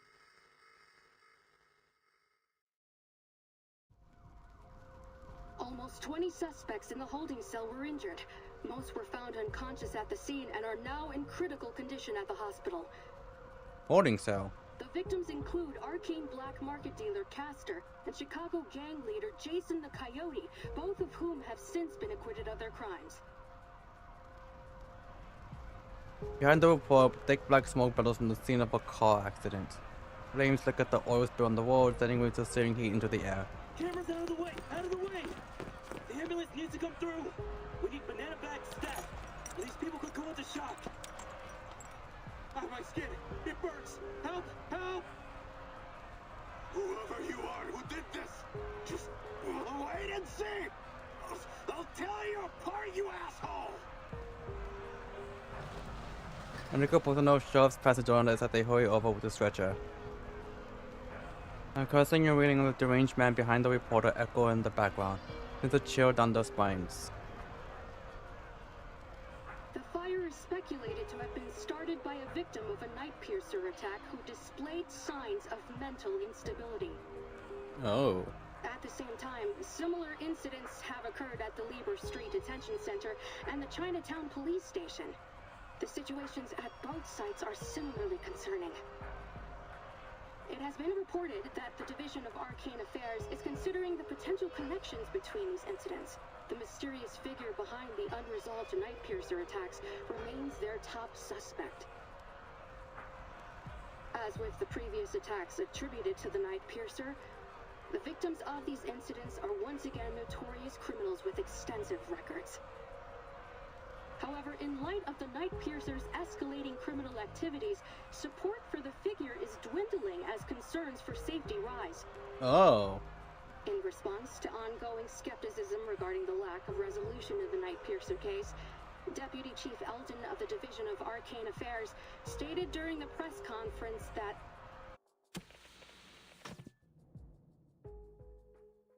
I don't know what he said. Slams the power button on the remote before flicking at sight. Hey, I was watching that. She yanks the IV needle from her hand and grabs her uniform from the bedside. Fuck, I pass out for half a day and Chi Xing's already turned the city into her personal playground? Grab your stuff, rookie. We're hitting the road. Gotta find this bitch before she kills someone. What? Your feet stuck to the floor or something? Stops only when she notices Liang still sitting socially motionless. Liang forces her lips, struggling to speak under Podia's skeptical gaze. Deputy Chief Eldon took us off the case. It was an official order.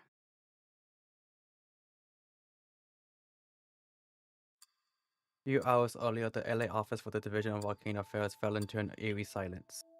Early this morning, Constance Scott, a staff member of the Foundation's Arcanum Containment Department, was assaulted during an illegal arcane object trade. She's still in critical condition.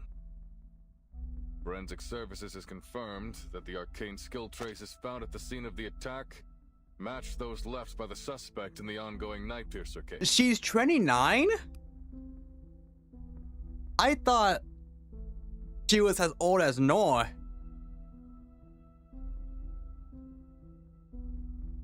Thanks to Noir and our Vigils cadet Liang Yue, who are both at the scene of the attack, we've been able to confirm the identity of the Night Piercer.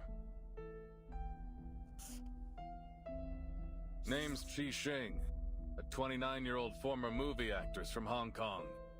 She played the lead role in the Detective CO7 series, where she gained a reasonable amount of fame.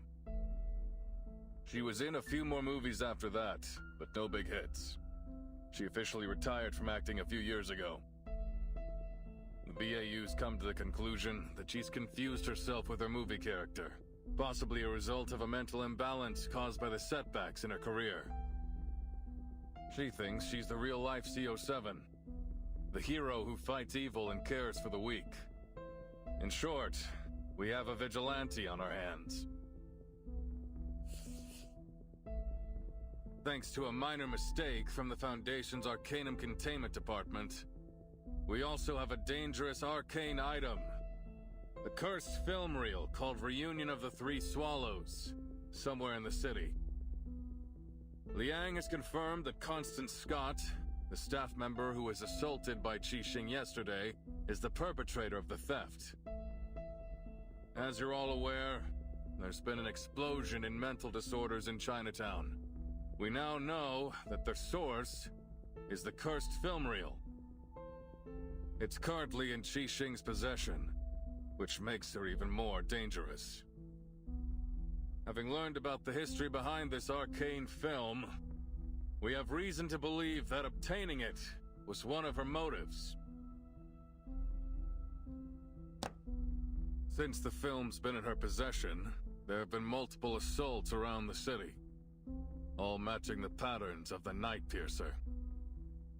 But there's one key difference. This time, the victims all showed the same mental disorder as the victims of the film.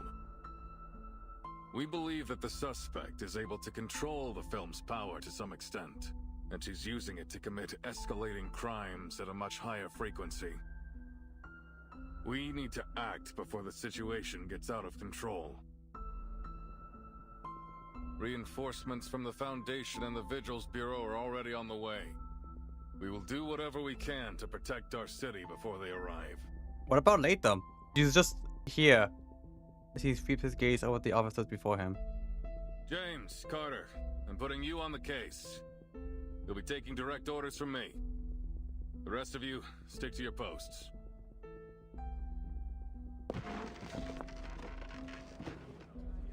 Excuse me, Deputy Chief Alden. I need to ask you something. I already know what it is. If only Liang can speak, I don't cut so off. His tone was calmer than she expected. You and Poitier saw that something was going on in Chinatown and started an investigation yourselves. You found the culprit behind the ACD theft and stopped an assault that could have ended much worse. You've done a great job. But then his tone shifts. But there's one key thing you failed to do. You had a chance to apprehend the Night Piercer right then and there, but somehow she slipped through your fingers. According to your report and the witnesses' statements, you failed to summon your legendary beast when you confronted the suspect. As a result, not only did the suspect get away, but your partner sustained an avoidable injury. I need my best, most reliable officers on this case. After a brief pause, he delivers his final verdict. Sorry, Liang, but you don't make the cut. The two of you will be excluded from the operation.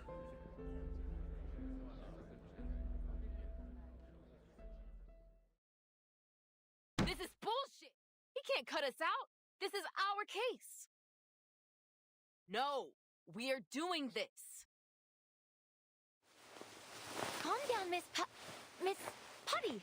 Even if you feel fine, the doctor Potty. said you had to stay in bed for at least a few days. The name's Poitier, and I'm fine, okay? Stop trying to... You're fine, huh? Back be louder than was. The gently leads Poitiers back down into the bed. This time Poitiers doesn't resist. Damn it. So what went wrong? How come your friend, Tang Leng was it, didn't show up? She couldn't pay the bill. Qiang Liang must have sensed my hesitation and refused my summon. You see, if its master can overcome their selfish desires with an unwavering heart, it can turn on them. Father used to warn me about it. But that won't happen again. I promise. Portier knows her eyes sees Liang for a moment. If you say so, what are you gonna do now? Liang takes a deep breath. I'll continue with the investigation. I need to find Qixing. What? But that angry grandpa already pulled you Angry grandpa. Yeah, damn. I have to do this. Imagine if he's like 30. What for? Because of your duty to fight evil as the master of Qiangliang? Portier first throws a brow, but to her surprise, Liang shakes her head. I've always had two things guiding me. My duty as a member of the Liang family and the spirit of CO7. But now, Qianliang has ignored my summon, and Qixing has turned out to be anything but a hero. They were once the beacons of my life, but not anymore. This could be a setback, yes. Or it could be an opportunity. For the first time in my life, I can think about what I really want without having to consider anything else. The people are surprised, Portier lets out a laugh. You know what, Rookie? It always grinds my gears when you talk about your duty and all that stuff. But what you're saying now, I like it. Aren't you going to stop me? Why would I? It's our case, isn't it? There's nothing wrong with doing our job. If Eldon bitches about it, just tell him you bumped into the crook when you were strolling around the city. True, he has no proof. It's not a side ponytail. It's the braid. It's the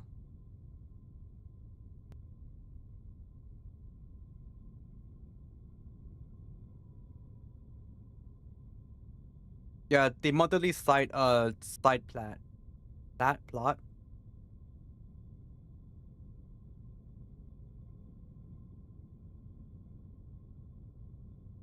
Yeah, it's that.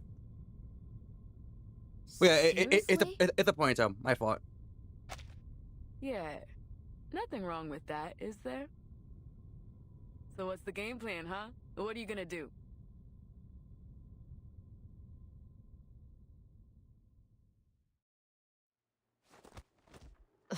This scene again? They must have done a dozen takes already, right? Yeah, I'm no movie expert, but even I can tell the actor's nervous as hell. Of course he is. Anyone would be nervous if they knew a wanted criminal could show up at any time and mess you up with Arcanum. Eldon tried to keep the details of the case a secret, but that director from Hong Kong told her crew about it as soon as she came back. Uniform fighters are now allied in Chinatown. They came to protect the potential target of an attack, nor were politely turned away on the grounds of disrupting filming. Now they can only confirm the situation inside the set by peering through the slightly ajar door. I mean, I guess they have the right to know. And to run. Half of the extras got the hell out as fast as they could. And look at the other half. They're too nervous to work. I know. Hey, that's the Vigil's cadet, isn't it? What's she doing here?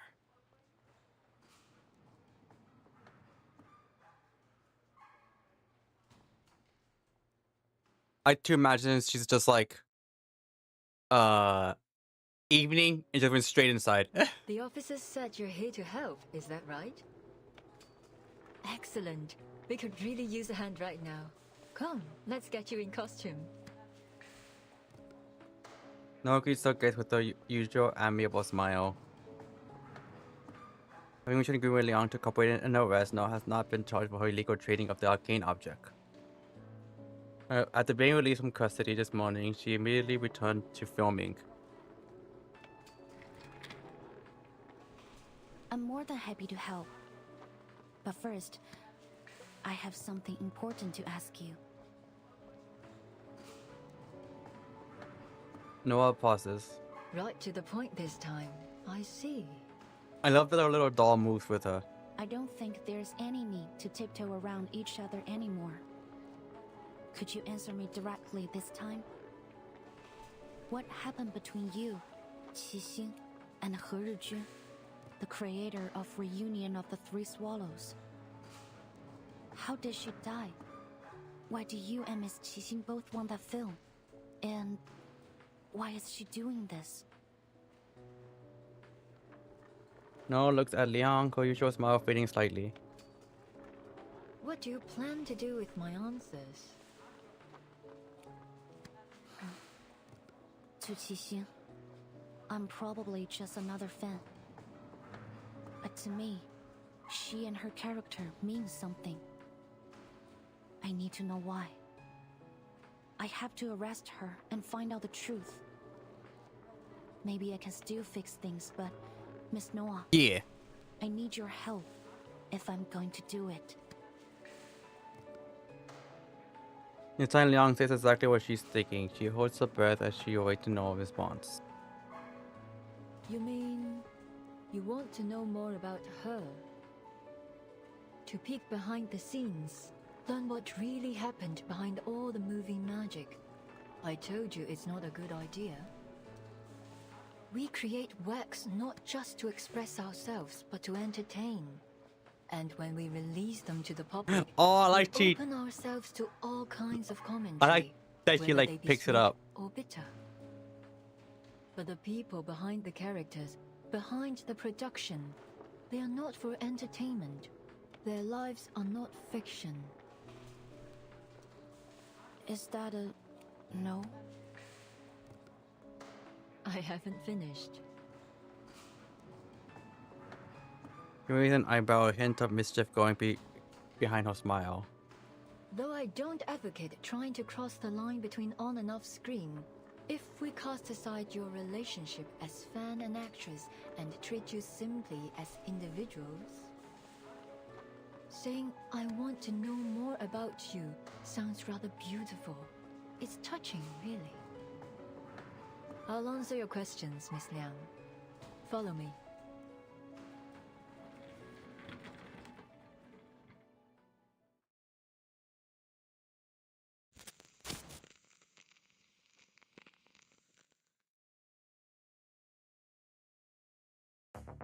Oh. New reports, same old faces, same old work. Based on the latest Visuals Bureau guidelines on recent Arcanum-related violence, modifications and updates have been made to Wanted related to important details. Wanted, he's seeing a code name Nightpiercer, the race to A, lies in LA and surrounding areas and local institutions encountering the individual must notify the immediately. Arcana! Performed, oh okay, Calm disease, Kimberly, revoked. Wanted Forget Me Not, Officer of Management Data level A+. Capture and detain upon account of the immediately contacted with both report. Additionally, submit a report to local foundation office reporting to the bureau. And be right back real quick.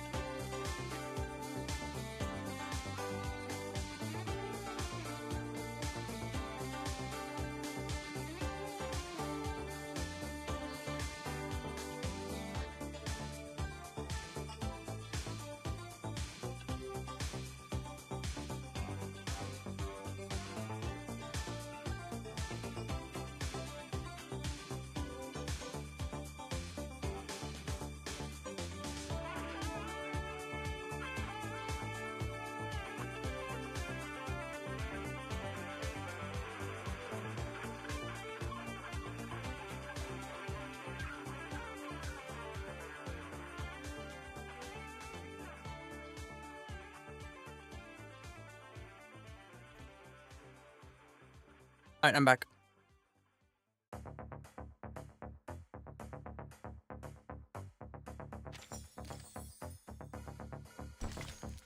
Years later, all they remembered is that empty stage.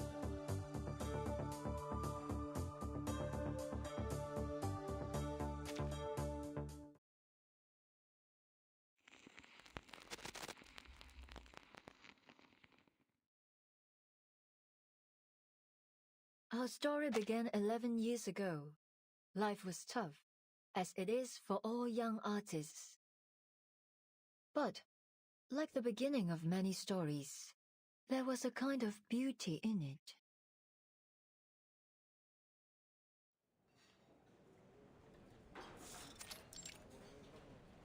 又一新浪潮導演處女作亮相，胡圖雖然底子極佳，但由於大膽創新過度，導致內容詭異顛覆。即使業內有讚，但大眾實在難以欣賞，最終票房慘淡收場，實屬糊塗。Into a disappointing box office performance? No. 咁我仲有咩好講啊？冇 taste 就係冇 taste。She looks way different. She casually tosses the newspaper onto the table, the loud thud drawing surprised glances from the nearby diners. OK， 要叫好又叫座，有時係要妥協嘅。但係問題係我一向最唔擅長，亦都最唔中意妥協咯。Oh, and she still has to cut the little cut thing on her. 係咪 Nora？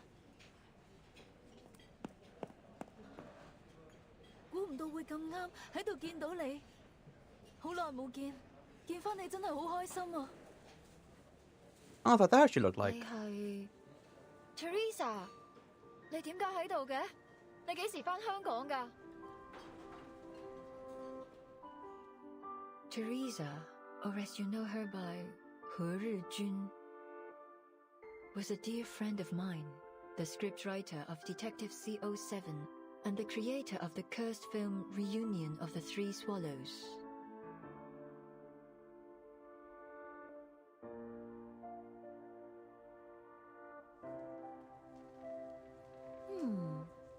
This is a pretty good script. Interesting.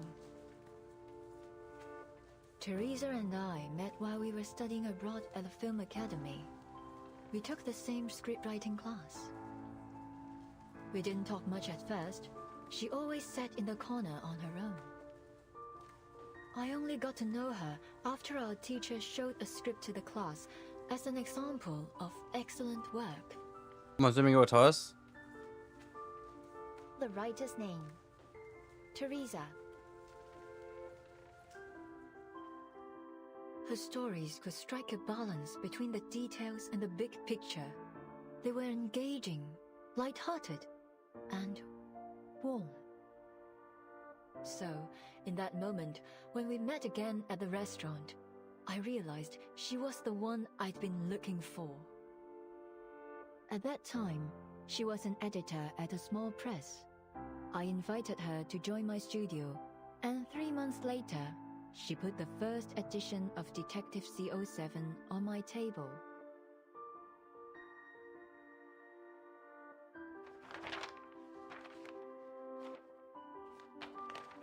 So, 你覺得點啊？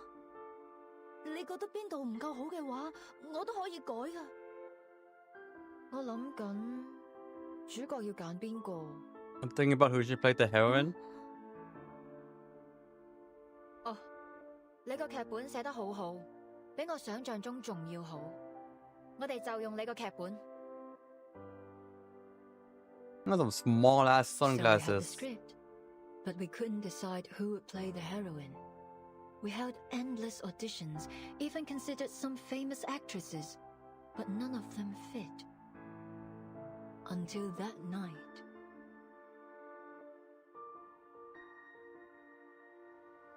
頭先嗰幾個你覺得點啊？我覺得最後嗰個好似都 OK。唔得，佢唔夠 sharp。你都睇得出㗎。既然睇得出，就唔好焗住自己揀。我唔想將就。但係萬一現實生活裏面根本唔存在呢個完全符合我哋想象嘅完美人選呢？萬一佢只係我哋諗出嚟嘅，咁點算啊？咁我就會一直揾，直到喺現實世界揾到為止。You'll keep looking until she's born.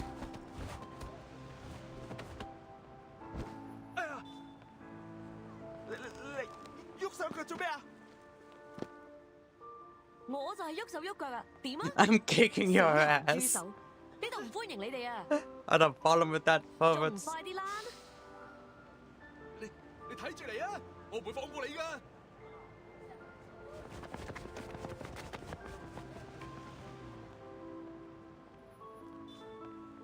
哎呀，大鑊啦！今次嗰兩個古惑仔附近出晒名，佢哋肯定會翻嚟報仇噶。我知你睇唔慣佢哋對個靚女行豬手，但係人哋都唔出聲啦，你嬲咩啫？你咁搞法之後我點做生意啊？唉，今鋪真係俾你累死啊，阿星！得啦，事頭，我走。佢哋再嚟就叫佢哋嚟揾我。Oh, she looks cool with short hair. 嗱，鋪頭鎖匙，你記得早啲嚟開門啊，唔係啲熟客等到戇居居。阿星，你，哎呀！ Person Honor resigns to taking the key in silence. Without a backwards glance, the ghost steps down from the door. I need to be quickly stopped. 睇嚟你啱啱失業喎。邊位啊？關你咩事啊？我有份工介紹俾你，你對做戲有冇興趣啊？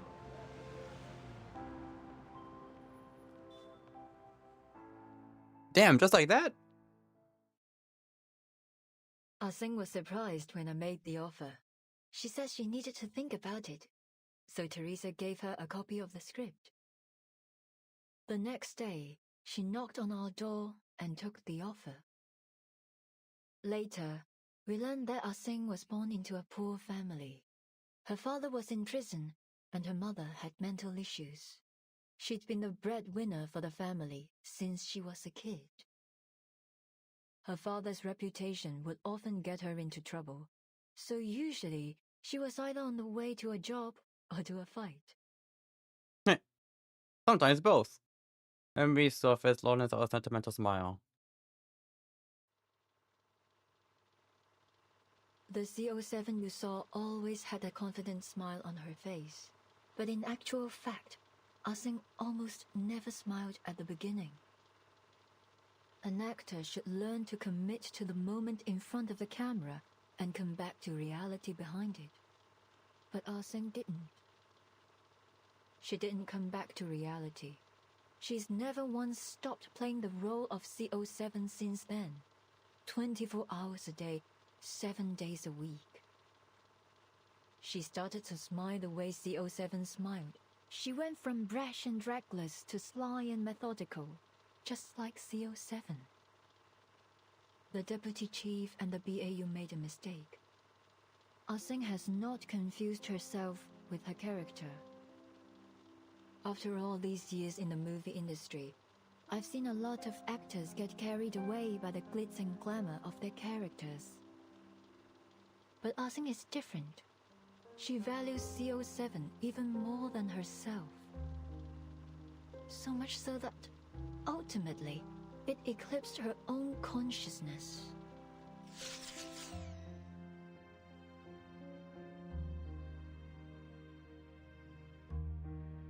Miss Liang, you asked me which rumors about CO7 and the three of us were true. Now I can give you an answer. Most of them were. Now maneuvers her wheelchair to the desk, pulls out a file from the bottom drawer, and hands it to Liang. The file is heavy. Liang moves it up to find an aged photograph. Is this? People have been posed together, their identities are obvious. I'm assuming when they want an award for A lot it? of attention after the release of CO7. Put a magnifying glass up to anyone, and you'll always find imperfections. We were no exception. Ah-Sing was as stubborn and uncompromising as I was.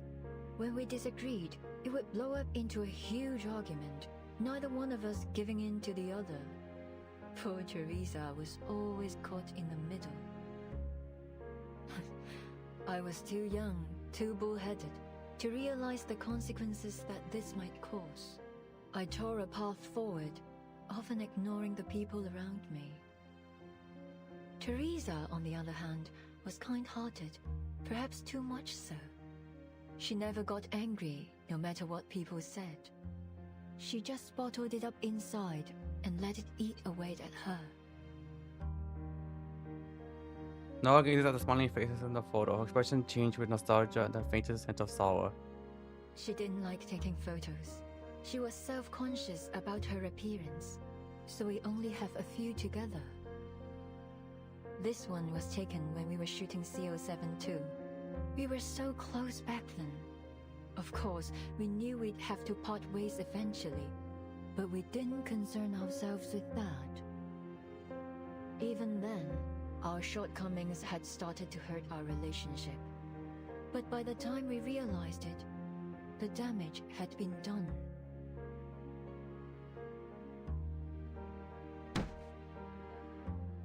唔得，呢個結局太離譜啦！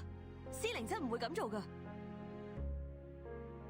When we were making CO7-3, Ah-Sing was up in arms about the ending. In the sequence, CO7 tracks a criminal through a Shehua parade, hoping to finish him off herself. But when she finds him sitting at home with his family, she changes her mind. Ah-Sing didn't like it. She said that CO7 would punish the villain for what he's done, that she would never change her mind. We had countless arguments over this ending, and of course, we never reached a conclusion. 得啦得啦，到此為止。我哋咁嘈落去都冇意義。我有個提議。I have an idea. Uh-oh. So I cheated. Were I in the same position now, I'd solve the problem more delicately. But I was a jerk back then. The only thing that mattered was the movie. I couldn't care less about what people thought, including my heroine. I asked Teresa to write an alternative ending, and told Ah-Sing that we'd shoot both endings and pick the better one together. She agreed. But you didn't keep your word. You released the movie with the original ending. It turned out to be very popular, but Ah-Sing saw it as a betrayal. At the premiere, she announced she was quitting the new art company that the three of us had founded together. I didn't stop her. Teresa tried to mend our relationship, like she always did. 我寫咗個新劇本，唔係407續作，係全新嘅 For 故 CO7 仔。 make a completely new one. 如果你哋覺得有意思嘅話，我哋下一部戲可以拍佢啊！我自己拍咗部片花，雖然好簡單，可能拍得唔係幾好，但係可以嘅話，我哋一齊睇啊！ It was her proof of concept for reunion of the three swallows. I knew Teresa had always wanted to put an end to the CO7 series and write something she was really passionate about. Perhaps she thought a new story would help Ah-Sing move away from CO7 and become herself again. Unfortunately, when she came to show us the script, Ah-Sing and I were in the middle of a fight. 唔使啦，我唔會再同你哋拍戲。阿星，等陣啊Ah-Sing had always been kind to Teresa, but on that day, she pushed her out of the doorway and stormed off. Well, as I said, I was a jerk.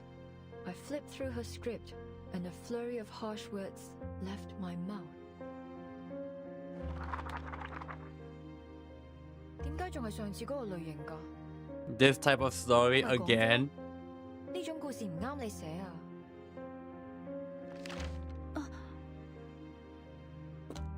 The script along with the wheel is shoved back into Twist's hands without a second glance. In the end, neither Ah-Seng nor I cared enough to watch Teresa's sizzle reel, even though she tried so hard to present it to us. That was the last time we saw Teresa. That fire. Yes, that's why I'd pay any price to get that film. Her script was burned to ashes in the fire. I need to know what story she was trying to tell. I suppose Ah-Seng feels the same. No addresses towards the file. This is what you wanted to see last time you and your officer friend visited me. You mean the threatening letter? It's not a letter, actually. Is it a series of letters? Let's down the photo and pulls out the remaining contents of the file. It's an age script, but it's covered yellow by time. And Adeline wipes her eyes. She answers doesn't regret what she's holding. It's the script of Detective 071. The original. The one Teresa handed to Ah-Seng all those years ago.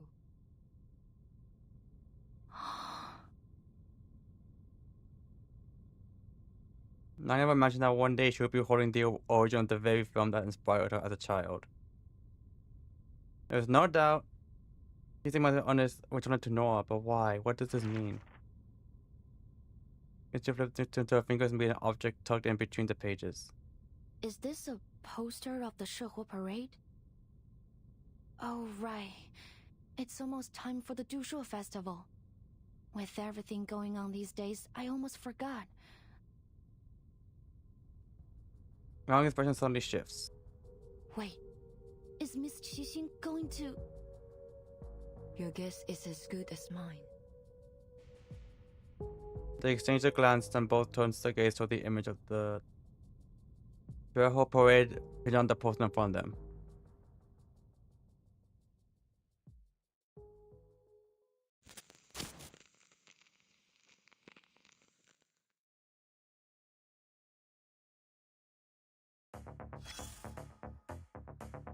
So she's acting out the grip of the first play.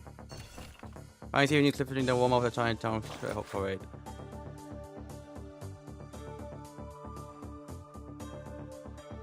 The usual episode began, launches the Chinatown begin alive with the assignment of the parade. Humans and Arcanes soon come together, which pray for a year of peace and prosperity. Currently at the Chinatown community center will house 12 sacred arcane idols, marking the starting point of the parade. Being Principal Wong, who is this year's summoning official, who details more about the role in the festival. The summoning festival is responsible for reciting the summoning rites and inviting the idols. After launch, the rotating god of I don't know pronounce these. We placed on the pelican. Some of the parade members have already gathered outside.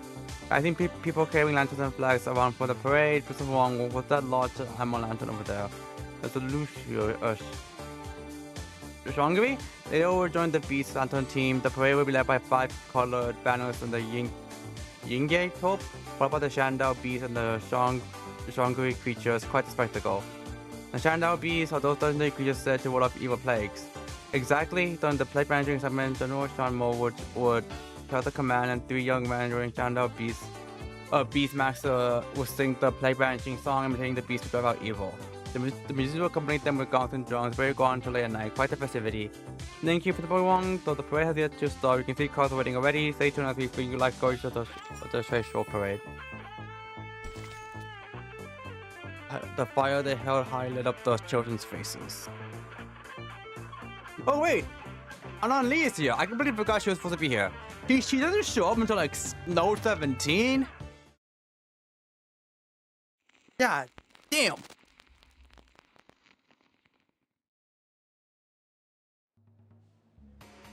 Wow! Look at all these people! Oh, we should have come earlier. I can hardly see a thing from here. And whose fault is that? You are the one who took ages to get ready. Anyway, at least we haven't missed much. Looks like it just started. I heard there's a new event this year. I wonder what it is. Not an event. A film crew's shooting a scene during the parade. Apparently, they already talked to Mr. Shao and said they wouldn't cause any trouble. Let's go check it out. Maybe we can get into one of the shots. At the busy time of year in Chinatown, the streets are filled to the brim. For those with keen eyes, some outliers can be spotted among the crowd. This is C2. All clear. Copy. Group C, all clear. No sign of target. All units, stay in position. Wonder how the Vigil Girl and Eldon are doing. Having ended the transmission, the officer glances to the Chinese restaurant at the street corner. Despite the bustling crowd, the sign on his door reads "Close." Do I really have to go outside like this? Deputy Chief Eldon stands awkwardly in front of the mirror as he stares at the bright-colored traditional outfit he's adorned in. The man across from him sneers, shouting his last shred of hope to be safe from it. No, you need to paint your face too. I'm not gonna let you join the parade looking like a weirdo. You're the one who said that the parade needed guards in case there was an attack. Have you changed your mind? I'd be more than happy to kick you out here. Sorry, but your profiling and a BAU report seemed like a load of crap to me. If someone does attack the parade, I'm sure we can handle it ourselves. Listen, I won't pretend to understand the meaning behind all this. But what I do understand is that this is one of the most important events of the year for the people of Chinatown. The target could strike at any time, so we need to be prepared. No one wants to see a celebration turn into a nightmare. Why didn't you say that to your men? They are the ones who've ignored the Chinatown all this time. What a hypocrite. He glares at the officers with clear distrust in his eyes. Before tensions can rise anymore, the girl beside him cuts in with a smile. It's like Uncle Zhao, today's our big day. That my goat. Face of yours is gonna scare this guy straight off. I was about to say, Bo has never smiled once in his life. They are doing this for the right reasons. What we've got to lose. Besides, we could really use a hand right now. They can make up for our manpower shortage. Now, give me a big smile, lah, before your long face scares off our good fortune. You always a sweet talker, aren't you, eh? He huffs and glares, but eventually waves it off. Fine, but you've got to look the part if you're gonna be in the parade. I don't care what your mission is. Your mustache is not long enough for you to troll it. I'm sorry, dude. Oh, you, Blondie! Tighten your belt, or your pants will fall down with your dance. And the big guy over there... You need to have a more glorious mustache. And that's just your standard mustache. You haven't earned the right to troll your mustache.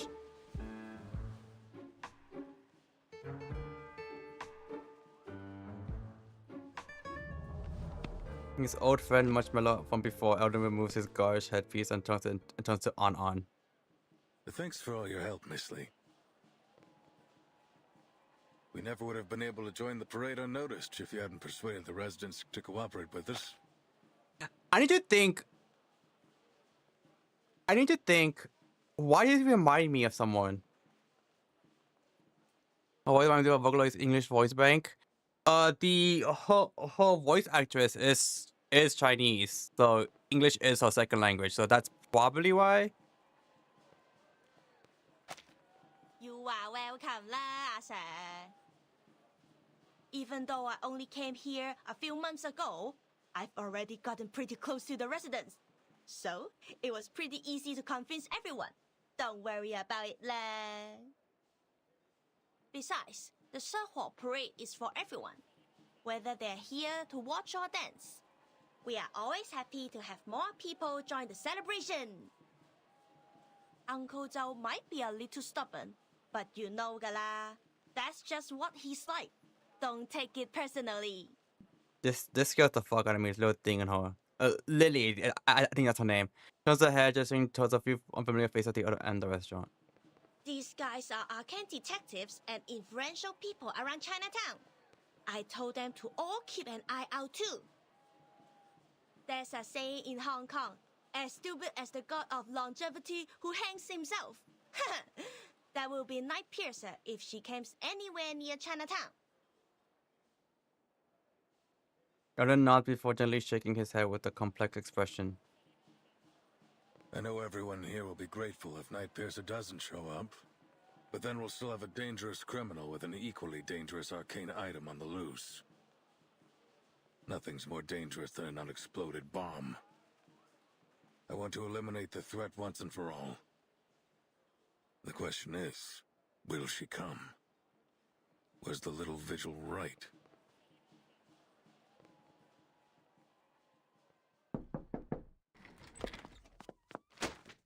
Late last night, Liang knocked on Eldon's office door. She returned from a morning rejection with renewed determination. The Shihua parade, sir. The time the division of campus was still brightly lit, with most officers tracking the brains to track being seen without the sex. There was when Liang had stormed in with her important collaborator, ignoring the puzzled glances from her colleagues, and slammed a thick stack of reports onto his desk. Miss Noah isn't like any of Qixing's previous targets. She's much more important. Miss Qixing still can't accept the way Miss Noah ended Detective CO73. That's her motive. The ending consists of two major elements, the Shihua parade and the villain who should have been punished.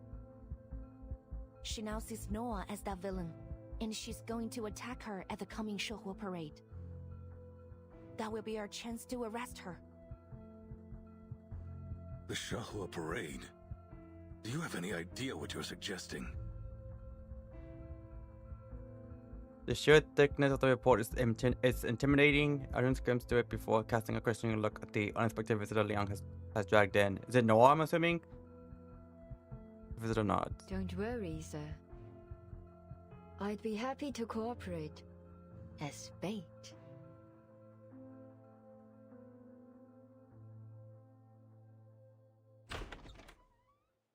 Asing will come. I promise. The sound at the back door opening breaks Eldon's thoughts. He looks up to see Portier pushing Noah's wheelchair inside, Loggerhead following closely behind. As far as I can remember, she's never been late to anything. Peeps, why aren't you dressed up? I've been looking forward to it all day. Wow, so many people. I'll make sure I capture some great memories of this. Noah remains her usual unruffled self while Portier sees her colleagues and Loggerhead eagerly looks around. Eldon sighs and rubs his forehead. I understand that the festival atmosphere is exciting, but you ladies need to remember that we're not here to celebrate. There's a tough fight ahead of us. Portier, you sure you're healed up? Of course, Chief. You've approved my participation in this operation. It's too late to take it back now. Eldon looks her over. Clearly she's alive and well, but he still carries concern on his face. Eventually he sighs and nods. What about Miss Latham? You've been proven innocent, and I heard the Foundation told you to await orders. There's no reason for you to be here. Eldon's words draws everyone's attention to Loggerhead. Her head twitches slightly. Have you seen this place? It'd be I weird wanna join to in stay too. in my room alone when everyone's out here. Don't you think? Anyway, I'm waiting for Scott to wake up from her coma. I want to ask her why she stole from the Foundation and pinned it on me. I need to know what she thinks about me and our friendship. If I let you guys do all the work while I just wait in my room, I won't be able to question her without feeling insecure. I know I might not be all that helpful, but I'll do everything I can. The camera lens almost seemed to flash with something resembling a plea. Miss Latham's being modest. As a staff member of the Arcanum Containment Department, she knows how to deal with that film reel better than any of us. She may forget things, but she still has a wealth of knowledge. Her experience might just make the difference between failure and success. All right. You've got a point. Miss Latham, thanks for lending us your expertise. And finally nods, Loggerhead lights up. Great! Just leave it to me. I can deal with the film. I've rewatched all my related memories, so I remember every detail, even down to the scratches on its surface. Loggerhead's officially permitted to join. With Loggerhead permitted to join the fundamental operation team with the last to arrive. There you are. Oh, she looks cool. Everyone was gone when I left the changing room. I thought something was... What's wrong? Wow, the costume fits you so well. Fancy, whoa. It doesn't even look like a costume. Much fancier than that. You are like the best parade dancer I've ever seen. There's no way the night piercer will spot you. Look at her, Uncle Zhao. So cool, huh? Chinatown investigators scrutinize Liang from head to toe before letting out a derisive snort. Is that the Liang's family ritual dress? Let me see. Good. You're wearing it right. Nice to know that at least some kids remember their traditions. You better not dishonor your family wearing this, kid. My thoughts exactly. Everything's in place. You sure you can perform this time, Vigil? I don't want a repeat of last time. The alley out back's empty. Show us what you got. He gestures to the officers, motioning them to line up before Liang.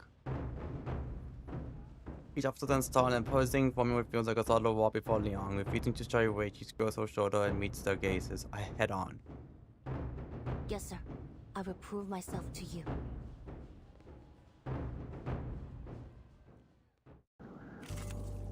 Oh shit, what the fuck? Who the fuck are we fighting?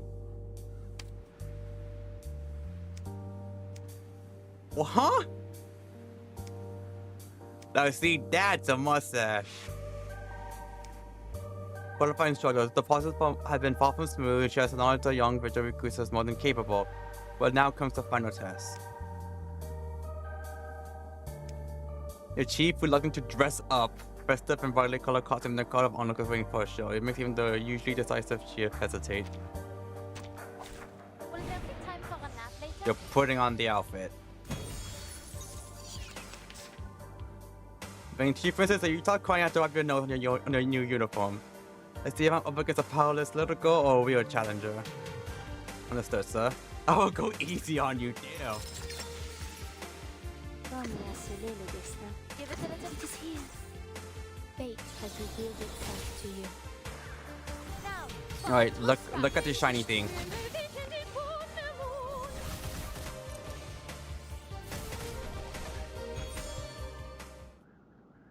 I acknowledge you now. Not bad. Good, looks like you wasn't just our talk. I did my best to restrain myself. We haven't examined what the real something even showed up. Coward, keep fighting me. The several rounds of trials, the young remains standing, her expression firm and determined, her gaze burning with resolve, satisfied elder nods. Looks like I've got nothing to worry about. You ready, kid? He rolls up his sleeve and checks the time on his watch. I was gonna say, I'm pretty sure Liang is like... Parade's starting soon. I'll go get dressed. stronger The than like rest of you... 99% of people on the I need force. to talk to Miss Liang. Could you give us a moment? Don't be late. Claudia glances at them before following the others back inside. The alley suddenly feels empty. With calling for no speak, she never does. She simply stares at the distant lights, as if the referee and noise belong to another world. Eventually, Leon can wait no longer. Why me, Miss Noah?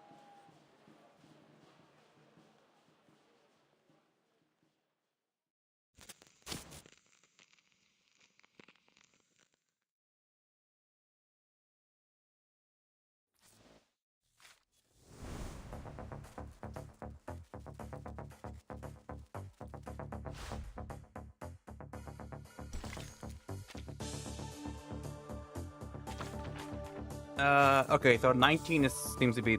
Okay, so we're close to the final boss. The fruit taker must be returned to the fruit taker must be returned to the branches.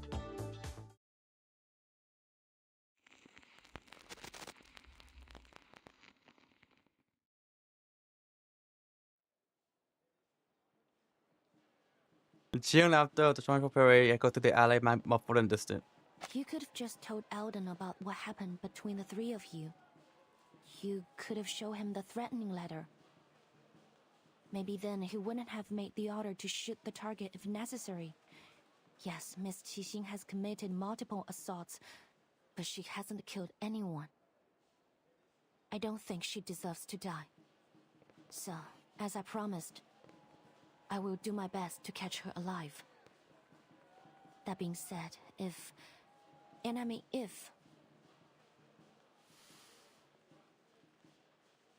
She takes a deep breath. If drastic measures have to be taken, I will not hesitate. Young final words are anything but polite. She holds her breath as she awaits Noah's response. After a brief silence, Noah speaks. Ah-Seng was a good actress. Young anticipated all kinds of responses from Noah, but not this one. Huh? Yes. She was a skilled martial artist with remarkable control over her arcane skill. But that's not what makes a successful actress. Before we'd even start shooting, she'd have everything memorized. Her lines, her movements, even the details of her expression. She'd take as many shots as were necessary to get the scene right. As you know, I was a perfectionist, always taking it too far. Many of my crew quit halfway through my projects. Even Teresa struggled sometimes. She told me more than once that she couldn't do it anymore. Only Ah-Seng could keep up with my pace. In fact, she'd often be a few steps ahead.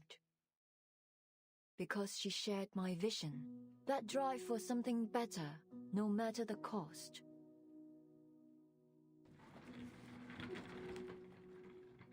She was a good actress indeed. I know that we'll probably never be partners again, but I still don't want her to be treated like this. In our memories, Noah was always smiling. Sometimes friendly, sometimes distant, with the mischievous of a child, or the cunning and yielding pride of a woman totally in control.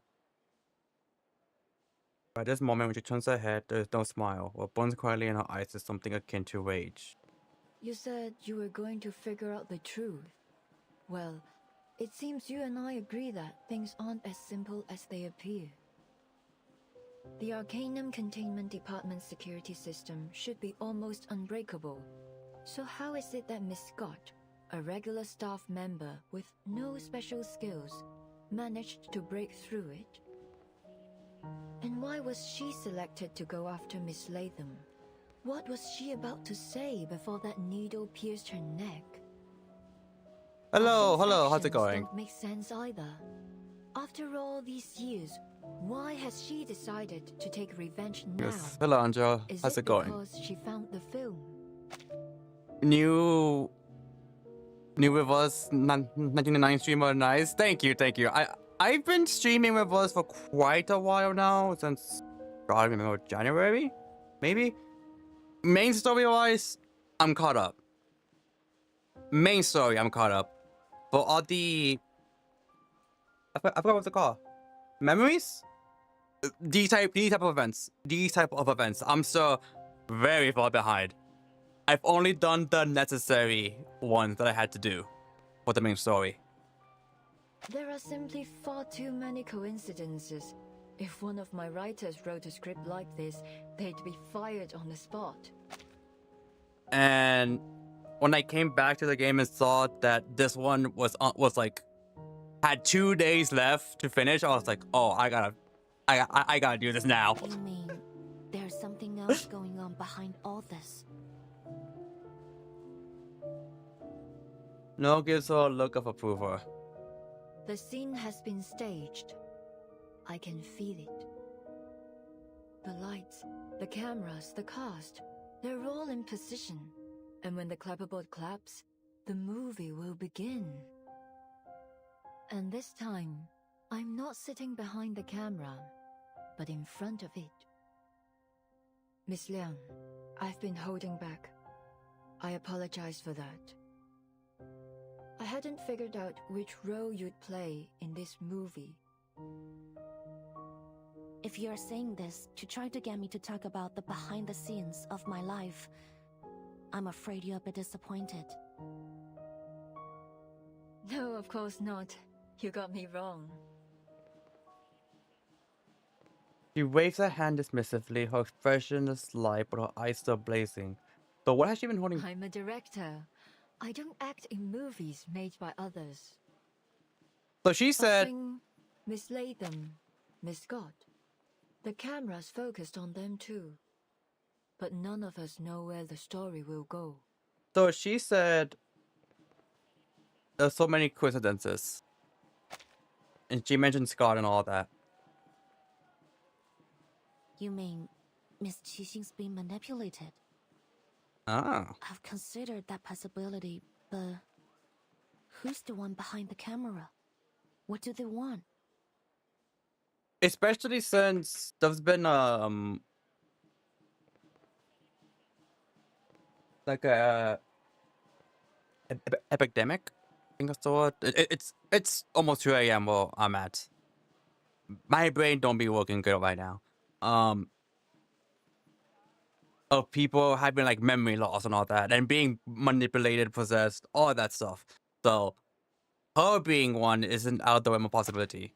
All I know is that if Ah Sing continues down this path, there will be no happy ending for her. I understand that she's trying to reach something she's always strived for, but whoever's orchestrating this won't let her get it. I've done that to her before, and it was a huge mistake. I won't let that happen again. What are you going to do? No smiles. Since coming to Hollywood, there's one thing I found difficult to accept. The producers always stick to the script. They're obsessed with it. Changes are incredibly rare. But that's not how we do it in Hong Kong. The script's finished, and so what?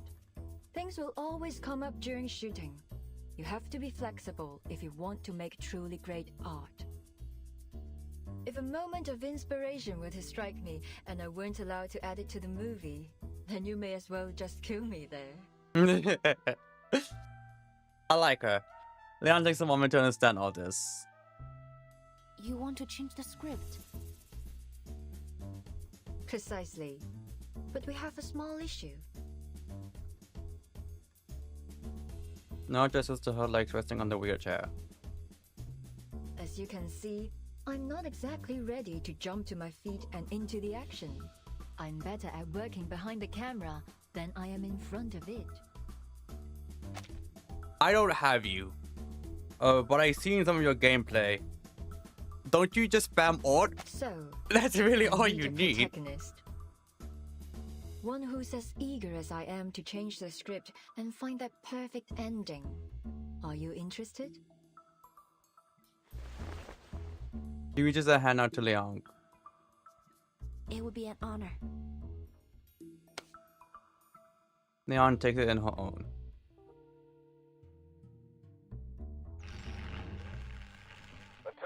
Attention please. Noir will be shooting a movie during the Showdown parade as planned. Let's go over the plan one more time.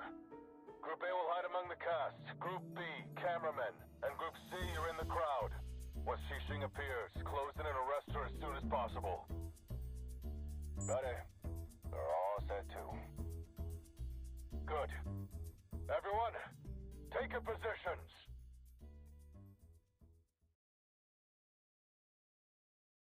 I'm looking at Vancouver version to be aging on 30. I can't relate, unfortunately. Hold on.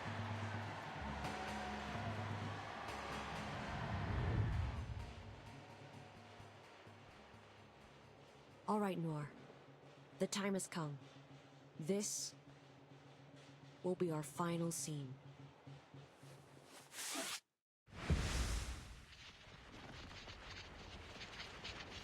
Oh, hold on. Huh? What's going on? That light's so bright. Whoa. I'm feeling kinda dizzy. Mummy. I say your skin's moving. Your skin is separating from your body. It's from reunion of the Three Swallows. I'm no doctor, But how did she? but I don't think it's supposed to do that.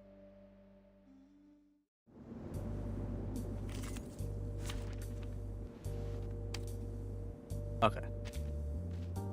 One thing I'll say that's actually one of my most biggest fears is getting dementia. Will there be time for a nap later? Like, I will not risk that on my worst enemy. Those twisted shadows swimming all over.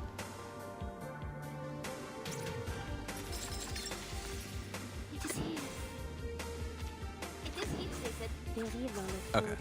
Oh, this lens! Now, for the true stuff. Pray, caught in the woven net.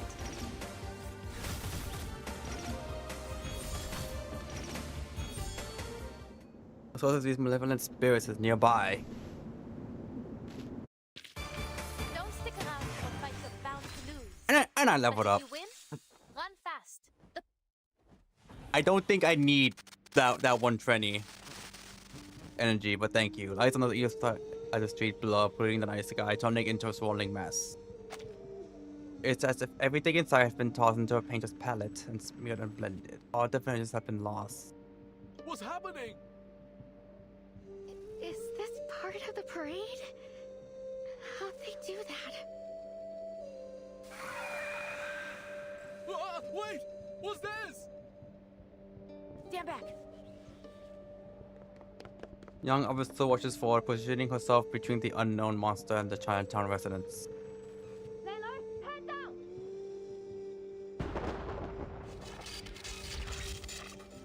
Jesus, Anandi. Easy. Thank you.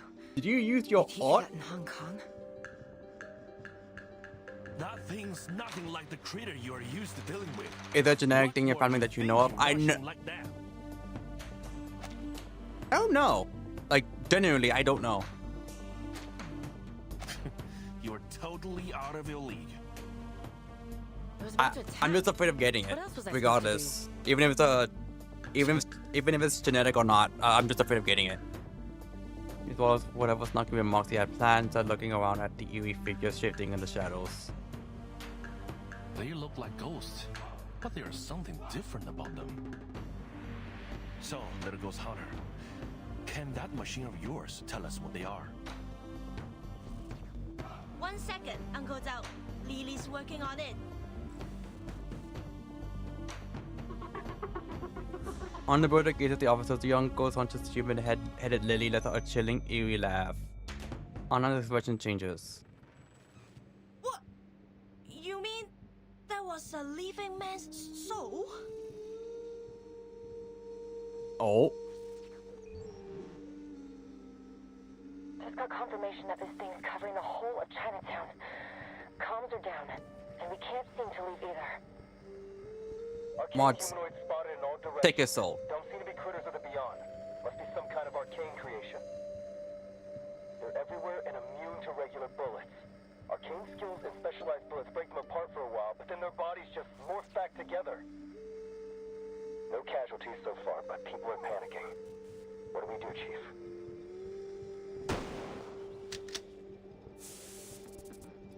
Sorry, not my type.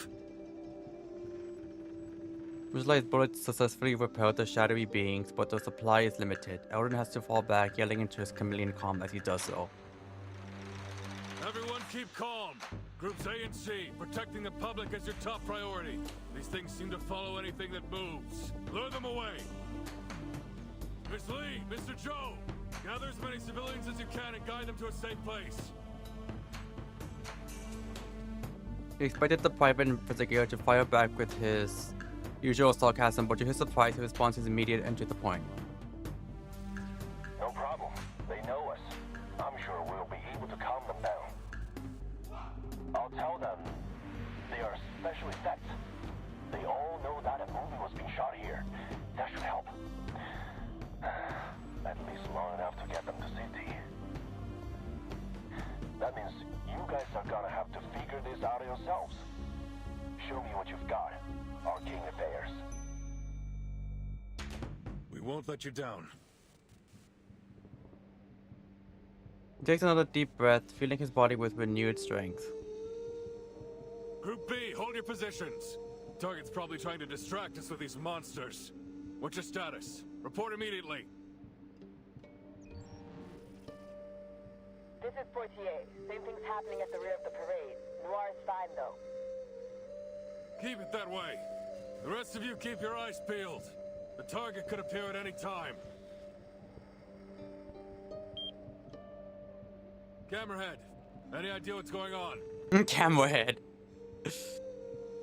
The Arcanum Containment Department employee is the person most likely to understand the current anomaly.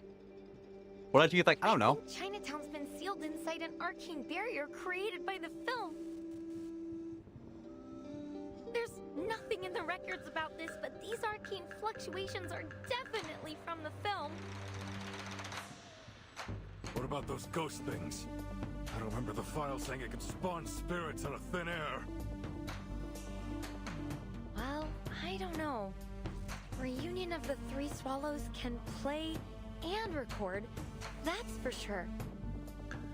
But even if its power has been enhanced somehow, it probably wouldn't develop a completely unrelated ability. You are right, because it's not unrelated. Anand's voice crackles through the communicator. Even the usually carefree ghost hunter sounds a little tense. Remember the film's victims? Part of them was taken away by its record ability. What they lost was part of their spiritual energy. Yo, what's up, Dom? They are Sawan Tapa, or free souls and seven spirits. These monsters are actually the Sawan Tapa of the victims. Oh, Spiritual energy? just a bit too late. Do that? The chilling appearance of the phantoms make it difficult to connect them with what Anon has declared them to be.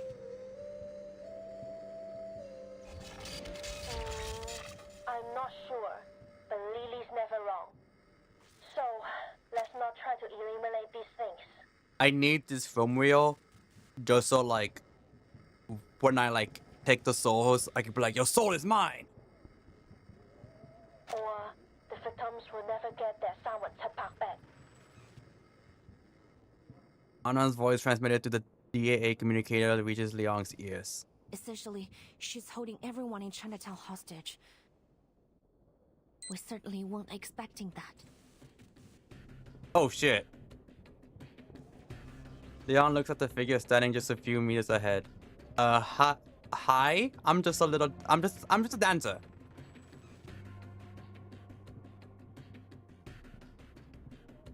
I'm just a silly little gal. You have no way of knowing that the one responsible for all this is standing just a few steps away. I didn't want it to come to this. This was between me and Noir, but you just couldn't leave it alone, could you? So here we are. How do you feel this one? I remember Detective 07 Awakened Sleeper Agents. Sounds like you already know what this film reel is capable of. Good. Saves me the trouble of explaining it. So far...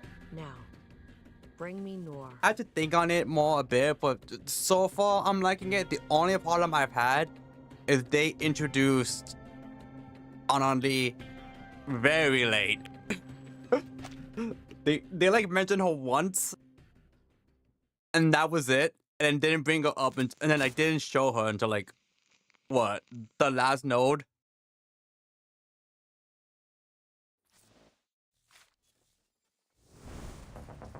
Currently, that's my only main gripe.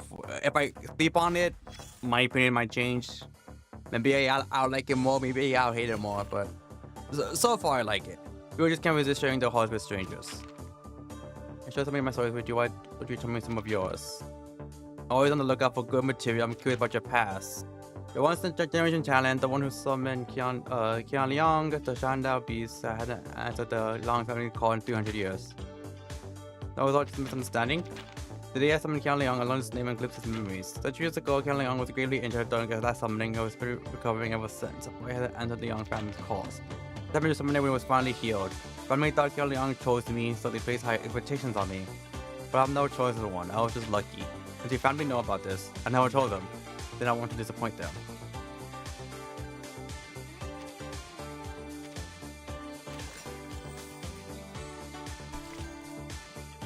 Judge what people see and what they...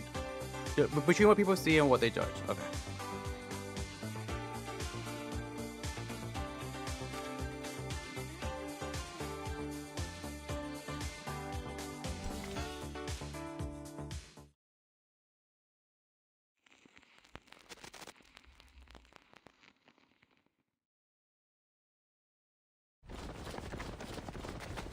Target spotted.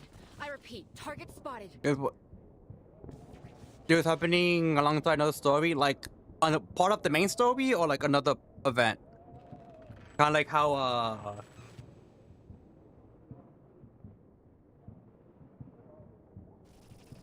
it was Jay's and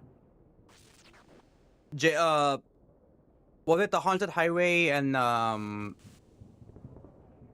Golden City events were like basically happened at the same time, or at the very least like right after the other. In the moments the plainclothes officers was, the arriving police evacuate the crowd and seal off the streets. The ending is unironically top 2 of the characters, and still the best Chinese New Year's patch. Ooh. What's going on? Who are they? The Nine Storm has a lot of events. Yeah. Thankfully, I'm caught up on the main story. I've caught up on the main story. I just need to do the events. All the past events. I've done the ones I've needed to do for the main story. So like Haunted Highway, Golden City, the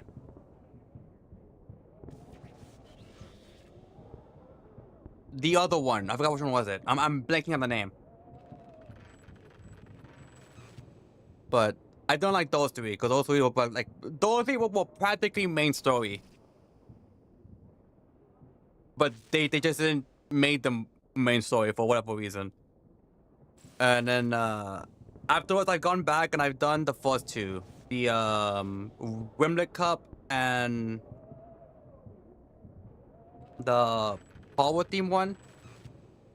Forget the name. Impressive, Night Piercer.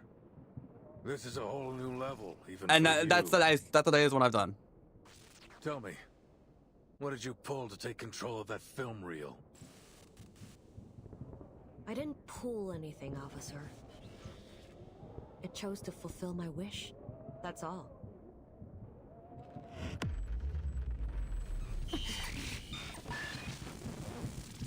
Without warning, an excruciating sharp noise tears through her skull, sudden waves of vertigo crashing over her.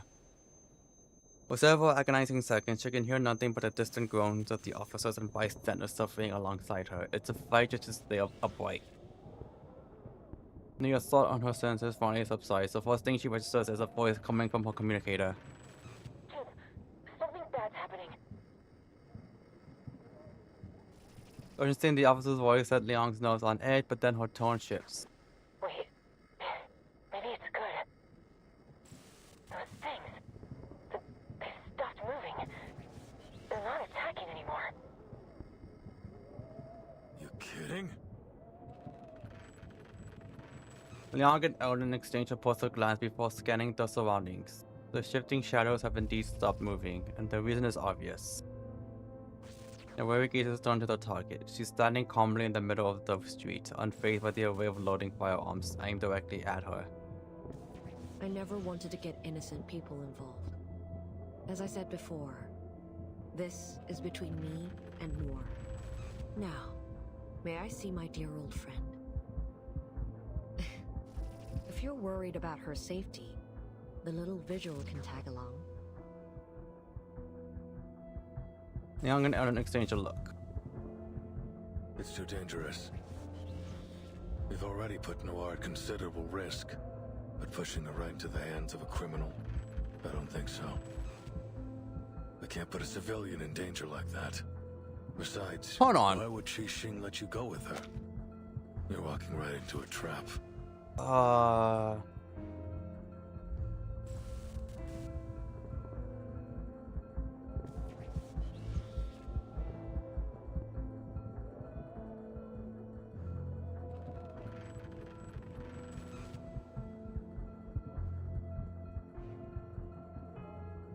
Never mind.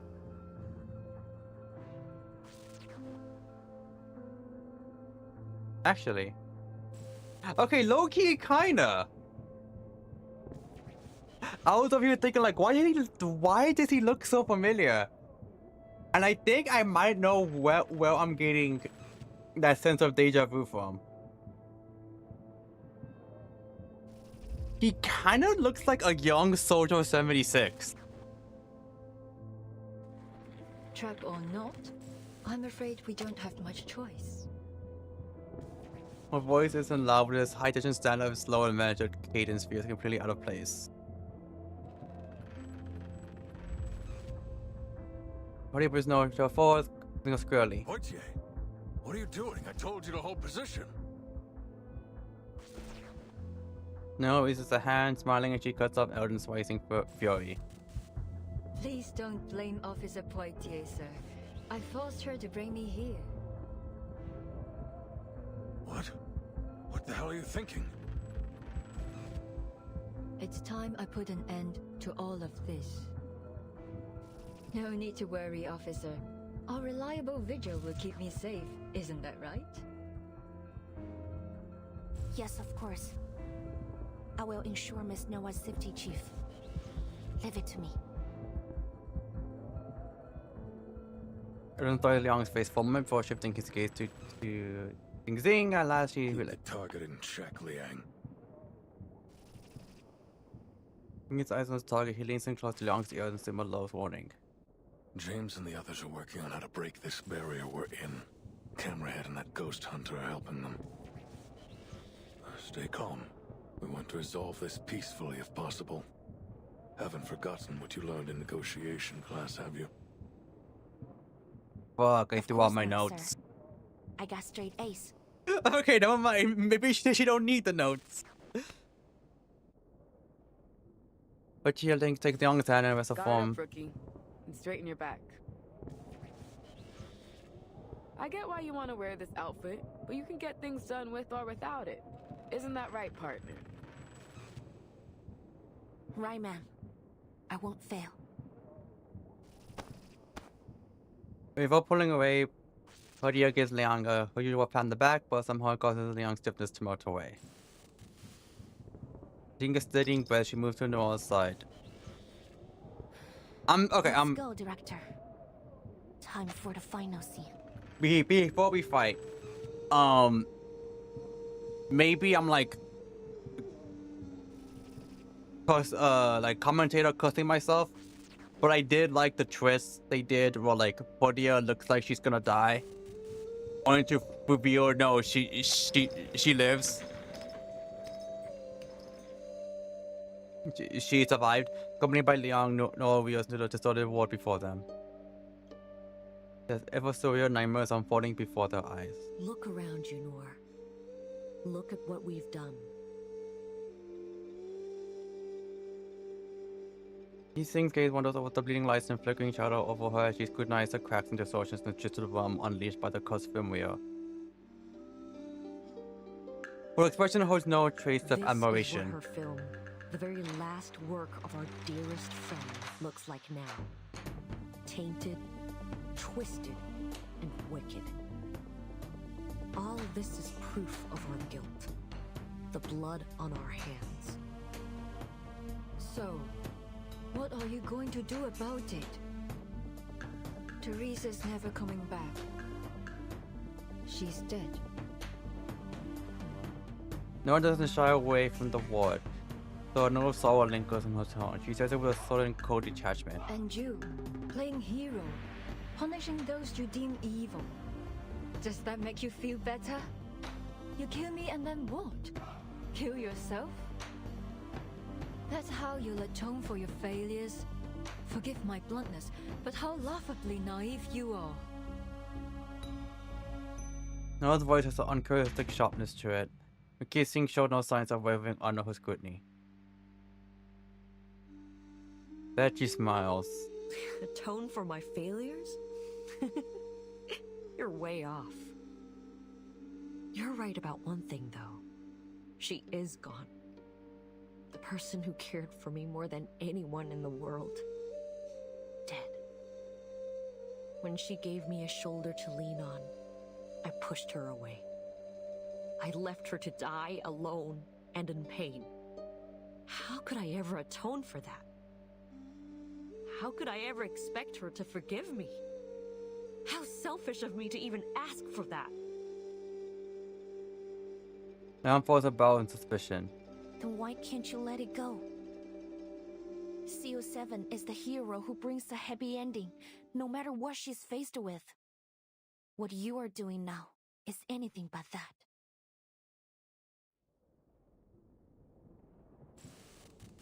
The hero who brings a happy ending, no matter what she's faced with. That's what I said in the behind-the-scenes interview of CO7 too. I'm surprised you even remember that.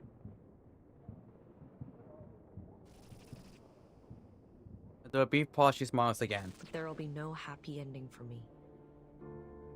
You probably heard that. After she died, I starred in a few movies with other directors.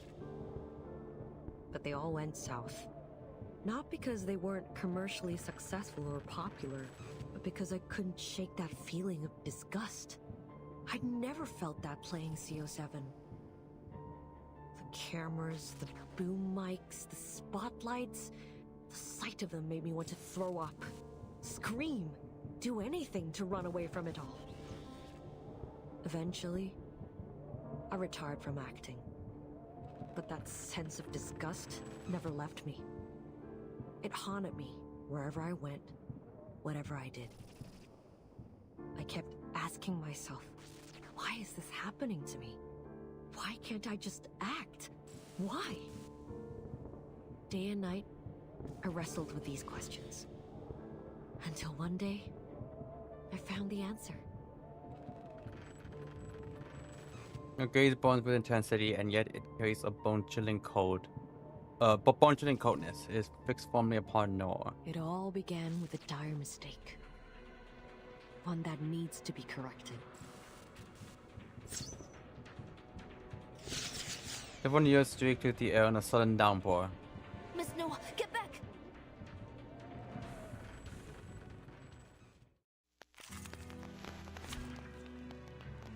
Oh boy.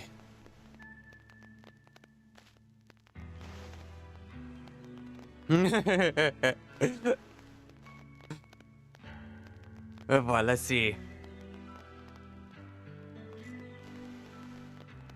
Reunion of 3 swallows, go save in 12 rounds.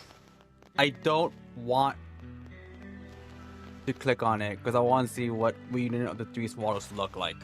I wasn't wrong about you after all. Oh. All our countless choices have led up to this moment. But not all of those choices were made willingly. No. Some of us had no choice but to fight over scraps in the dark corners of society. This time, though, it is my choice, my own will. And I'm fortunate to have you playing opposite me. I can see it in your eyes. You're not playing the role of a hero or an officer. You're yourself and nothing less. What about you? Is playing the role of a murderous villain really what you want? The answer to that is yours to find out, little Vigil. Will there be time for a nap later?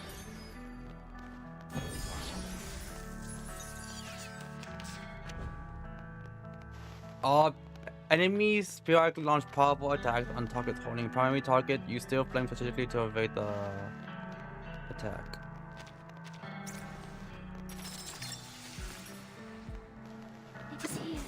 I'm scared to actually press something. I'm just like, oh, she just might die in like one hit.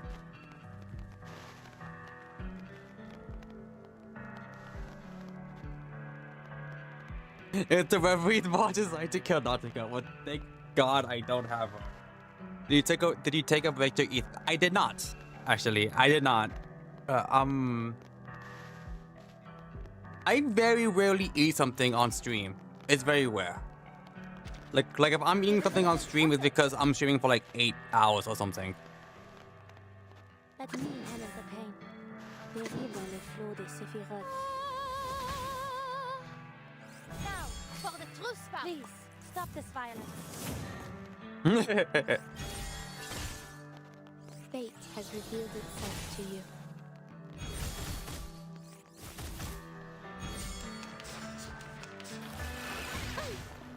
There's strength in restraint.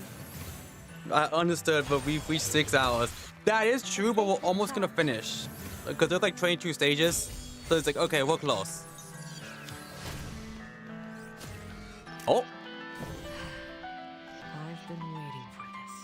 Get the camera rolling, Nora. At last I'll get the ending I always wanted. Huh. Looks like there's no stopping you. In that case, I'll make you stop. A word of warning. Don't leave your friends stranded. Their lives are in your hands. I ain't gonna do shit. I'm gonna see what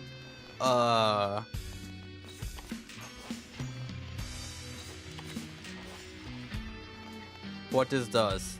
Even if it kills me. Go ahead, do your worst.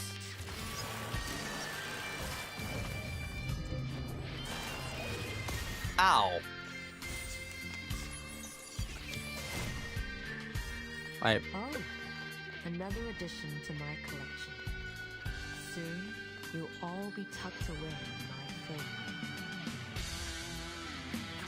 Oh, the song though? The destination is set. Hold on. I can hear it. The destination is set.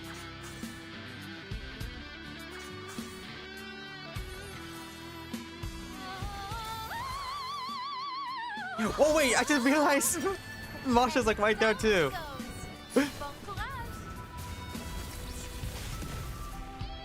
She took my identity. Enough of this, Cecile. Stop this feudal resistance and face reality. No matter how hard you try, you can't change the past. You can't undergo without Busca because he eats to hold his life. Oh, huh. No, little Vigil. This isn't my curtain call. Not yet. Uh-oh. Watch out, Liang. Are there any injuries? Just give me a shout. I'm here to help.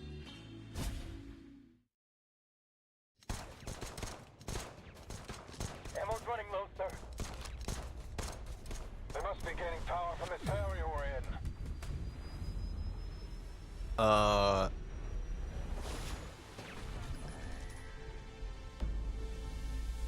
Okay, she looks fucking cool though here, I gotta admit. Born with a silver spoon Oh, farming. and exceptional talent.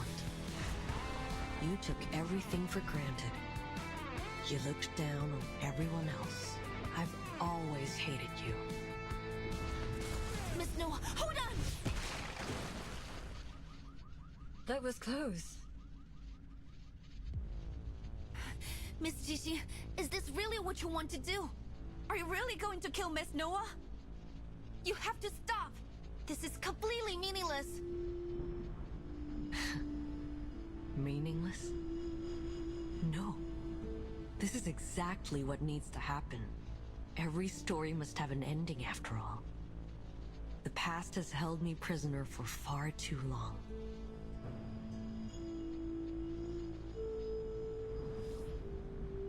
Okay, hold on. This looks like a Digimon. I need an ending, a conclusion, so I can finally leave it behind me. Only then. The thing behind her kind of looks like an enemy from Digimon. Grand finale. Qiangliang, impossible. You didn't chant the incantation. This time, I won't hesitate. You're my inspiration, Miss Jixi. Like the countless kids who were once lost.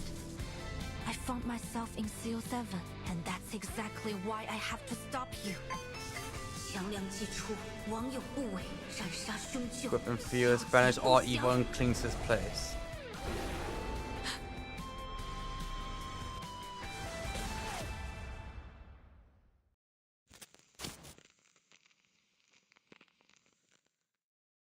You get the vibes, right?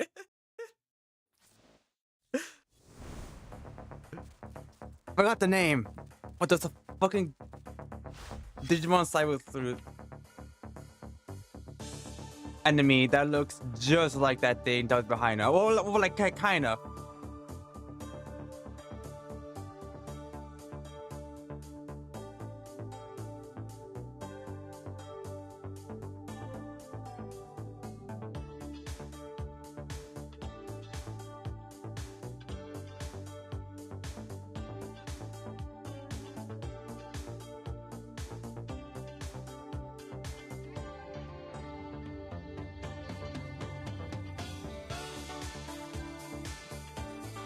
Can I get the photo at least?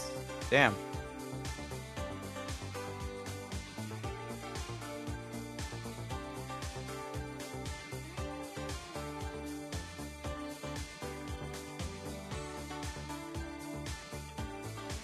Okay, okay, I can, okay, yeah, I kind of see it. It's not like an exact one-to-one, but it gave the vibes off that.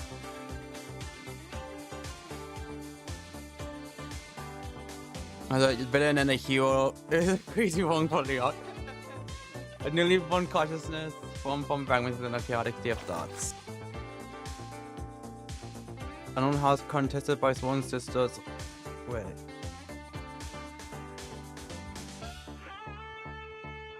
Unknown house contested by sworn sisters is reduced to winds in a fire. Going ash, the three lie amidst the rubble, drinking beer from a convenience store, gazing out at the sunrise. I must finish this film. This must finish. Only then can I be whole. Oh, at the scene, an old woman drops her cane, crying tears of joy. I'm cured. My family won't need to spend money anymore. A classic technique, blending social issues with sentimentality. At the scene, a man kneels, crying out, "I'll kill that con artist. I'll avenge my mom." Perfect emotional outburst for the film's midpoint. A woman paces, at the scene, one paces around after watching the film Caesar. She mutters, "It isn't your usual work. The real heads of your hatred. It reeks of malice. I'm not like the others. I'll believe sinners must be punished.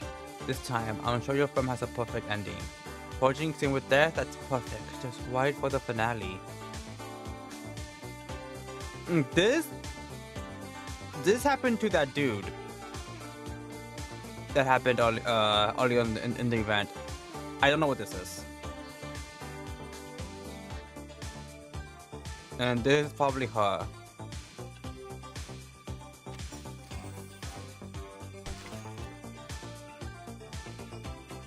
The light fade. If I was walking, her eyes fading slowly. And you get to have the final play with your idol, but you're the hero and she's the villain. Wait, honestly, poor Teresa. Burning flags spits the darkness sky in two, and a thunderous war scatters the shadows of fear and unease and forgotten in an instant. Every head turns to the place with a lightning stroke. You see a colossal beast standing in solemn majesty. The crowd falls silent, and a young woman's voice cries out. It's Qiangliang!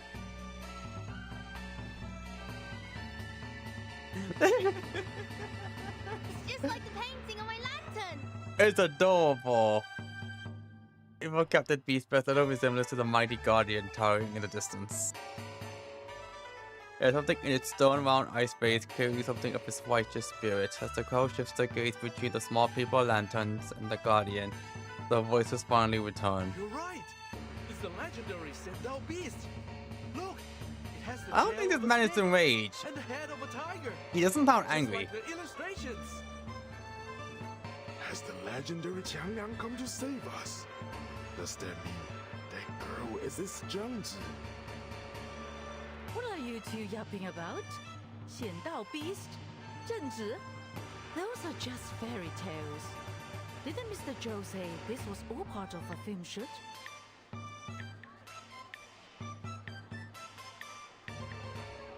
That's right. I told you this was all for a movie. Why don't you guys believe me? He's probably shitting himself seeing this. He's like, oh fuck. Oh, come on!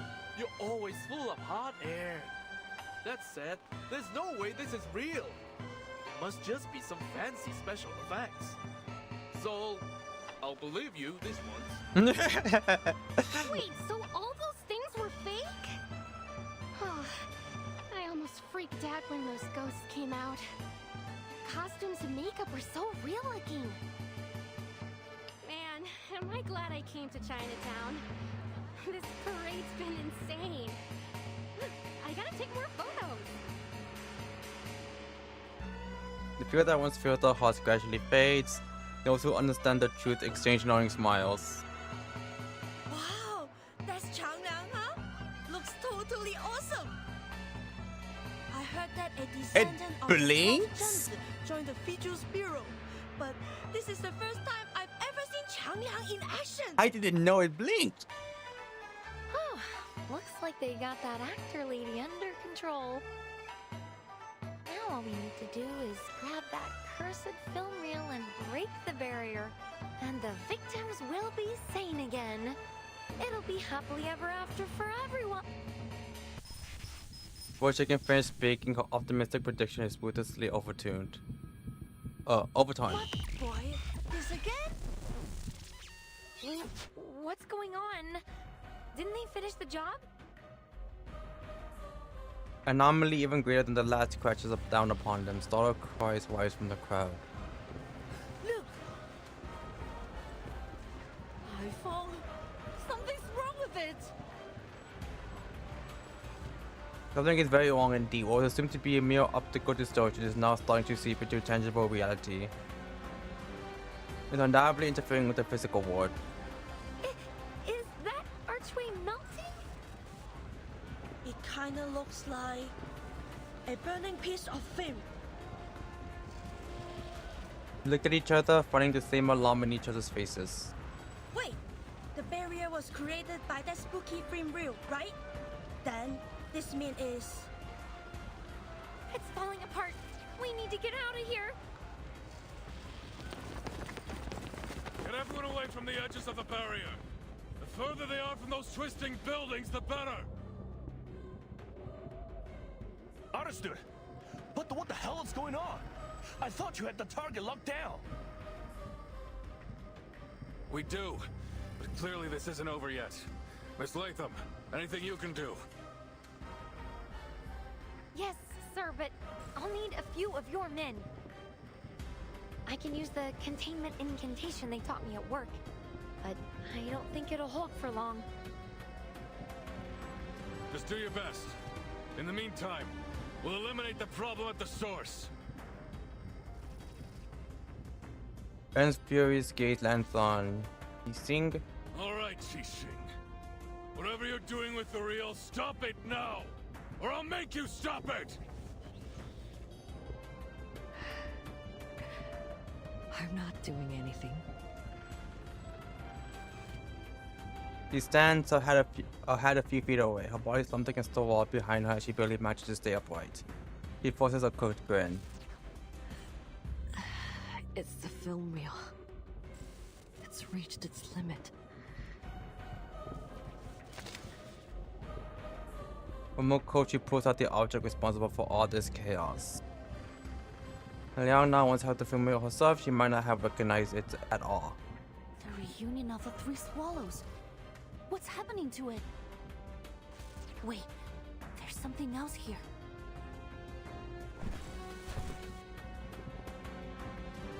No doubt about it. Evil spirits. An insane number of them. Anan shows through the crowd, watching to Xing's side. One glance at the film reel, her face goes pale. On hearing Anan's words, Liang's expression darkens. So you think so too? We had a similar encounter at the city hall not long ago. Mr. Wang must have lost some of his spiritual energy to the film reel, leaving his body open to wandering evil spirits. Since then, I've suspected that. An easy speculation lodges in her throat, but Anan voices it for her. Of course! I should have realized earlier!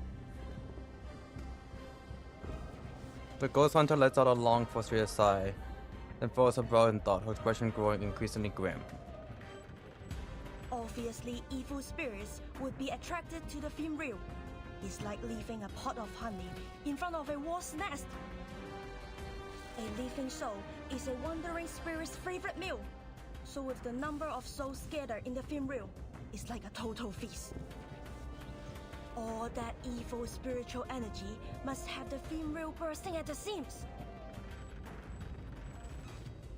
Anan scans her surroundings, a lump in her eyes. The collapse is approaching fast, as if reality itself is about to be swallowed whole.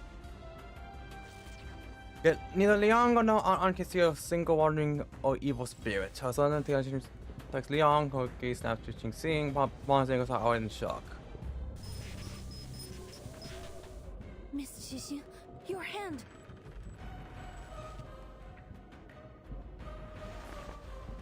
I must admit. Deep jagged cracks have spread across the entire film reel and climbed up, using his hand and arms like sinister veins. The film reel isn't the only thing at its limit. I can't hold on much longer. The vessel containing Qian Liang strapped around Liang's waist starts to shudder. The Qian Liang, the malevolent energy remaining from Xing must be eradicated. What does that mean? And thought flashes to Liang's mind. Could it be that the film reel has been out of control since the beginning? That depends on how you define. Oh shit! They actually did that thing with her hand. Voice answering, Liang knows she's right. That piece of the puzzle finds a place, and finally the picture begins to form a whole. Since the moment Miss Latham played the cursed film, people have started to suffer from mental disorders. But if you think about it, the sequence of events doesn't make sense. There were only 5 victims of the film incident in Hong Kong 8 years ago. But this time, the number of victims was growing rapidly. That was until you got involved, Miss Qixin. Ever since you took possession of the film reel, only a small number of specific people have been targeted. We thought you were exploiting the reel's power to carry out your vigilantism, but in truth, you were trying to control the reel by limiting its victims to those you deemed as villains. Though disbelief still colors her voice, her words are not a question. Then the others stare, caught between shock and suspicion. As they turn to her servant, they assume was the true culprit. Is that true? You flatter me, little Vigil. I simply didn't want her legacy to become a tool of evil. That was never her intention. So that's why you did all this? You wanted us all at the parade because you were losing control of the reel? It isn't your goal to kill Miss Noah. Was that also a setup? If the film reel wasn't part of your plan, then what was?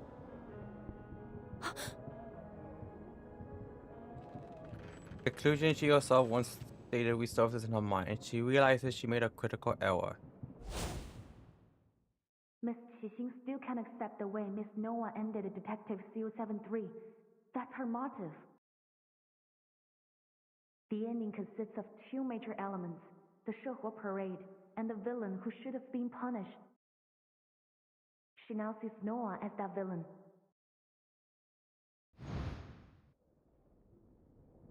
Noah isn't the villain, is she? In your perfect grand finale, the villain you intend to kill at the parade is none other than yourself. It's a good ending for everyone. The big bad finally gets her comeuppance. And who better fits the role than me? This is the grand finale you want to have? But why does it have to end like this? Because this is the way it has to be. When a drop of ink falls onto paper, no matter how hard you wipe, it can never be spotless again. People say that every saint has a past, and every sinner has a future. What garbage. Some mistakes can never be forgiven. What happened to He Rijun was an accident. You shouldn't blame yourself for her death. It wasn't your fault. But it was my fault. It was my stubbornness, my selfishness, that pushed my dear friend, who really, truly cared for me, toward the cliff. How can someone like me carry the title of CO7? I don't deserve to stand in the spotlight ever again. Punishing those equally despicable pieces of scum made me feel better for a while, but it didn't last. That sickening feeling inside, that disgust in myself, it wouldn't stop. I looked everywhere for a way to heal it. But then I realized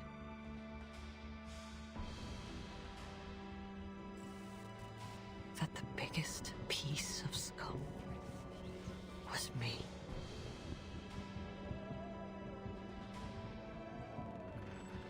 The first time her expression softens after she has finally released a burden, and within her eyes something new flickers. Hope.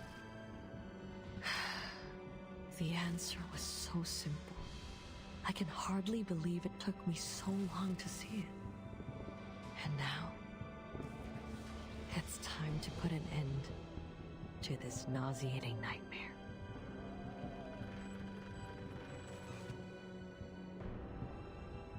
No, I you're can being understand too it. harsh on yourself. He Rijun doesn't blame you. I'm certain of it. Quit it, Vigil. Look around you. Can you still claim that I'm not to blame?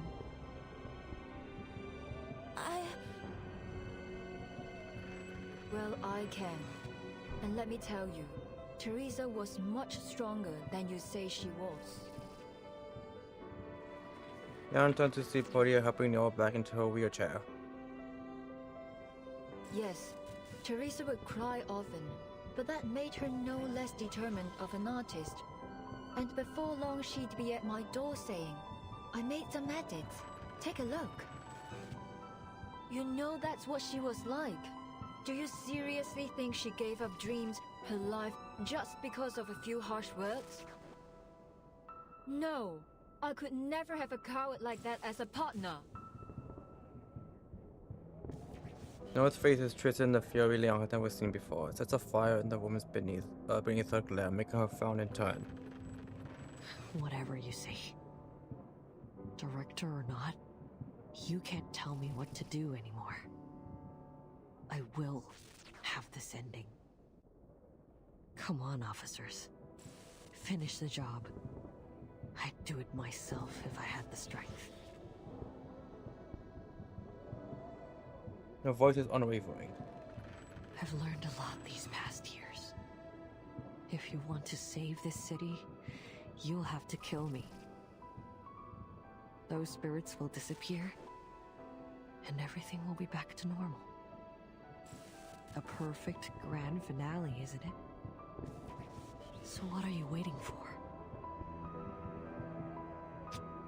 So it's come to this, has it? Reynolds was on his breath, he reaches for the gun at his waist. I'll just ultimately please. Wait, sir. Lightning shoots through Liang's body, her feet once down to the ground, suddenly feels weightless. He steps forward. There's no guarantee that things will play out like Miss Qixing said. Please, let me try something. After all, exorcism is mine and Qiangliang's specialty. Wait, what are you? Before either Ellen or Qixing can react, the film wheel is already in Liang's grasp. Liang! You out of your mind or something? Yes, there are a huge number of evil entities bound within it. And this is probably the most formidable opponent Qiangliang and I have ever faced. But I must confront this challenge. Not to protect the honor of my family, or to mimic CO7 either. But because I want to. Because it's right. Every story has an ending. And I must act to create the best one for everyone. Sorry, I don't have any flower words or clever arguments. But if you're willing to help me, please, Qiangliang, heed my call.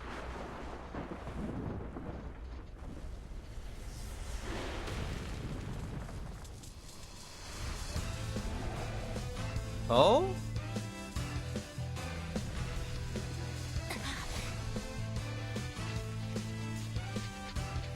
This isn't good.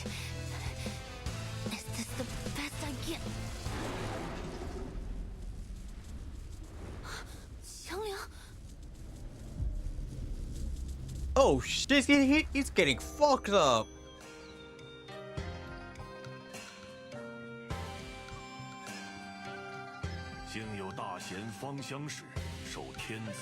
And why is thought this isn't such a trouble god? 降服恶兽，收为己用，更名为显道兽。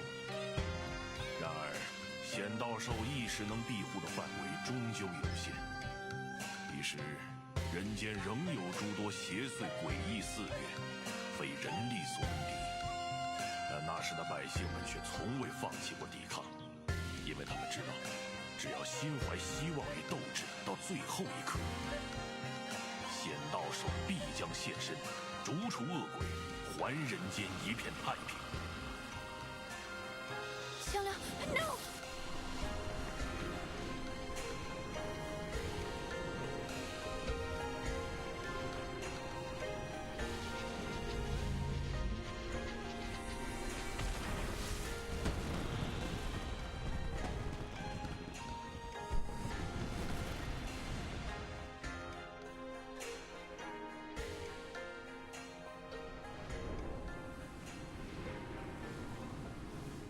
Holy shit.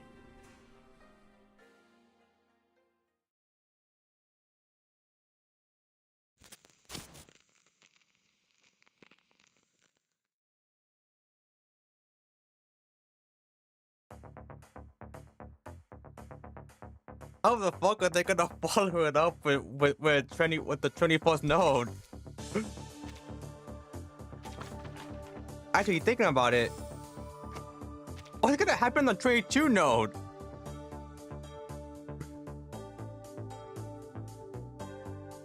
Yeah.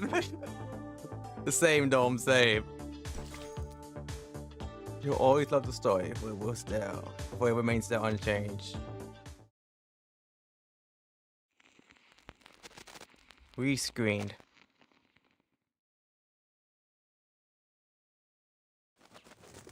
Some clouds gradually dispersed and the sunlight streams into the wood, and the corner of the television broadcast a news report. Last night, the Chinatown Shuhu Parade drew hundreds, as tourists and locals gathered for the Eastern spectacle. These photos, shared by an enthusiastic tourist, show the enormous holographic images that were created on site using arcane skills to present a stunning performance of the Chinese folktale Zhang Liang's exorcism. The event has been deemed a well-organized. Congrats, Liang, you're with many famous. promising to attend again next year. Locals have expressed their thanks. You know, if this happened in modern times, if this happened in like 2026, Liang will go viral. One spokesperson said, "It's been wonderful to share our culture with people from all around the world. Chinatown is always ready to welcome new friends from both near and far." In other news, the arcane vigilante Night Piercer, who has perpetrated dozens of attacks across the city, has been apprehended by the DAA.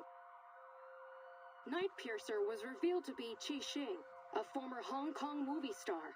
Some members of the public have expressed continued support for the vigilante due to the questionable backgrounds of her victims. Deputy Chief Eldon of the Division of Arcane Affairs gave his response.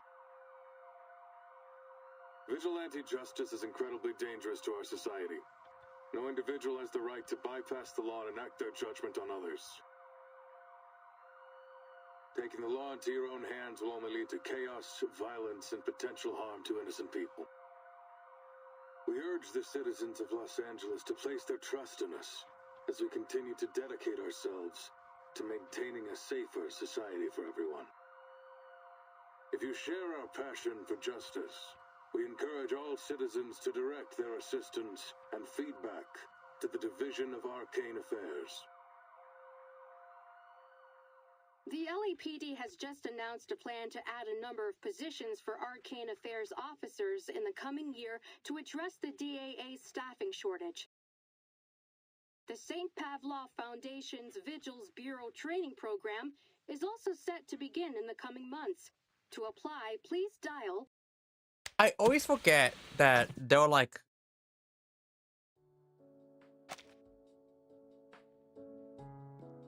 widely known.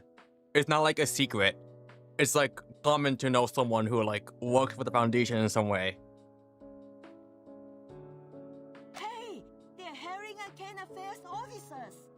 Oh, is the guy awake? Hasn't it always been your dream to don the uniform?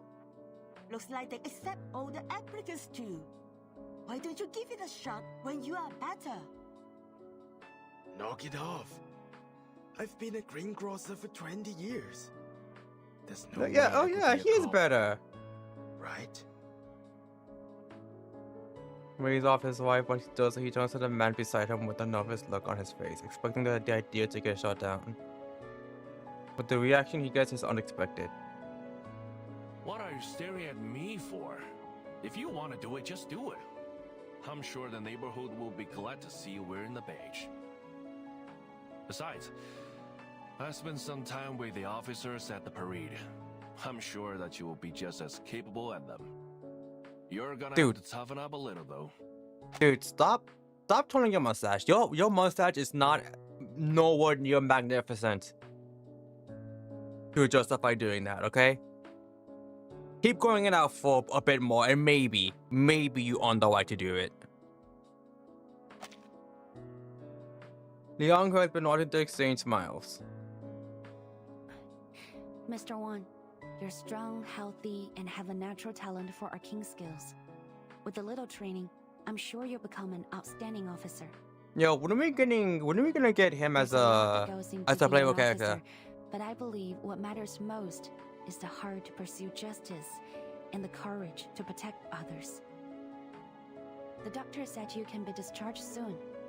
You should seriously consider applying for the position.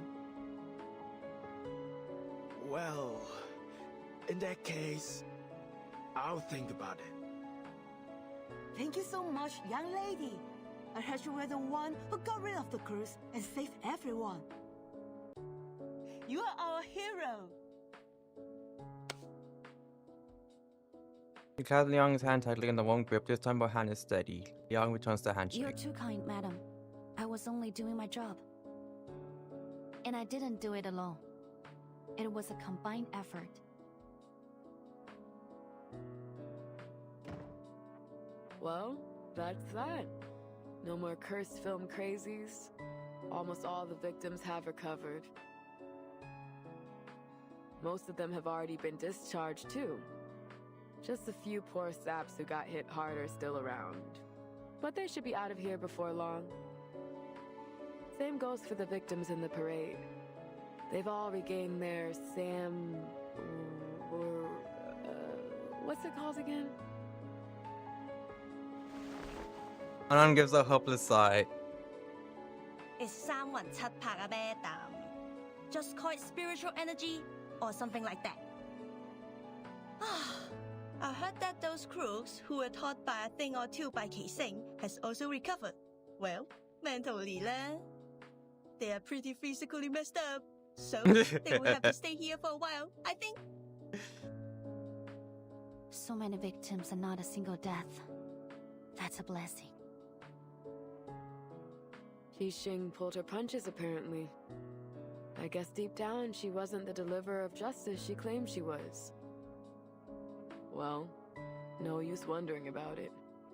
Years on this job will quickly show you that the madness in Arcanist blood always comes out in Arcanist criminals. Trying to understand them is a waste of time. That may be the case, but I think that if we look at each other as individuals, we can come to understand one another eventually. Where's Noah in all this? I didn't see what Noah's at. The big size mobile phone she escaped with her since she was 6 years old. Its screen remains dark. No matter how much Liang tries to summon the spirit residing within, there is no response. If we'll try our best. Holding onto hope, Liang tries a few different button combinations on the phone. Usually the screen would light up. There's nothing. Still nothing from Xiang Liang? Liang lowers her gaze and shakes her head. Well, what did you expect? That huge spooky spookters was a nasty opponent on its own. Not to mention all the ghosts that were attracted by that film reel. It was creepy lah. All those ghosts in one place. It was more crowded than the 大排檔. I mean, the Chinatown food store on a Saturday night. What's worse, those specters drowned the 三魂七魄 of innocent people. If that hadn't happened, then Qiang Liang wouldn't have had to say. Liang cuts herself off. It would be too cruel to say these words in front of Liang. Qiang Liang was lost because of my incompetence. I don't know how I'll be able to face my family now. And there's something else that's bothering me. When Qiang Liang pulled in the evil spirits, I thought I was going to die with it. But it looked at me and pushed me aside. It bore everything, all alone. Why did it go to such lengths to help me? Because I'm its Junzi. The way it looked at me, I think it wanted to tell me something. But I didn't understand what. Qiang Liang had been by my side since I was 6. But I always saw it as a heavy burden or a double-edged sword. I never saw it as an independent individual or as a friend. I never tried to truly understand it. And now, I've probably lost the opportunity to ever understand it. Long size and falls down, the other two exchange a glance and simultaneously pat her on the shoulders. Come on, enough with the long face. Maybe Changliang will respond to you one day lah. You never know. And I'm here if you ever need my professional ghost-busting service. Exclusive discount just for you, I was wondering which gonna do that. Isn't it a literal legendary beast that's existed for ages? No way it bit the dust just like that. I mean, last time you were just resting. I bet it's recharging in its lair or something. Then it'll come back when it's full of juice again. I hope so. She knows they were just comforting words, but the concern for her gives her the strength to move forward nonetheless. Oh, Poitier! There you are. And the ghost-busting girl in Liang. Great. Her Cantonese is unmistakable. For Anon Lee? Oh, sorry. I mean, Officer Liang. But if you don't mind... Yeah, I know people were like... Of course I don't. Extremely... when I saw her... I guess introductory video on the Weverse's YouTube shorts, I saw people being extremely happy that she speaks Cantonese. Despite her swift response, Liang still feels a little surprised when she sees the officer extend her hand towards her. Oh, where are my manners? Name's Jenny Carter. Just Jenny's fine. Unlike your instructor, I don't try to hide my appreciation of people. I gotta say, you've done an awesome job. Folks at the department have all been talking about I'm not a student there, unlike Poitier. Please tell me there's someone... Let's go gambling! Aw, dang it! Let's go gambling! Aw, dang it! Thank you. That's very kind. What brings you here? Deputy Chief Eldon, of course. Who else? Foundation staff have arrived. They're gonna take over Qi Xing's interrogation and everything. They're gonna take the film reel back to their headquarters, too. I'm surprised she's alive after all that. Approved. I'm happy. Watch Reunion of the Three Swallows before they take it away. I'm happy she's alive, don't get me wrong. I'm just surprised. I thought they were gonna kill her off. Crying out loud, the DAA is in a movie theater. Where'd all these people come from? I don't scan the group before him. My apologies, sir.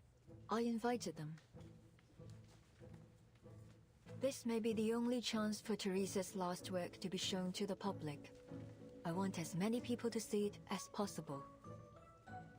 Every filmmaker wants their work to be shown to the world. I appreciate your understanding.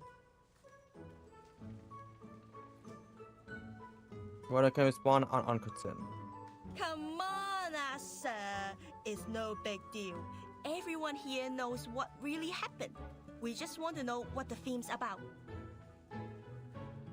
Yeah, didn't you see something on TV about assistance and feedback? You'd be going back on your word if you ignored us now. Hey, don't you go talking circles around me again. Even his home scene, the two men can't help but bicker.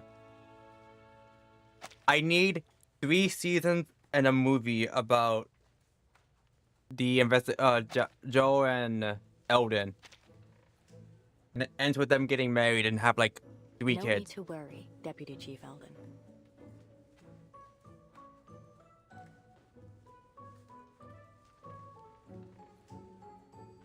After thorough examination, we've determined that the film reel no longer possesses the ability to twist reality. It was our negligence that allowed the film to be in the first place. So, as Mr. Joe said, the people deserve to know the truth. I like Mariana. Besides, every viewer is required to sign this confidentiality agreement before entering the screening room. Alright everyone, please hurry. The movie starts in 15 minutes. No way I'm missing this! Give me a pen!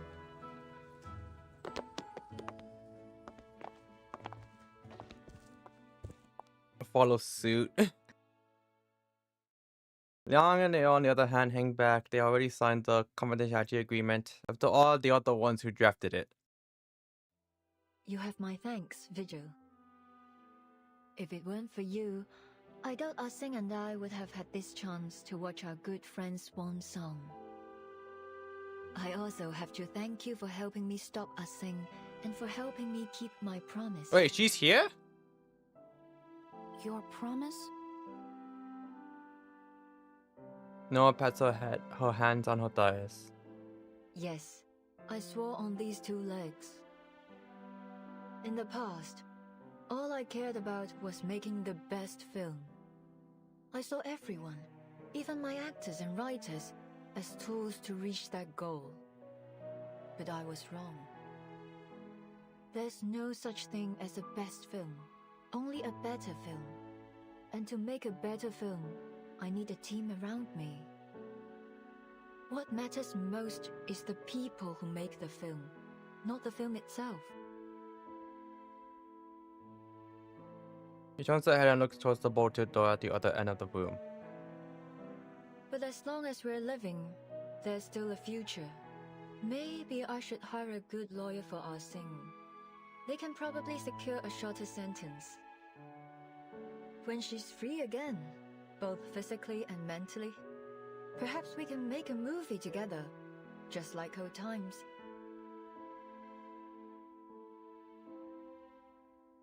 Liang is momentarily stunned. Are you sure? With all due respect, Miss Noah, that will probably be a very long time from now. So, even if we're old ladies by then, as long as we can still move, I'm certain we can make movies. Speaking of which, you'd make an excellent addition to my crew, Miss Liang. Don't hesitate to contact me if you reconsider your career choice. You're very generous, Miss Noah. But I think I'll stick to being a fan for the time being. I think the EP. I look forward to seeing what you do next. You're on slick, Liang. You won't be disappointed. By the way, have you seen Miss Latham lately? I tried to invite her, but she didn't pick up the phone. She must have left it in her room again. Actually, I ran into her at the hospital earlier. Miss Scott just regained consciousness. She wanted to visit her. Noah's smile fades slightly and a contemplative expression comes over her. Miss Scott, something tells me that there's still an unsolved mystery there. You mean a truth hidden behind all these incidents? Like how Scott managed to get through all that? Yes, like a chessboard, where the pawns placed on the front line. Somehow, we've managed to fight our way out, escaping our planned doom. But who is the player who placed us there? They are still a mystery, watching us from the shadows. I don't like this feeling. I'll keep an eye on the matter. I already made a detailed report to my superiors. If there's anything else going on, I'm sure the vigils will put a stop to it. I suppose we'll have to wait and see. Noah's expression does not ease. It seems the title of Vigil's Bureau doesn't bring her much confidence. While Liang can inquire further, but Hey, Padilla you two, calls her. get your asses in the screening room. We're all waiting for you. On our way! Nothing's more important than a movie that's about to start. Let's go, Vigil. And use mine into the makeshift deal together.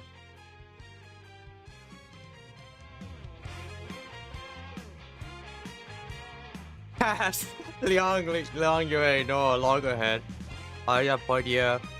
He's seeing Constant Scott, Deputy Chief Eldon, Investigator Jill, this is Wang Lian.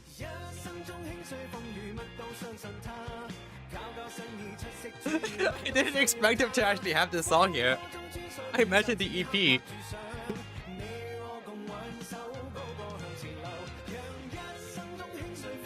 sponsored. Miss New Bevel's gonna be a visitation center. Local fiction. Any resemblance to actual events is entirely coincidental.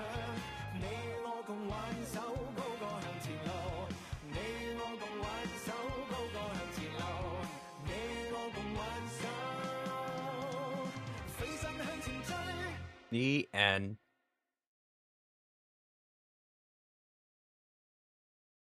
I was gonna say, I know it's Australian 2 stages, you're on Slick.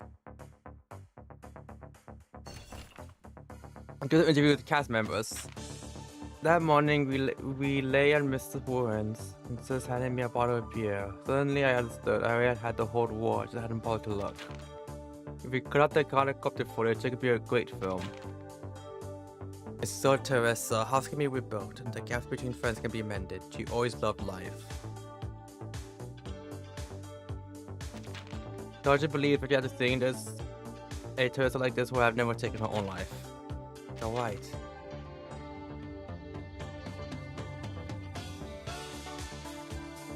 Thank you, Miss Visual, thank you. Her creation has been restored to its original form is something I'm truly grateful for. It's all thanks to you and your team. We're never getting her as a playable character. I'm not counting on more than you can imagine. It was my intention to ultimately my selfish behavior caused this to happen. Anything I can do to make amends. Don't need to feel guilty, Miss Kiseyang. Purging the ghost plague is part of the King Leong's to my duty. Know that you liked this movie. It must let you down, eh, kid? I was a little disappointed, I won't lie. What does it matter? Seal Sim is my favorite character, and that will never change. Thank you. Wait a moment, King Leong. One more Kiseng. Were you and the other officers leave? Miss Leong and I need to confirm one last thing. Nothing in your testimony has been eating at me. Don't get me wrong, I'm not saying that you're lying. The research experts confirm that much. But even you probably noticed the sequence of events that led you to become the Night Piercer. You saw the real and caused the incident in Chinatown. But your motive seems inconsistent. I feel like I'm missing a piece of the puzzle. I'm more like the memory gaps affecting Loggerhead, but your expertise in arcane skills surpasses hers. Perhaps you can recall something. I really don't remember. I only recall how it all began. I got word that the reunion of 3 swallows had found its way back out the Foundation storage and into the black market. I even got into a secret auction for it through some intermediates, but unfortunately I didn't have to tell. So I asked myself who else could be as fixated with me. The answer that was obvious. Me. You're a public figure. Following you to Los Angeles was difficult. I tracked down your intermediary Pug Dog for a bit of cash. I got the time and location of your deal. The whole friendly advice Pug Dog gave me back there was about you. What a guy with zero professional ethics. My only objective was to take the wheel from you. The only question of who stole it from the Foundation was something I even bothered to think about, but the very moment a sliver of sense kicked in. A sliver of sense kicked in. It was a close call, but I meant to hold myself back. There was something I think there was a moment where I really intended to kill that poor staff of Miss Scott, but I don't understand why I felt that way. You know the rest. Clearly that place is here. The ending is one. I should mention something. The ending is point for much of the subplot for 2.0. Ooh, okay. Thank you. Thank you.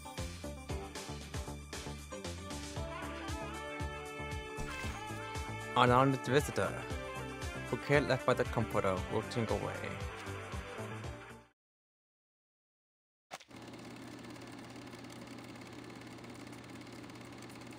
I am glad that they finally got to make some amends. That they finally got to make amends. Maybe, well, at the very least, some amends. Scott's ward. Did I take a wrong turn? I need her to be playable, though. Excuse me, Doctor. Could you tell me where Constance Scott's ward is? I'm kind of lost. You're in the wrong area. You need to go straight forward this way, take a left at a corner, and a right at the next.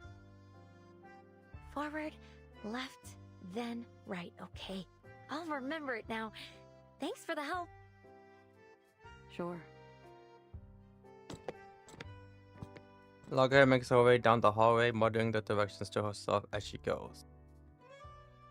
Then she stops and turns back in confusion. That's odd. Why do I feel like I talked to that doctor a few days ago? Must just be my bad memory. The lady last time was more friendly.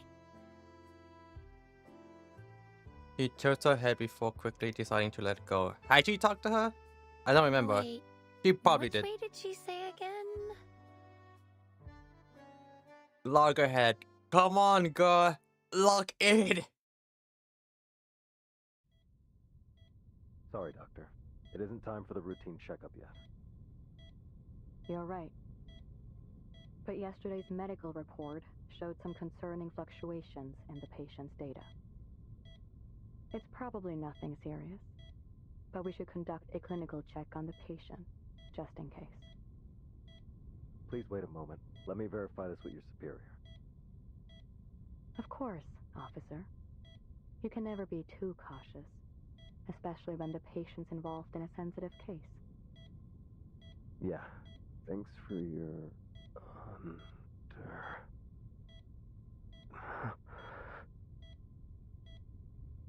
Patient inside the ward hears the conversation outside the door come to an abrupt halt. And she's with her hands cuffed to the railing, pulling her head away from the window towards the closed door before her. What's wrong? There is no response from the other side.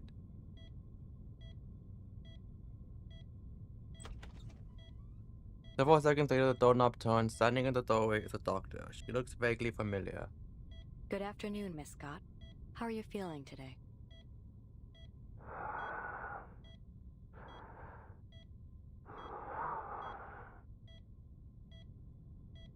When the doors close again, Scott catches a glimpse of the arcane affairs officer staring straight ahead. He doesn't so much as glance in her direction. Something is wrong. Scott shoots up straight. Who are you? Someone brought you these flowers. Flowers?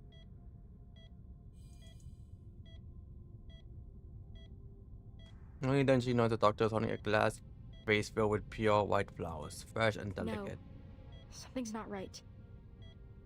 I heard what you said to the officer. How are you supposed to do a medical check with a flower? Oh? Vase.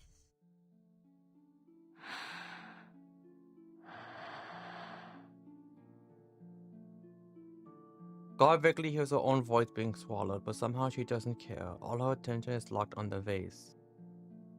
Not the flowers, but the vase itself. At first glance, it looks like any other glass item.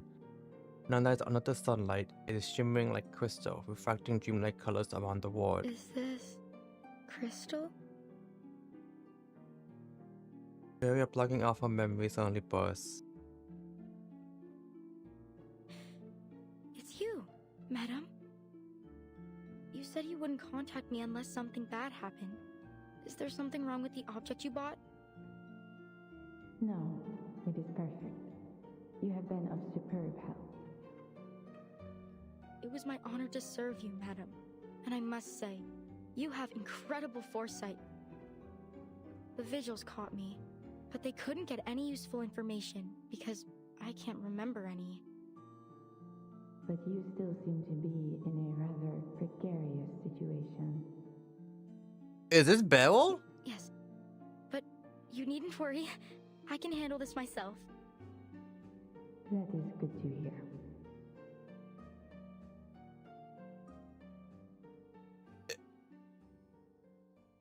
The crystal makes me think it's Beryl, but the voice seems a bit off. By the way, I met Matilda not long ago. She was worried about you.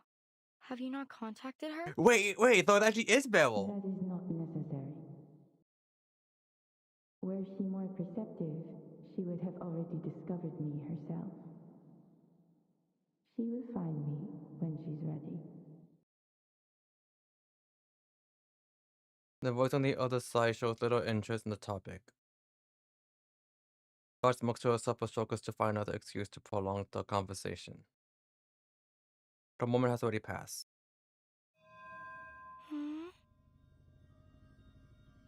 The colors trails and her consciousness begins to spiral.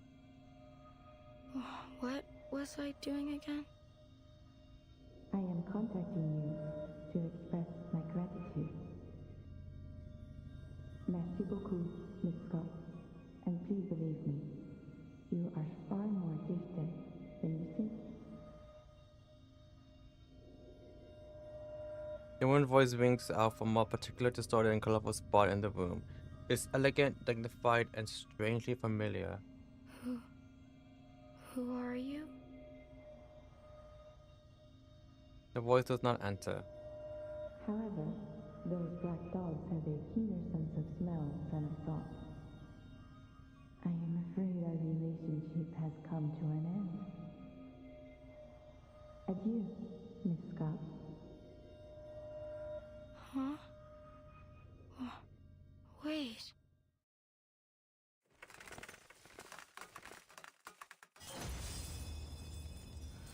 A bullet shatters the vase, shattering the dream and crashing her back to reality. At some point, the door was suddenly opened. A pair of black leather boots steps over the shards of the broken vase and comes to a stop at Scott's bedside. Huh, they run fast, that's for sure. Looks like this fish is bigger than we thought. No, she looks cool. Have you figured out what happened to the two officers? The woman turns to her cadet. A man, also dressed in the same black uniform, is dragging the unconscious body of the doctor who visited earlier beside the DAA officer who had been keeping guard outside. They're under some kind of hypnosis. Caster's no amateur either. Arcane fluctuations are impossible to trace. Not bad. Not bad at all. Are they the Vigils? Because the guy looks like he has the same mask as they had in the ad, I think it was. She crouches down to pick up a shot of glass. As she examines it, her mouth goes into a smile. Not bad. This is really bad. Yeah. We already knew Scott was the culprit, but you just had to use her as bait to reel in the fish hiding in the darkness. Now all we have is Scott with no memories of what happened, and a stone-cold trail. Truly genius. And I still don't get why you're keeping all this from Liang. She's your cadet, and right here in the city. Okay, so it's the Vigils then. I can't wait to see her face when she finds out what's been going on. And I'm not defending you this time either. Maybe look at those accusations. The woman feigns innocence. Defending me? There's nothing to defend. If we told her about our plan, she would have started acting differently and spooked our fish. Besides, the whole point of her field training program in the LAPD was to see if she could handle things on her own. And she's proven that she can. The Division of Arcane Affairs seems to adore her, so I'm sure the Deputy Chief will give her an excellent write-up. Everything's turned out great, hasn't it? See? How considerate I am. How I always do things in my cadet's best interests. How could you make me out to be such a heartless, irresponsible monster? She exaggerates the soft expression which only makes her cadet roll his eyes in expiration. Oh, don't give me that look. Anyway, I think I've got an idea. He's so done with her bullshit. Really? I've only known him for like 1 minute, and I've never resonated with a character more than him. Our big fish got away, yes, but just confirming that a fish this big exists has already made this worth our time. Now, back to the stolen arcane items. There are 5 in total, including the cursed film reel and the wind-up toy that the timekeeper shattered. What's the other 2? I know those 2. Tell me, Bob. Does our fish need all 5 arcane items? What if he's like... It's Alan, not Bob. How many times do I have to tell you? And to answer your question, no. I don't think so. Why she keeps like the wind-up toy is saying different names? And the film reel's been recovered by a fellow cadet. Like, thank you, Gabby. These items did cause a few problems, but I don't see any common thread between the incidents they caused. Correct, Brian. Those 2 items were probably just decoys I to love her. divert our attention. I love her. Again, it's Alan. You know, that's a correction. She goes on. 夫藏木于林，人皆视而不见. Of the 5 objects, they probably only need 1. Take a guess, Buck. Which one do they need? She do be a bit silly. A-L-A-N. There isn't even a single B in it.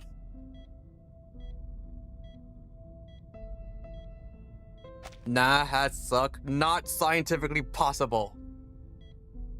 Well, out of the three, which one is... Wait, could it be? Bingo. From the way her cadet's face darkened, she could tell he has found the answer. Does that mean the legend's real? It can really be used in that ritual? It would seem so. So, it's Manus Vindicte again. Are they talking about the, I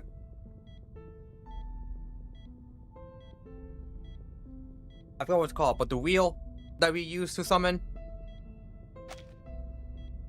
He speaks the name, his expression grim. They must have planted a mole somewhere among the Foundation's elites. Someone with clearance to the Arcanum Containment Department. It seems our fish doesn't wear the black robe. The woman taps her chin. The response makes her cadet's eyes widen in disbelief. Huh? So you're saying there's someone behind all this who wants to perform that ritual, and somehow has the means to steal from the Foundation? There's just no way. The stolen items would probably go to the Manus eventually. But I have a hunch that our wily fish isn't totally on their side. Manus Vindicte obviously considered the succubus a valuable asset before she got away, right?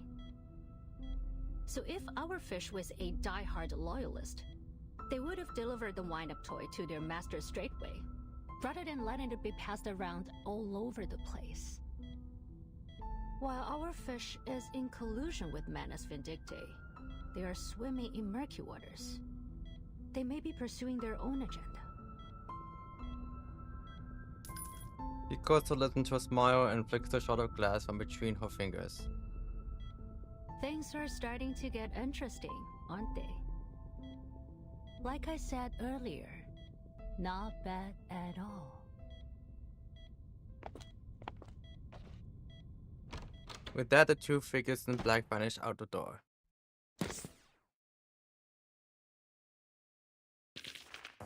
Oh. Well.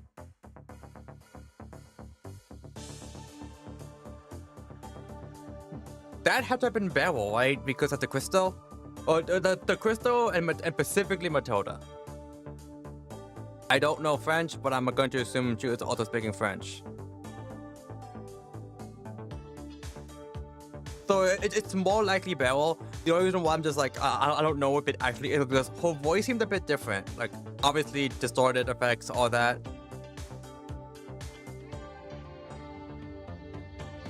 But like, I don't know, for some reason the voice seemed a bit off for me. But who knows? Oh, I mean, we do know it probably is her, but yeah, that is going to be it for me. Thank you all for coming. Did we go gambling? On which one? I already have her. I guess we could do Cheng Gong or Kakania. Those are the only two. I'm just like, okay, fine, maybe. Everyone else, all these others, I'm just like, nah.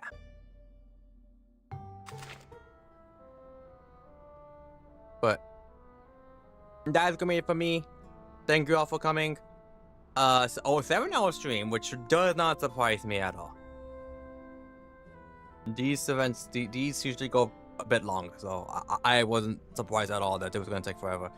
But yes, that's gonna be for me. Next time we stream before is gonna be on Monday. We're gonna be streaming Jia Guang's character story, and that's probably gonna be it for Monday. Just because I typically don't like doing starting something in the middle of my stream. I typically want to start something separately at the whole completely different stream.